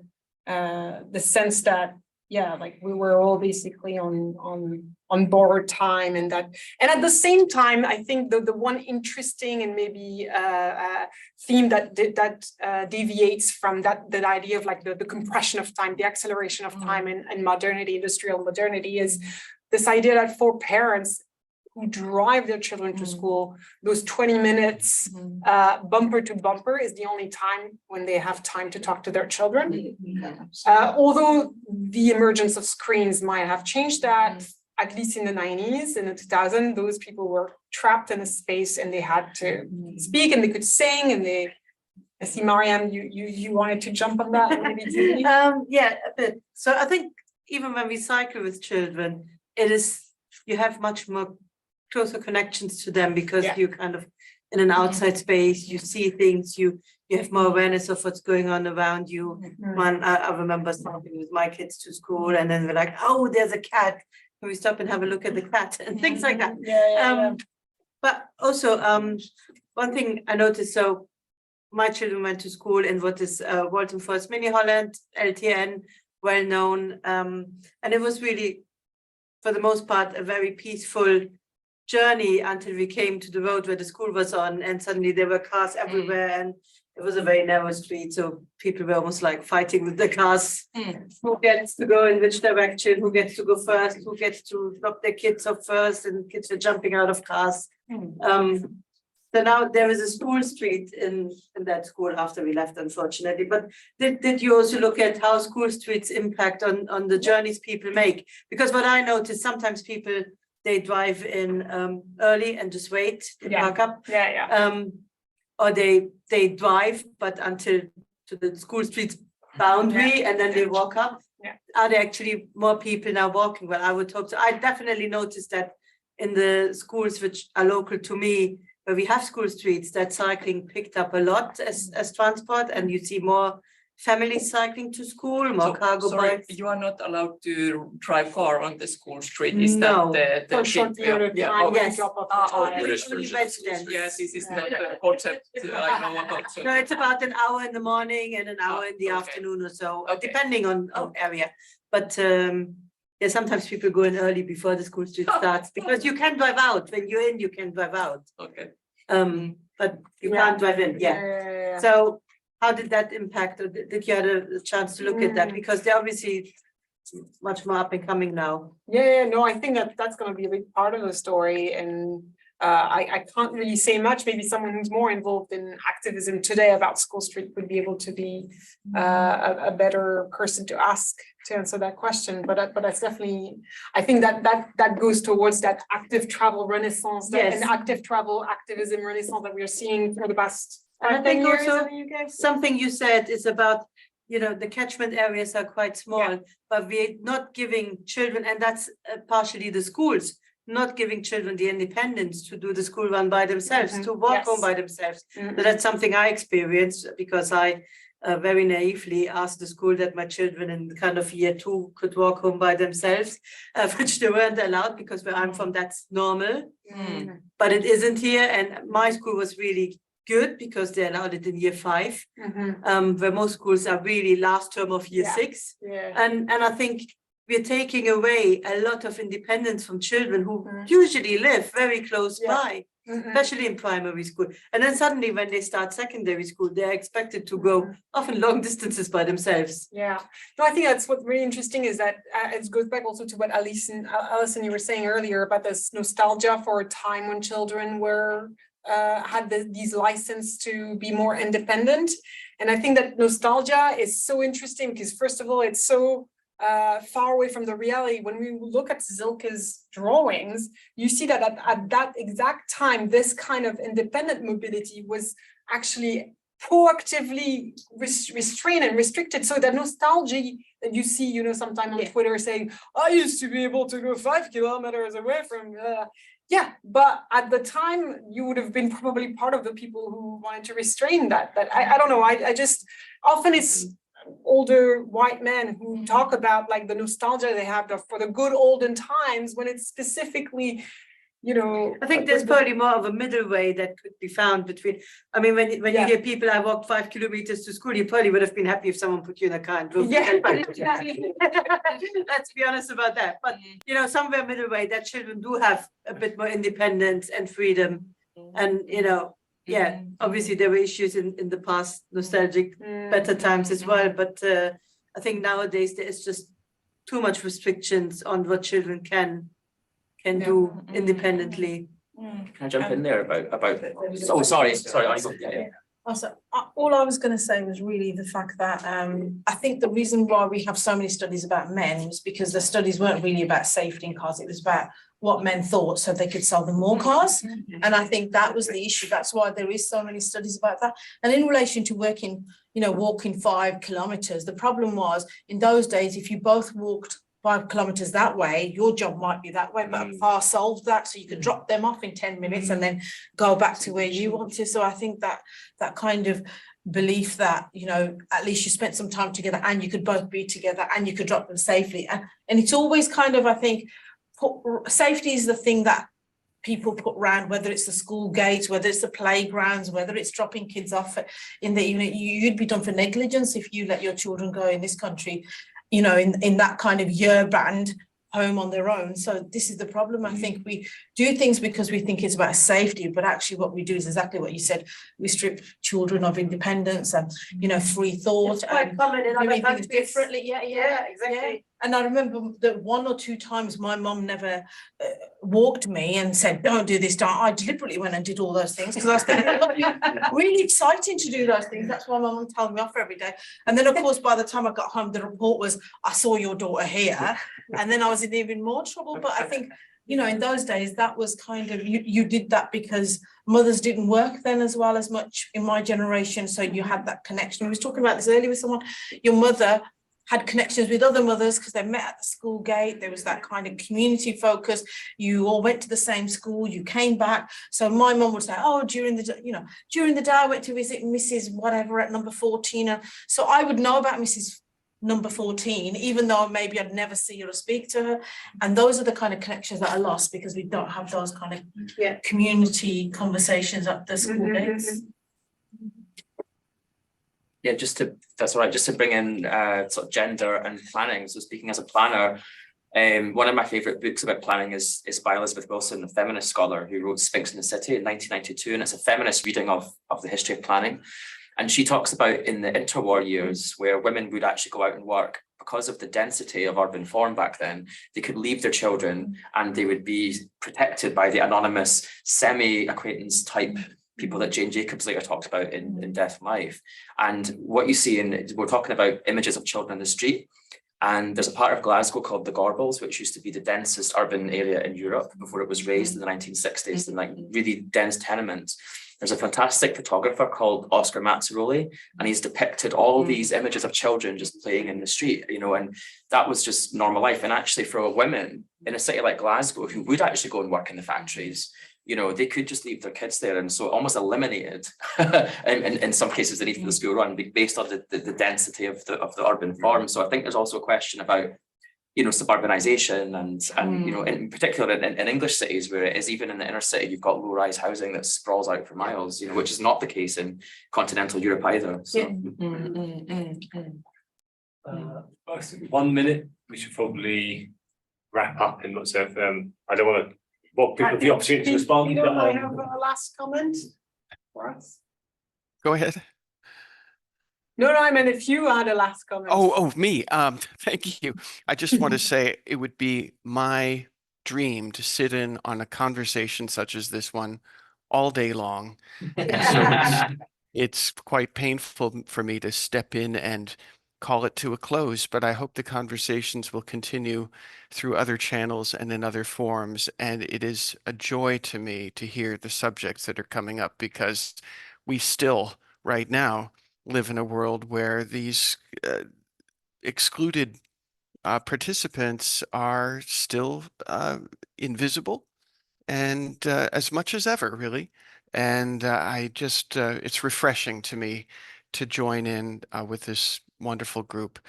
But our time is at a close. I hope you'll thank our speakers again, everyone. And I hope to hear much more from all of you in the future. Thank you. Thank you.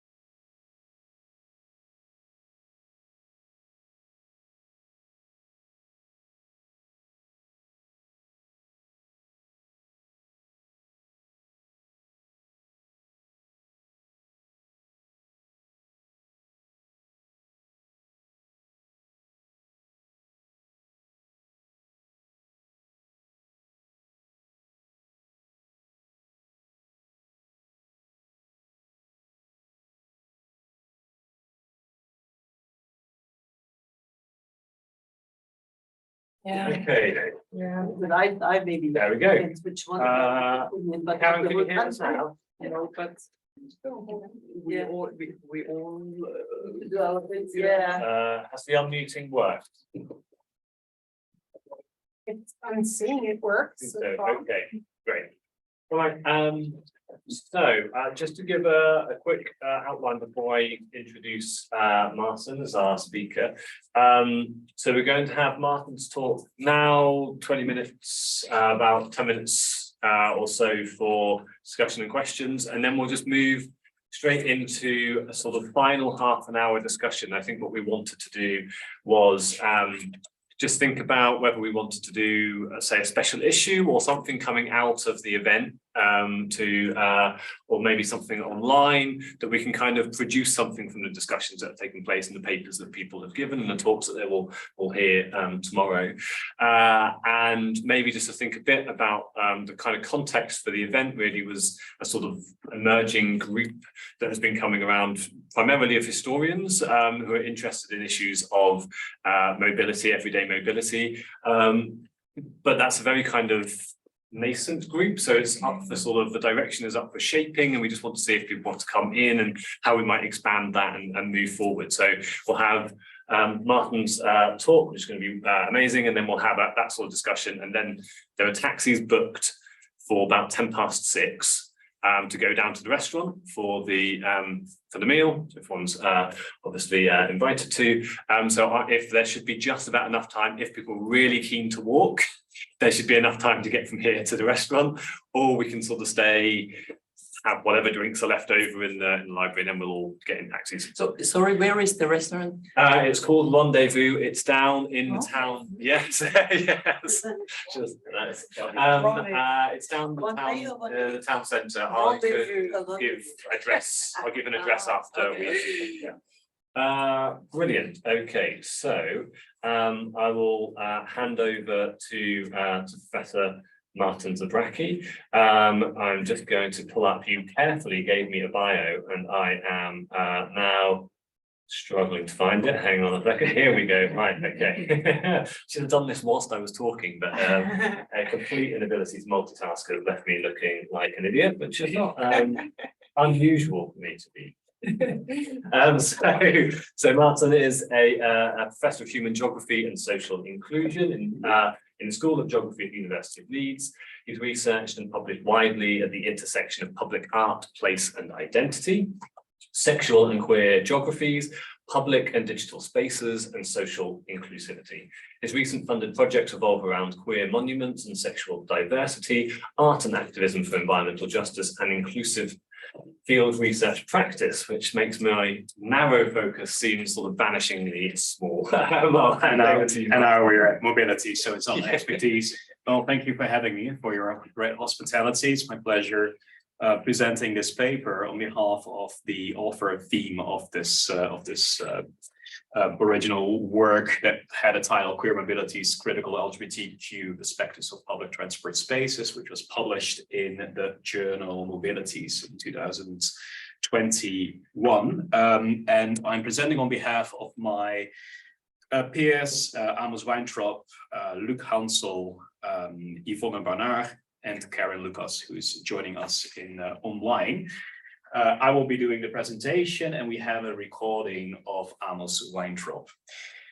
Next slide, please. Or can I? Yes, you absolutely. Yes. Okay. Yes. Great. Good. So we've heard before the break that still little research has been done on gender perspectives of mobility, and we can only concur.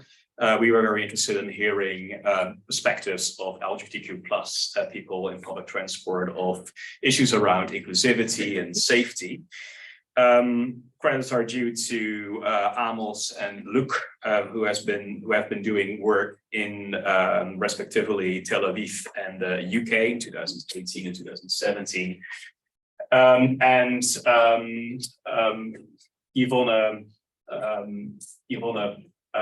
and Karen and myself, we were guiding the projects towards a publication in Mobilities.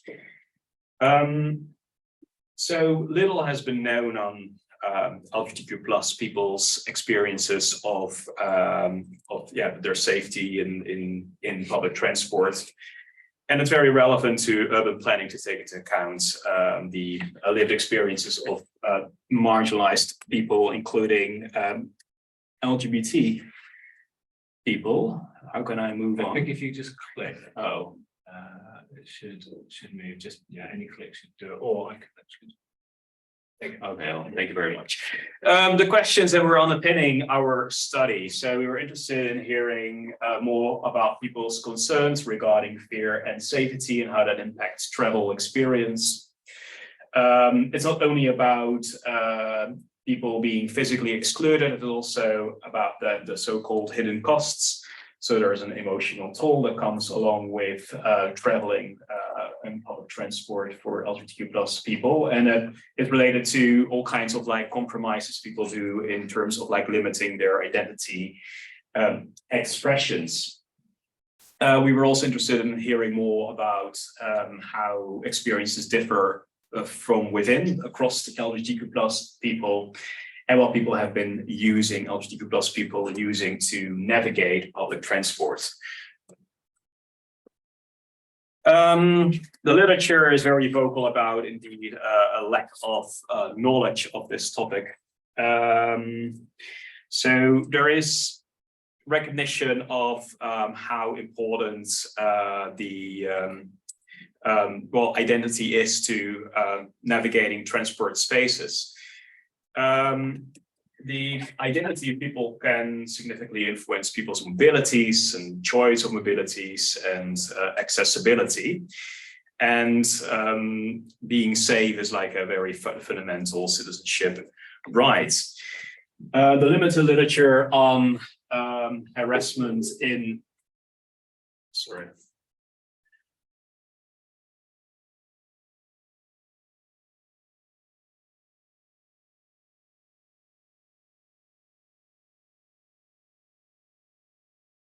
I think I lost. So anyhow, We've all been there. So there is a gap regarding LGBTQ plus people's perspectives in public transport, and it's being safe as a citizenship right.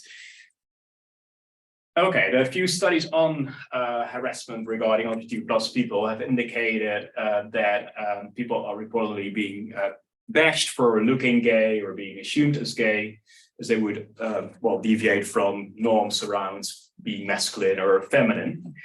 And what earlier studies, including Barrels, reported that gay men are more usually physically attacked than lesbian women. So the latter would report it to encounter verbal violence more often.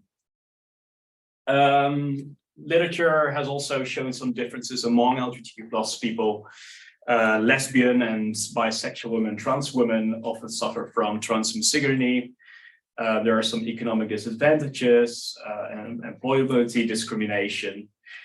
Gender non-binary people and people with feminine identities reported significant levels of harassment. And there's also a very important dimension around intersectionality. LGBTQ plus people of color suffer from discrimination and violence, where sexuality, race, and ethnicity should be seen in a compound manner. Hate crimes against LGBTQ plus people are underreported. So there is an underestimation, the lack of data about this topic, which also raises some complexities in doing the work about like people. First the sampling was challenging, as we'll discuss in a bit, but also talking about these issues might not be straightforward. In a study by Transport for London, they found that LGBT plus passengers were 3 times more likely to encounter unsolicited sexual behavior on public transport in London. And it's not only important to see, to look at the act of the movement, but the experiences of movement. So the study was very qualitative by nature and focused on what LGBTQ plus people, how they experience their movement through public transport spaces. There's a range of factors that influence people's experienced fear of violence and crime.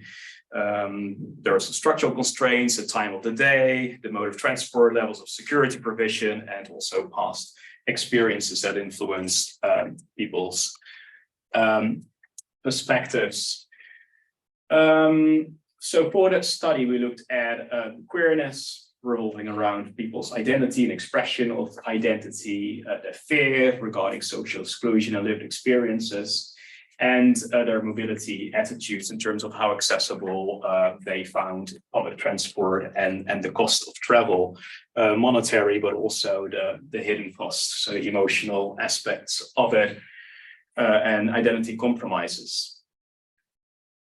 One important element we've also looked at is passing. So some people, they might travel around and they might come across as straight and not experience as many issues as someone who's obviously perceived as obviously gay looking or whatever. So the passing element was important in the study. So we looked at issues around mobility opportunities, self-regulation, and perceptions of safety across the sample. And a mixed methods approach was used by Luc Hensel and Amos Weintraub.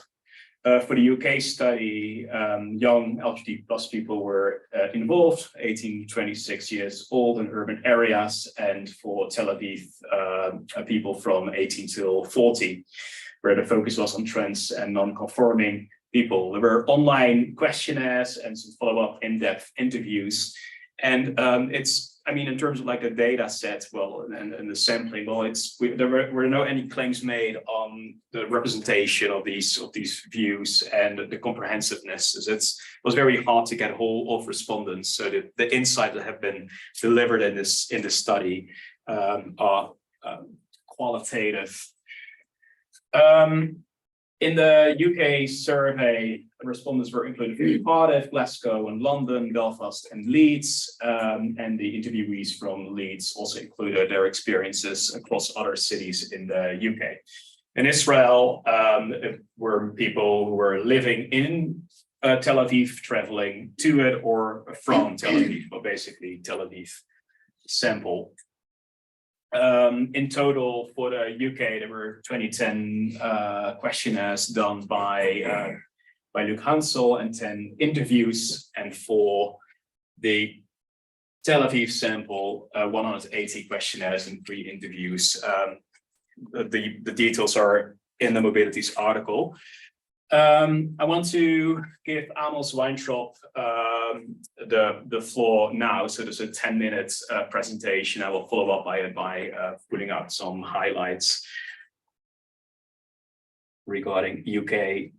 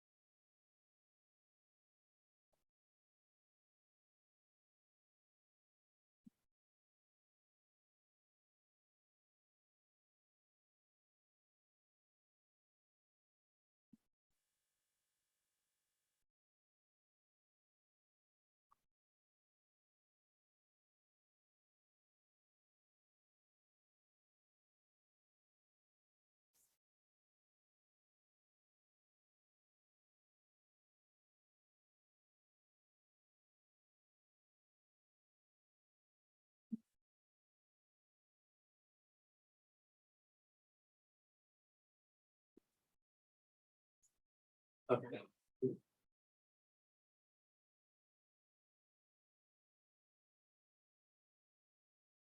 Just going to pause it for a second because there's no sound online, but I think that's because I didn't click the option to include sound because again, as aforementioned, I am an idiot. So let me just, into share.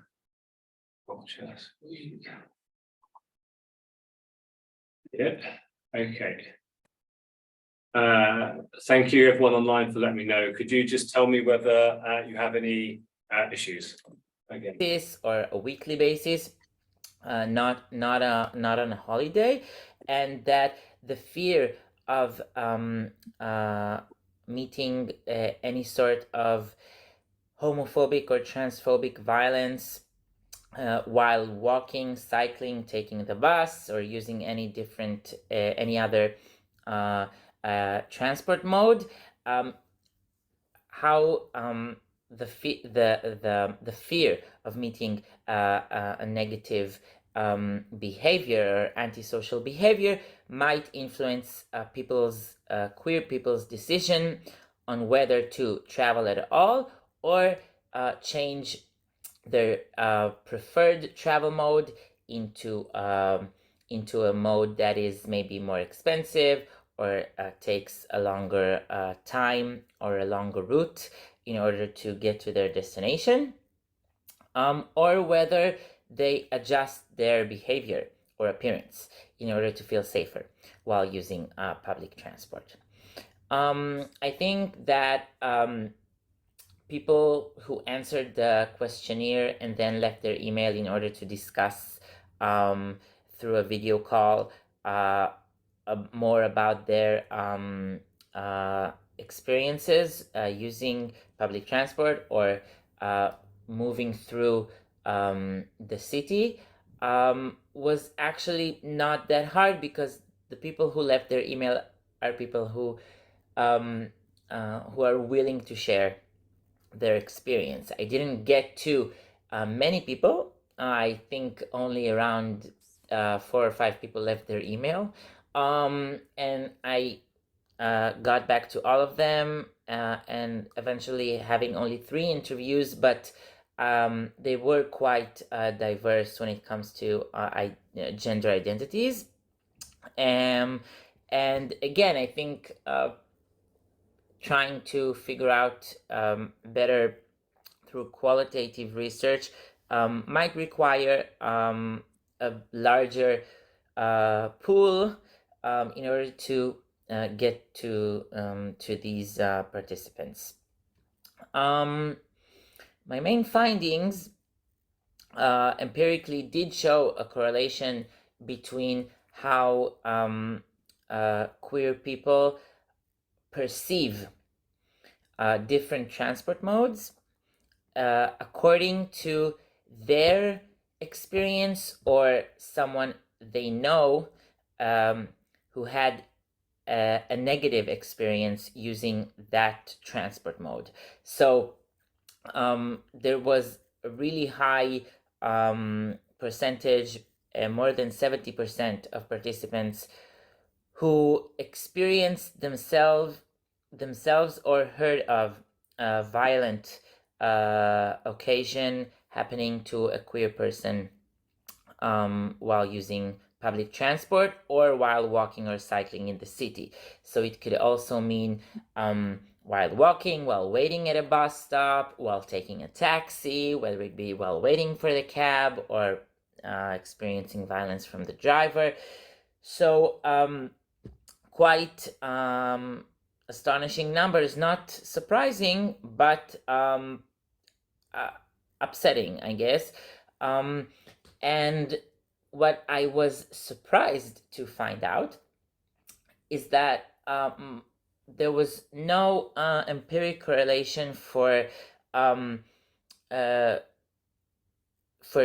choosing that for choosing a specific travel mode or for not traveling or going out at all. I assume that fear might lead to avoidance by some of the participants, but that wasn't something that came out of the research. What was quite evident is that most people, despite their fear and despite their need to maybe put on headphones or not create any eye contact or wait at a bus stop with friends before they get on the bus and not wait alone. So most of the participants had different kind of strategies in order to travel and feel safer, or feel like they're not standing out in the crowd. But none of them decided to not travel because of that. And what I think is very is quite an encouraging outcome is that there is some kind of resistance to it. I found that quite I don't know, like a positive outcome or a positive lens you can look at the results, which is despite feeling unsafe or despite experiencing violence or despite having someone close who experienced violence, queer people are more aware of their travel choices or their travel behavior or how they're perceived, and they are prepared and willing to compromise, whether it will be their visibility or time of travel, or just compromising feeling safe, but they will not give up their trip. And that is encouraging, I think. The fact that maybe going to queer spaces or meeting with friends is not something that queer people avoid just because they don't feel safe traveling there. We obviously need to do a lot in order for public transport and urban realms feel safer for queer people. What I think is interesting in our article is that we have my research from Tel Aviv and we have Luke's research from the UK, and the numbers were quite similar. In both our dissertations, more than 70% of people who answered the questionnaire or Luke interviewed experienced or were witnesses to a violent occurrence while using different types of transport. So it's the comparison is interesting just to see that it's not a local issue. And looking at international case studies, whether it will be about women's safety in public transport or queer people's safety, the comparison is important to both understand how huge and global the issue is. It might not be a surprise, but still, and also to learn from different places' policies.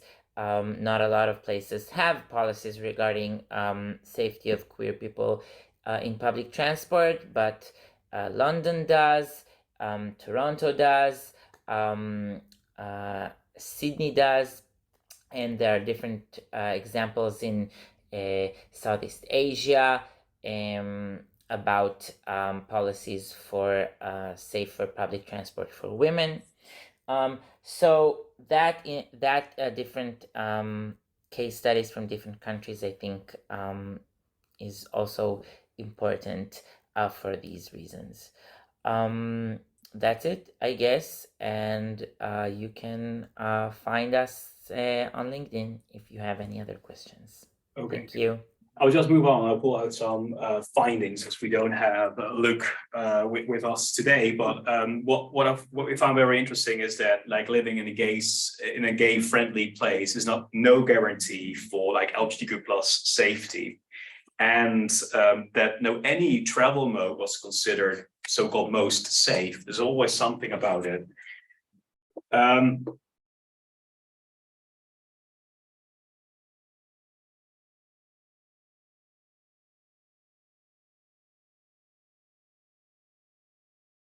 I'd like to use for illustration a quotation from a trans bisexual woman who said, using the bus, quote, using the bus is the same as using public realms, getting comments according to my body figure, which changes non-linearly. I delay traffic, pedestrian crossings.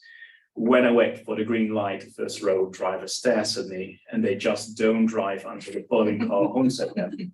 A stranger wanted to ask me something on the bus and immediately all my defense mechanisms alerted. There is a place in me knowing that something is approaching, waiting for it to happen, which implies a constant level of stress, unquote.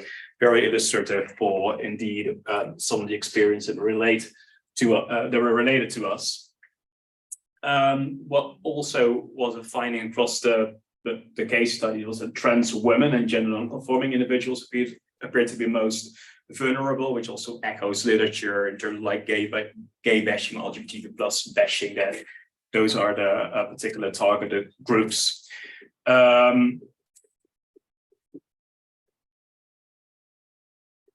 what Amos was talking about, like the compromises people are pursuing, but also the mitigation strategies, avoidance strategies involving or taking a taxi or making a detour, which costs more energy and more money potentially, are put in place.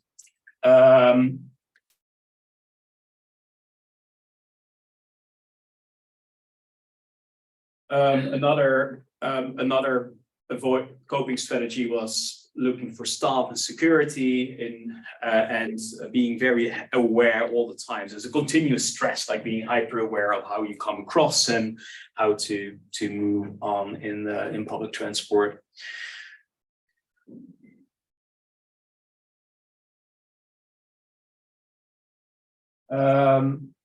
So in studies, while we encourage more work to be done on LGBTQ plus people's experiences in public transportation, but there is this, it's not, I mean, it's all, how do people feel about traveling? And that's something else then, you know, sometimes in contrast with policies that try to disseminate a message that, well, public transportation is safe, is for all.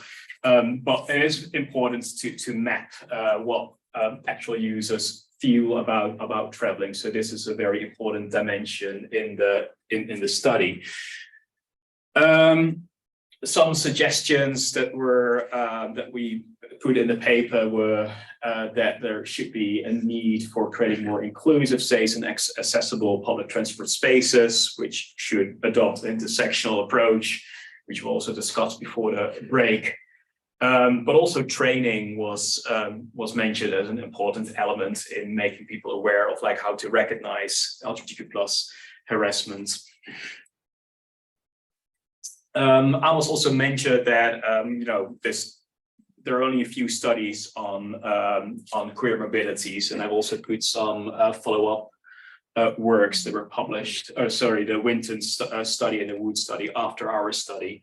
There are only a few studies on this topic particularly, but we would encourage larger scale studies, as well intersectional analyses. This is focused on LGBTQ plus, but indeed, what about LGBTQ plus people of color in particular?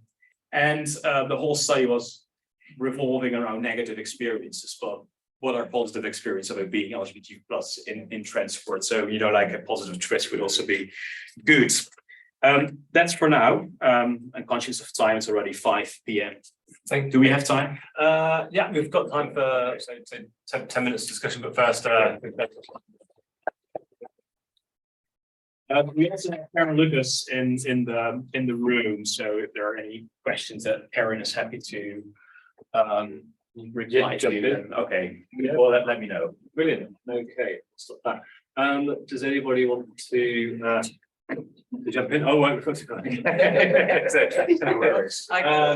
Or was there any question from the people online? Online. Because mine is not very coherent, but I was thinking about, like, I have done like I'm historian and I have done historical studies about walking on the street based on photographs, and one thing that comes out is that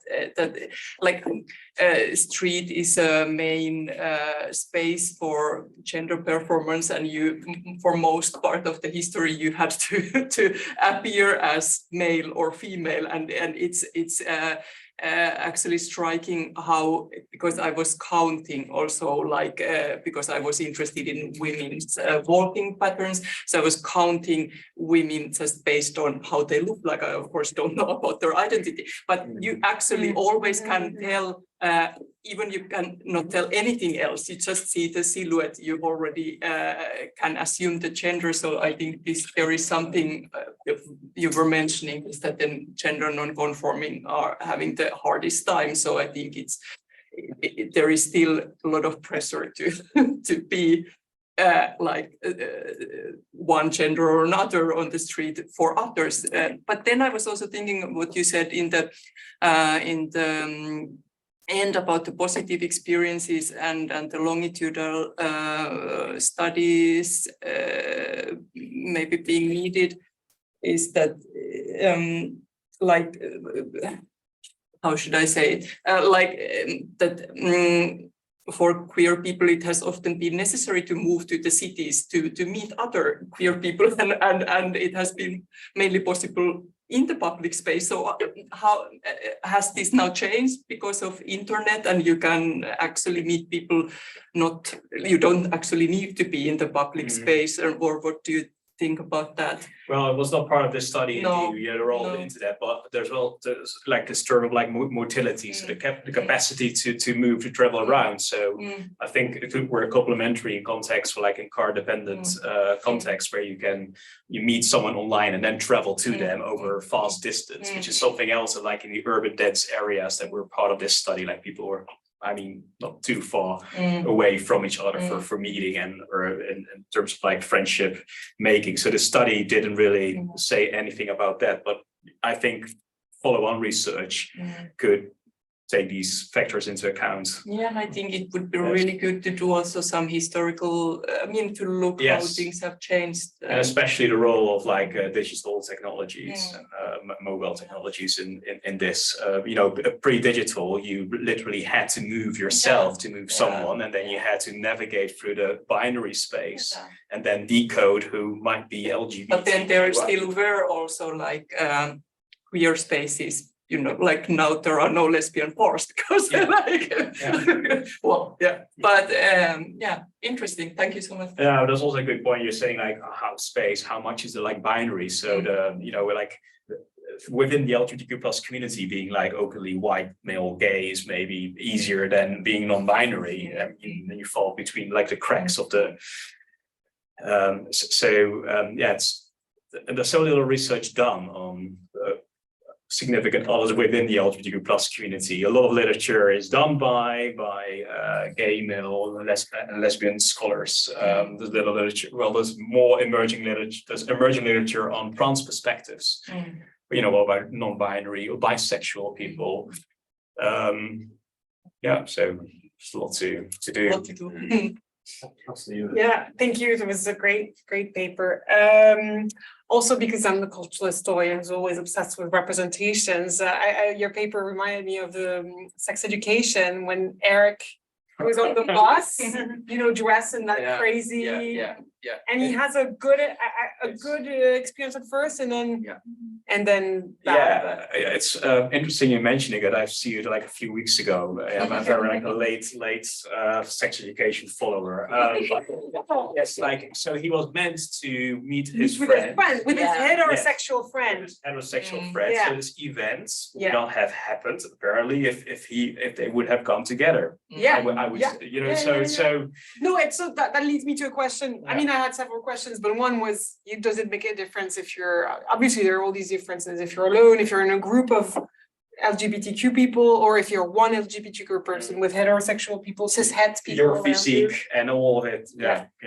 And then, but I had and also there's the taxi, the detour, all this reminds me of women's mobilities and the choices we make. But obviously, you know, again, very different for non-binary or non-conforming. But how is it different to study this in a transport from just studying this in public spaces? What difference does that make for you? I think what's interesting, while sitting on a bus in a microspace, you cannot easily like walk away. Well, in a cafe or a bar. Yeah.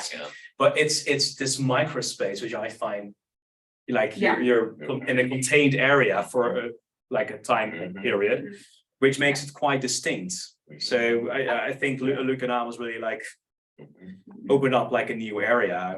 I was used to studying LGBTQ+ populations in neighborhoods or in public spaces, but that's a different dynamic then in public transport specifically. And then also the mode of transport matters, like the bus or train or. I don't know if you're gonna, further continue in that study. I'm not a mobility scholar, but I hope we like inspire others to pick it up, and some have already done so. There's actually like for people who study African American history and the civil rights movement, there's an incredibly like iconic and wonderful article on buses by Robin Kelly. What chapter? I'm sure you know which one I'm referring, because buses have this. The reason why buses became so iconic for the civil rights movement, Rosa Parks, et cetera, is because they are. In a way, a place where you can have a performance. Like the bus becomes a place where you're performing, where people are indeed stuck in places where they see all these dynamics. I can't remember exactly the words he used, Robin Kelly. Yeah, what we see. Yeah, but the terms he uses to talk about this idea of the theatricality of buses. And anyway, so that's such an inspiring article. Well, yeah, I mean, there's a whole like kind of a choreopolitics, like how body and movement all like in this contained space of the bus is fascinating. Yeah, so kind of theater, Yeah, it was really interesting. Thank you. Yeah, well, I live in London, and obviously in London we have a huge variety of people and diversity and stuff in public transport. So have you looked at how it maybe impacts more on people who travel in other areas which are less diverse?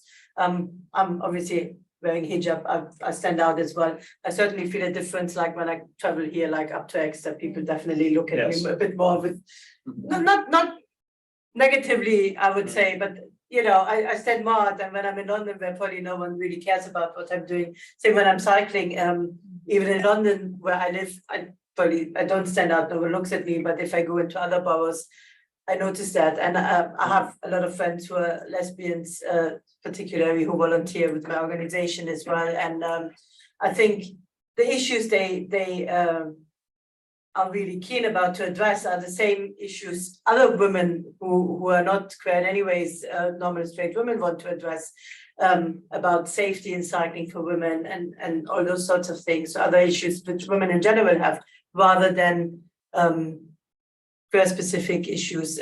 But I do appreciate that for transgender people and non-binary people that might be is again different, because they probably are more noticeable to some extent. Yeah, it all depends on the It depends how you present yourself as well. Like all these struggles are shared. That's why this intersectionality is so important in understanding like feelings of oppression and exclusion.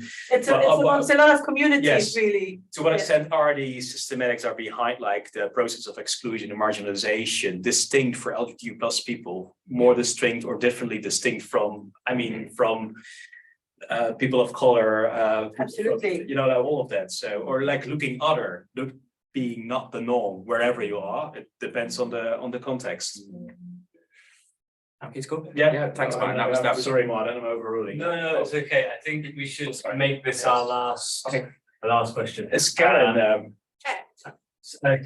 Karen's out, and maybe once you've asked yours question, Andrew, we'll give, if Karen, you want a chance to jump in at any point, we'll open the floor. If not, yes, please. If not, we'll. I'm only here in case Martin feels he can't answer a question. That's all. I'm pretending, Karen. Doing a great job. Right, okay, so my question is more of a hypothesis that's not based on any academic reading. It's just more on my own intuition. Would you say a lot of the violence against effeminate gay men, non-binary, transgender, is the root of that actually misogyny?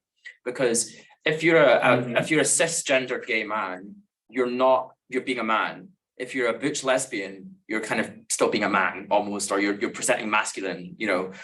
I feel that the real issue for homophobia and transphobia is actually you're being a bit feminine, and we don't like that. So and so going back to your point about the kind of shared struggle with you know, feminism and queer rights, I'm just exploring, do you think that misogyny factors in?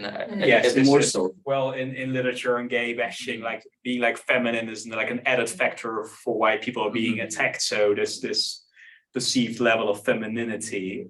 Also within the LGBTQ plus culture, there's a lot of hostility within, which revolves around misogyny. I'm not entirely sure that's true though, because there was quite a lot of issues around women that had transitioned to male.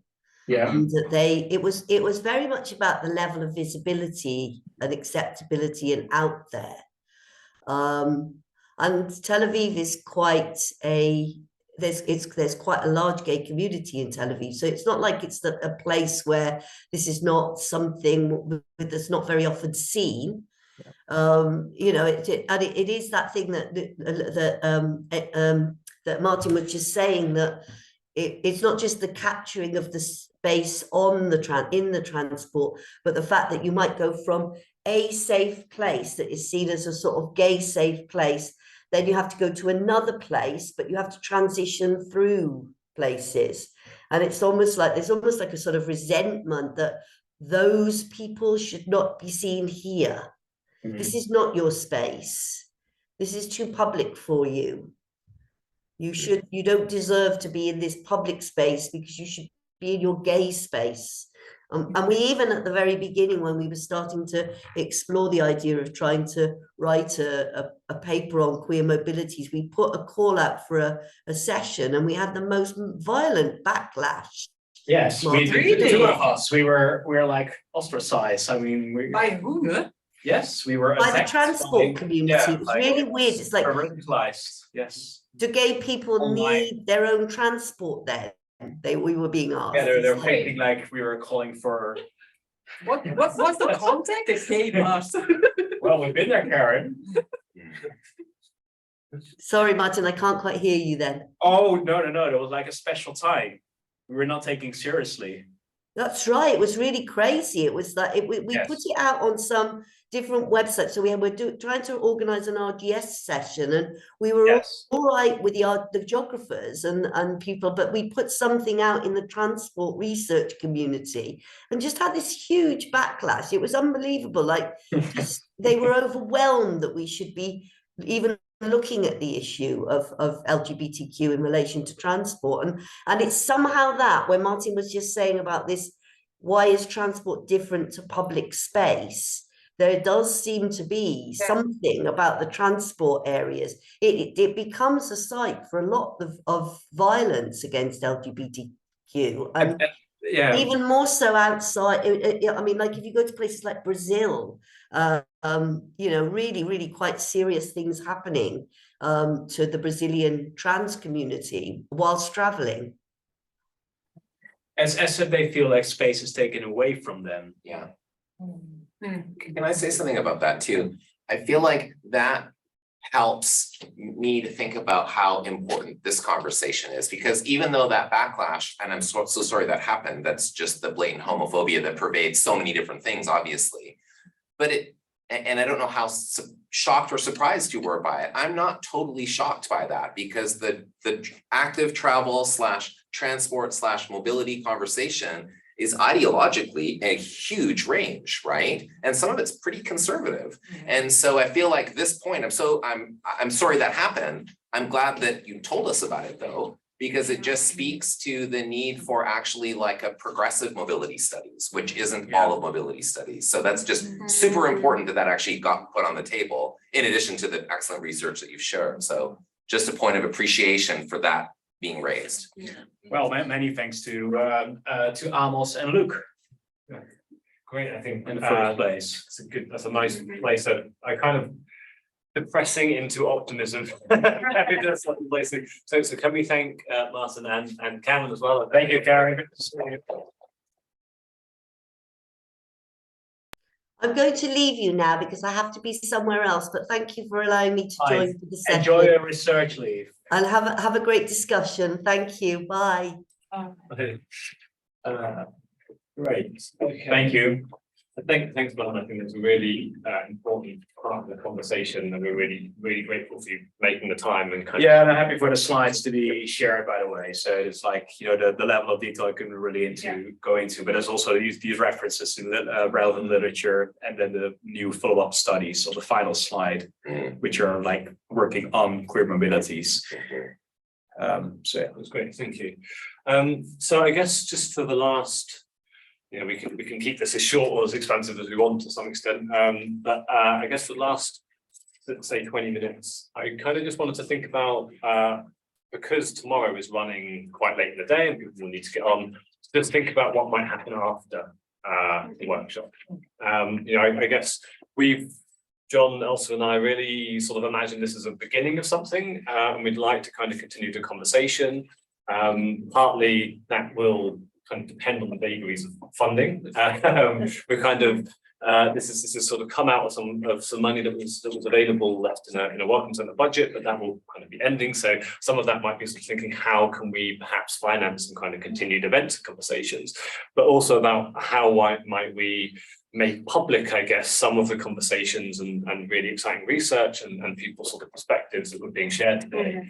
So I suppose just to sort of put those two things open to people, how might we think of putting the workshop out there, and then how might we think about carrying on some of these conversations in a different way? So I don't know if anyone had any thoughts. People were sort of very keen to be involved in, say, something that was online. We've spoken potentially about John's sort of the website that you're sort of running might be one outlet, or maybe a special journal edition or something like that for something slightly more academic. But I'd be just really keen to kind of get people's thoughts. I think what would be really nice for my side, as more of an, you know, being on the ground person and activists and campaigners, where would really kind of bring academics and campaigners more together, because I think you guys do a lot of research and there's a lot of value in it, where we're doing more the on the ground work, where we do the campaigning and the speaking out and spreading the word. I mean, I've seen fantastic things here today and hopefully tomorrow as well. Like your presentation, both of you, was amazing, and there's a lot of work into, but we need to get that word out a lot more. And I think they're bridging the gaps that would be amazing to see, and would probably beneficial all of us. Yeah, great. So it's finding a way to kind of break down some of those sort of barriers and some way to absolutely. Because I think as campaigners here, we, you know, look a bit at the academics, well, yeah, they do all the research, but what value is behind it? There's a lot of value behind it, but it needs to be put out there. Not just kept in a research paper somewhere, or, you know, if you have something, send it through to us. Yeah, fantastic stuff here. So, but yeah, I'd be happy to spread the word. Maybe I could say, oh, sorry. No, if you wanted to. No, yeah. I mean, well, just to follow up on what you were saying, Mariam, I know that I think if we want to, one way to do this, to both have the sort of valorize, am I making up a word? The work we do in academic circles, but still include activists. We could imagine having like a typical special issue, but with roundtables, where we'd mix, you know, activists and you know, like maybe we could have roundtables mixing activists and academics. And but I feel like if we ever do this, because a lot of those special issues are behind paywalls, I would imagine having a sort of accompaniment with shorter versions, like really just, you know, 900 words on mobility, you know, for instance, on your portal, mobility studies, that would go with it. Like each article would have its equivalent, but just like much shorter and sort of more accessible. What about those dialogues journals? I mean, there's dialogues in geography, dialogues in urban studies. Like there's like one piece. Are they open access? Well, unfortunately not. But the model is that there's one key article, and then there are like response pieces to it. So it could be like, you know, that's a great idea. The leads of the conference, you know, are producing this lead article, and then the responses to it. It's behind a paywall, unfortunately, but it's called like Yeah. dialogues in and then the discipline. It's like a new kind Yeah, of yeah, thread yeah. of journals that rolled I out think by that's pretty Sage. Yeah. So that's an interesting model because then, like the contribution that people are requested to make, like, for me, it's easier to produce 1,000 words on this topic. I've left queer, mobilities, not queer, but mobilities. So but I will be more like comfortable with producing a smaller response piece and a fully fledged article. I wouldn't know where to start. Yeah. There's also. Sorry, John. John. No, please.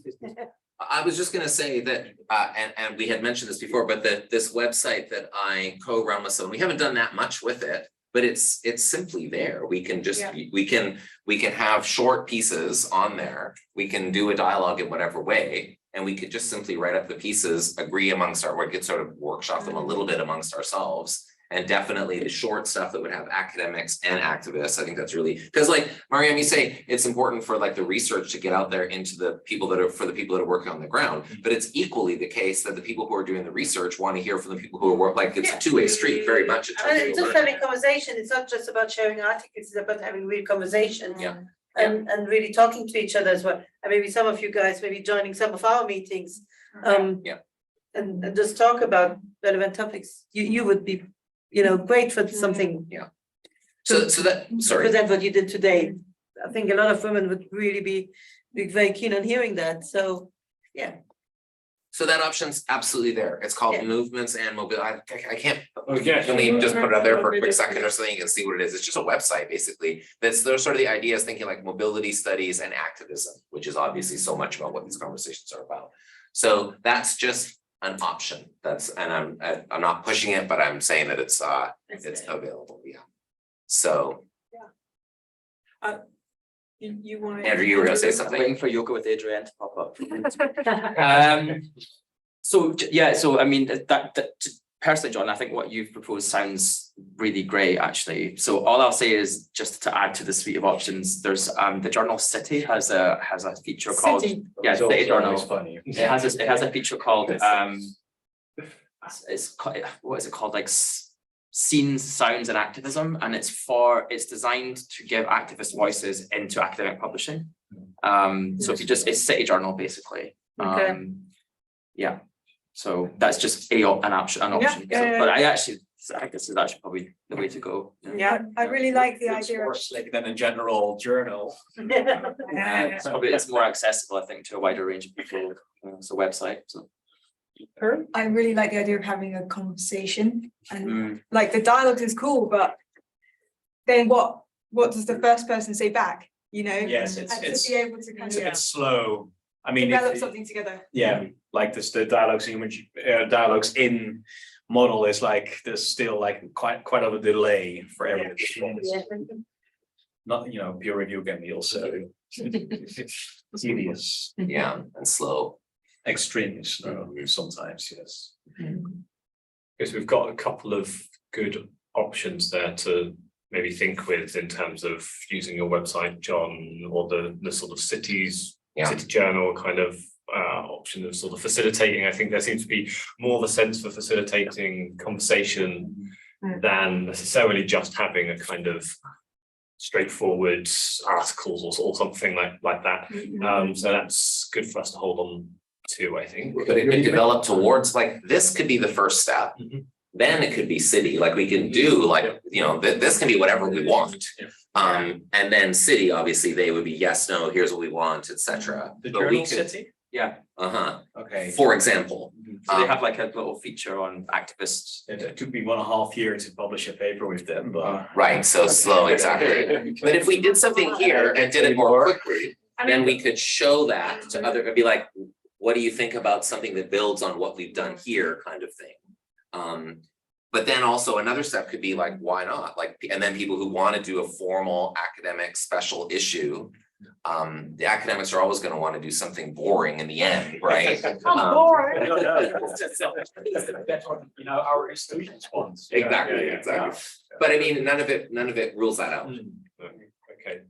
That's great. Also, did you want to? Well, it's just like to follow up on this, which is a discussion we can have later. It's also the question is where, if we do that academic, more serious, more boring study, where do we want something that is interdisciplinary? In which case, what is a place where people would be, what is a journal that would be interested in the kind of interdisciplinary conversation we've had, which are really very much at the intersection of history, geography, public health.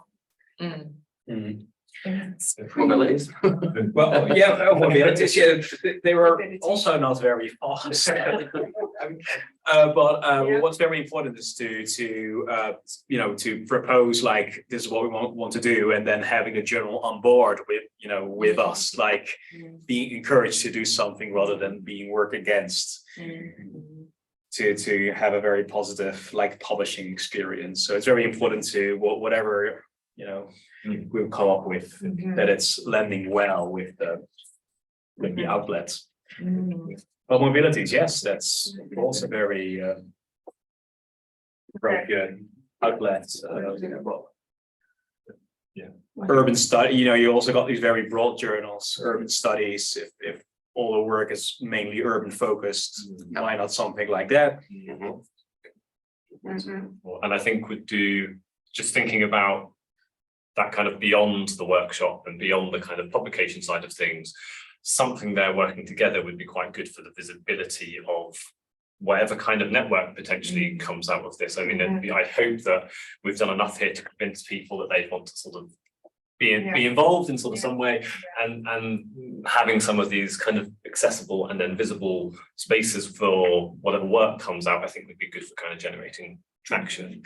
I suppose the other thing about that then is one kind of how might this conversation or conversations like this keep going? Do we want to have something that's quite kind of formal under the idea of a network that may have a kind of, maybe it uses the Movements and Mobilities website, maybe it uses something else, mailing this series of events?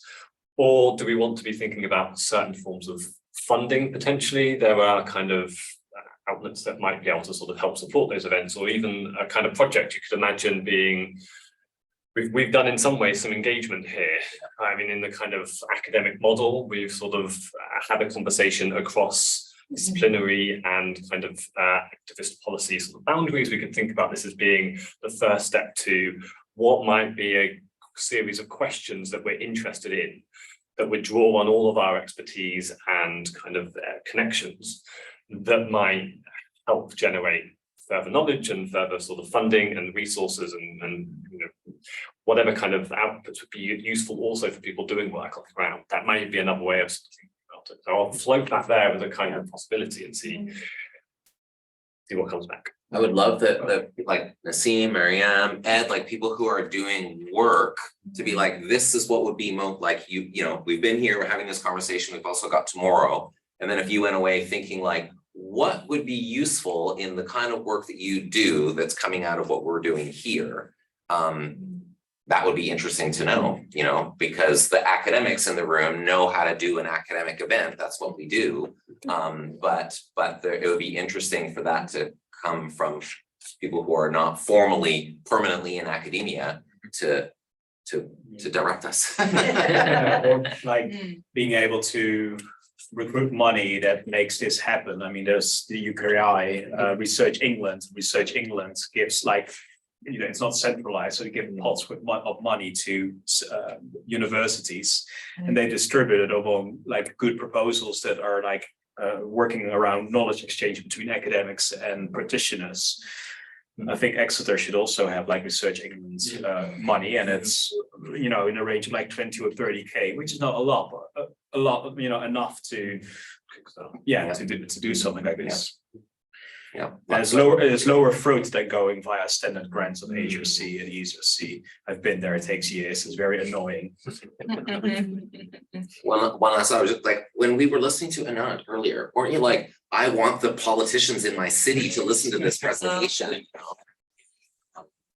So it feels, it's easy to picture, like, this isn't like, hey, we're working on some super obscure academic thing. We want to find a way to somehow connect it to an audience. It's like, that's already there. We just have to figure out the way to do it.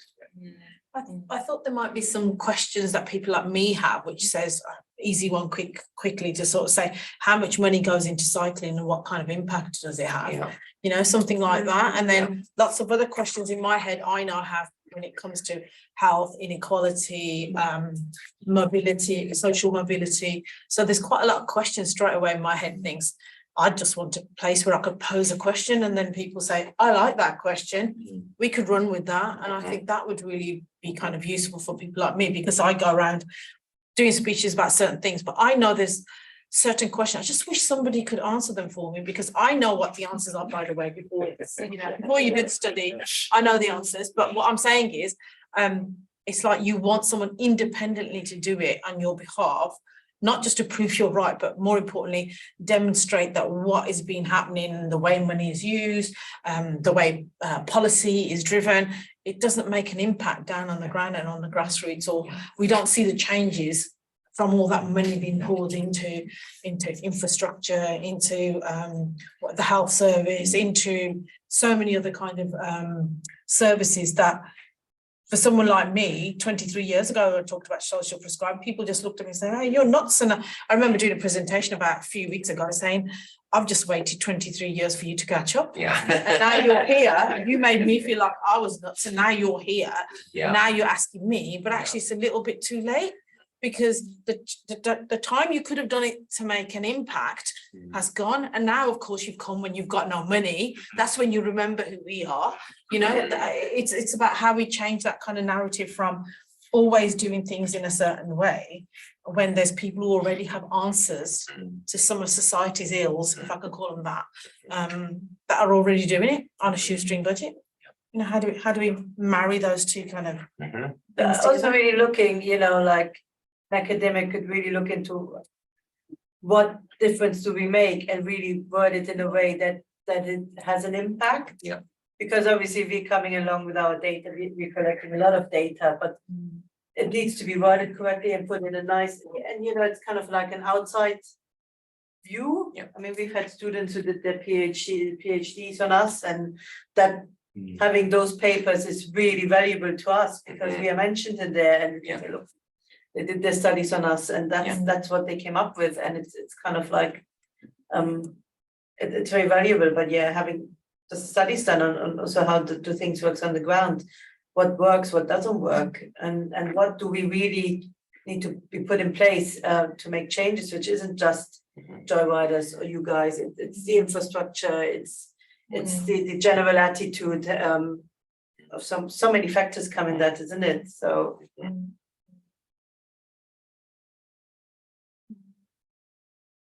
I'm just thinking, because I did this graphic novel book with the artist based on my research and then her experience as cyclist. So one possibility also of bringing together research and activism, for example, is probably through art. So it's, if we want to reach out to more people and we have things to say, but we also want to say them not only in scientific journal. I would love to do that as well. So I think the mobilities thing would be nice, and would be nice to be as a historian also in other journals than history journals, because we are often kind of niche. But yeah, just as an idea, of course, for that funding is needed, because art doesn't just happen like this. That's a great suggestion. I've actually been working with a live scriber to capture workshop conversations. So like imagine now having live scriber translating everything we're discussing in images. Yeah, I also probably they're more telling than everything we've said. Yeah, like, they can really show the key Yes. things. And they can also be used as creative outputs. Yeah. And you can communicate very well. it's quite expensive, like surviving Go, I have to say. Yeah, and for example, making a comic takes years. I will Yeah, bring it's extremely I expensive. will bring the book tomorrow, so you will be able to see it. But yeah. You know, But there are many art forms, and I mean this is just an idea. If we look for funding, this might be something that to keep in mind, because it needs, of course, to be included already in the applications. I think being able to engage with the artists before. Yeah, absolutely. It's the key, and it's of course the key that they also are into it, that they get something out of it. So it's the idea should not be that they just illustrate what we. Okay, that's also a possibility, but I think most fruitful is if they also have like artistic interest in it. Yeah. Another possibility is like a video documentary or like a video conversation, and it can be very like almost do it yourself. It's something I've been working on with Arup. Was about like during COVID really. So we're necessitated to send videos of each other, and they compiled like a documentary out of it. Could also be a conversation. Yeah. Could be a conversation based. I mean. I've put on the chat a few, like, I was just looking at the UKRI website and at the AHRC website, and I saw that, I don't know if anybody know about these driving urban transition. What's the deadline? 1 July 2024. Oh no, sorry. There's a pre-proposal in November. Oh yeah. And it's about something that needs to be based in the UK and in Europe. So I don't know, something maybe to look at it, because their topics, UK funding is only available for topics under the 15-minute city thematic area. I mean, this is what we're talking about. So I don't know, something to look into maybe. JS needed or the new system? This is like they're transitioning to a new submission system. It was first GIS, and now it's the under how to apply. Well, how to apply. Is it ESRC or is it Good question. it's all of them. Okay, it's UKRI. Yeah. ESRC. Oh yeah, that will be the new submission system. The proposal have become smaller, like in size with the new system. Okay. Anyhow, but great. Yes. Okay, that's really helpful. Thank you, Elsa. I think maybe we can take that away and have a look at kind of feasibility. That's great. Okay, but there does seem to be at least sort of support for generally maybe looking at some form of funding or kind of collective project work. The Road Safety Trust sometimes has funding for that as well. Okay. So we're at 22. The dinner is at 6:30. So we can, I mean, if people feel that this conversation had more legs, we can keep going, or we can give everyone a well-deserved break, and then it is entirely up to you whether you want to get to the hotel. Maybe there might be sort of for like a 5-minute sit down before going on to dinner. If you want to wait here for the taxis, we can go back to We the just library. go outside like for a while.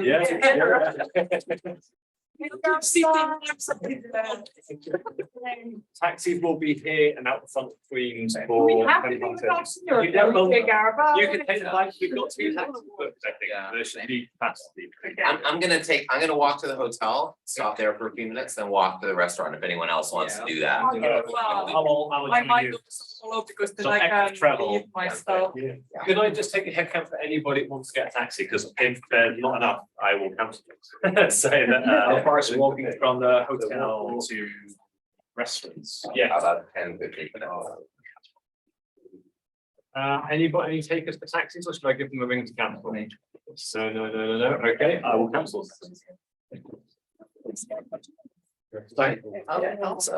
Yeah, absolutely. Yes. Did you? No, I also witnessed that today. I think that's because I think. I don't have anyone's bios or anything because I just noticed it on the paper one, but it's on the Eventbrite one. It says a shoe. Can print those for you, but yeah, I was originally going to be on that panel.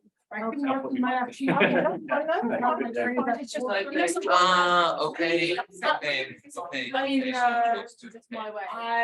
I just. It's gonna be too hard, I think but yeah. Martin sent us because I pretty much bio and Elsa, and this was the one that is there. Okay, So, okay, so I will do, think I mean, you- obviously, yeah, obviously, that's I'm happy to Tomorrow you can take it. but I was a little bit like, hey, wait a second. Or like put it on a While I'm thinking of it, ta-da! Yeah. Is there anywhere you can put? Not allowed. Okay. Leaflets about Or- sandwich. Oh, yeah. Yes, I'm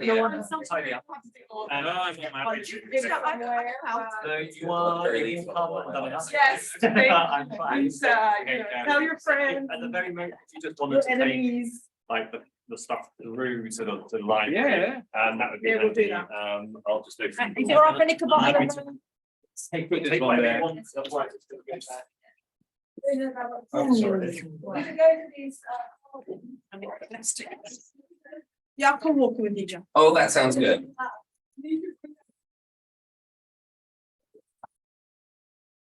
Told me it was a bit stressed that the election's going on and I don't know what's. It's really weird. COVID has disconnected me. Yeah, I genuinely yeah, don't. yeah. I think I should turn it. I said, today, 5,000 people have died today. Yeah, I know.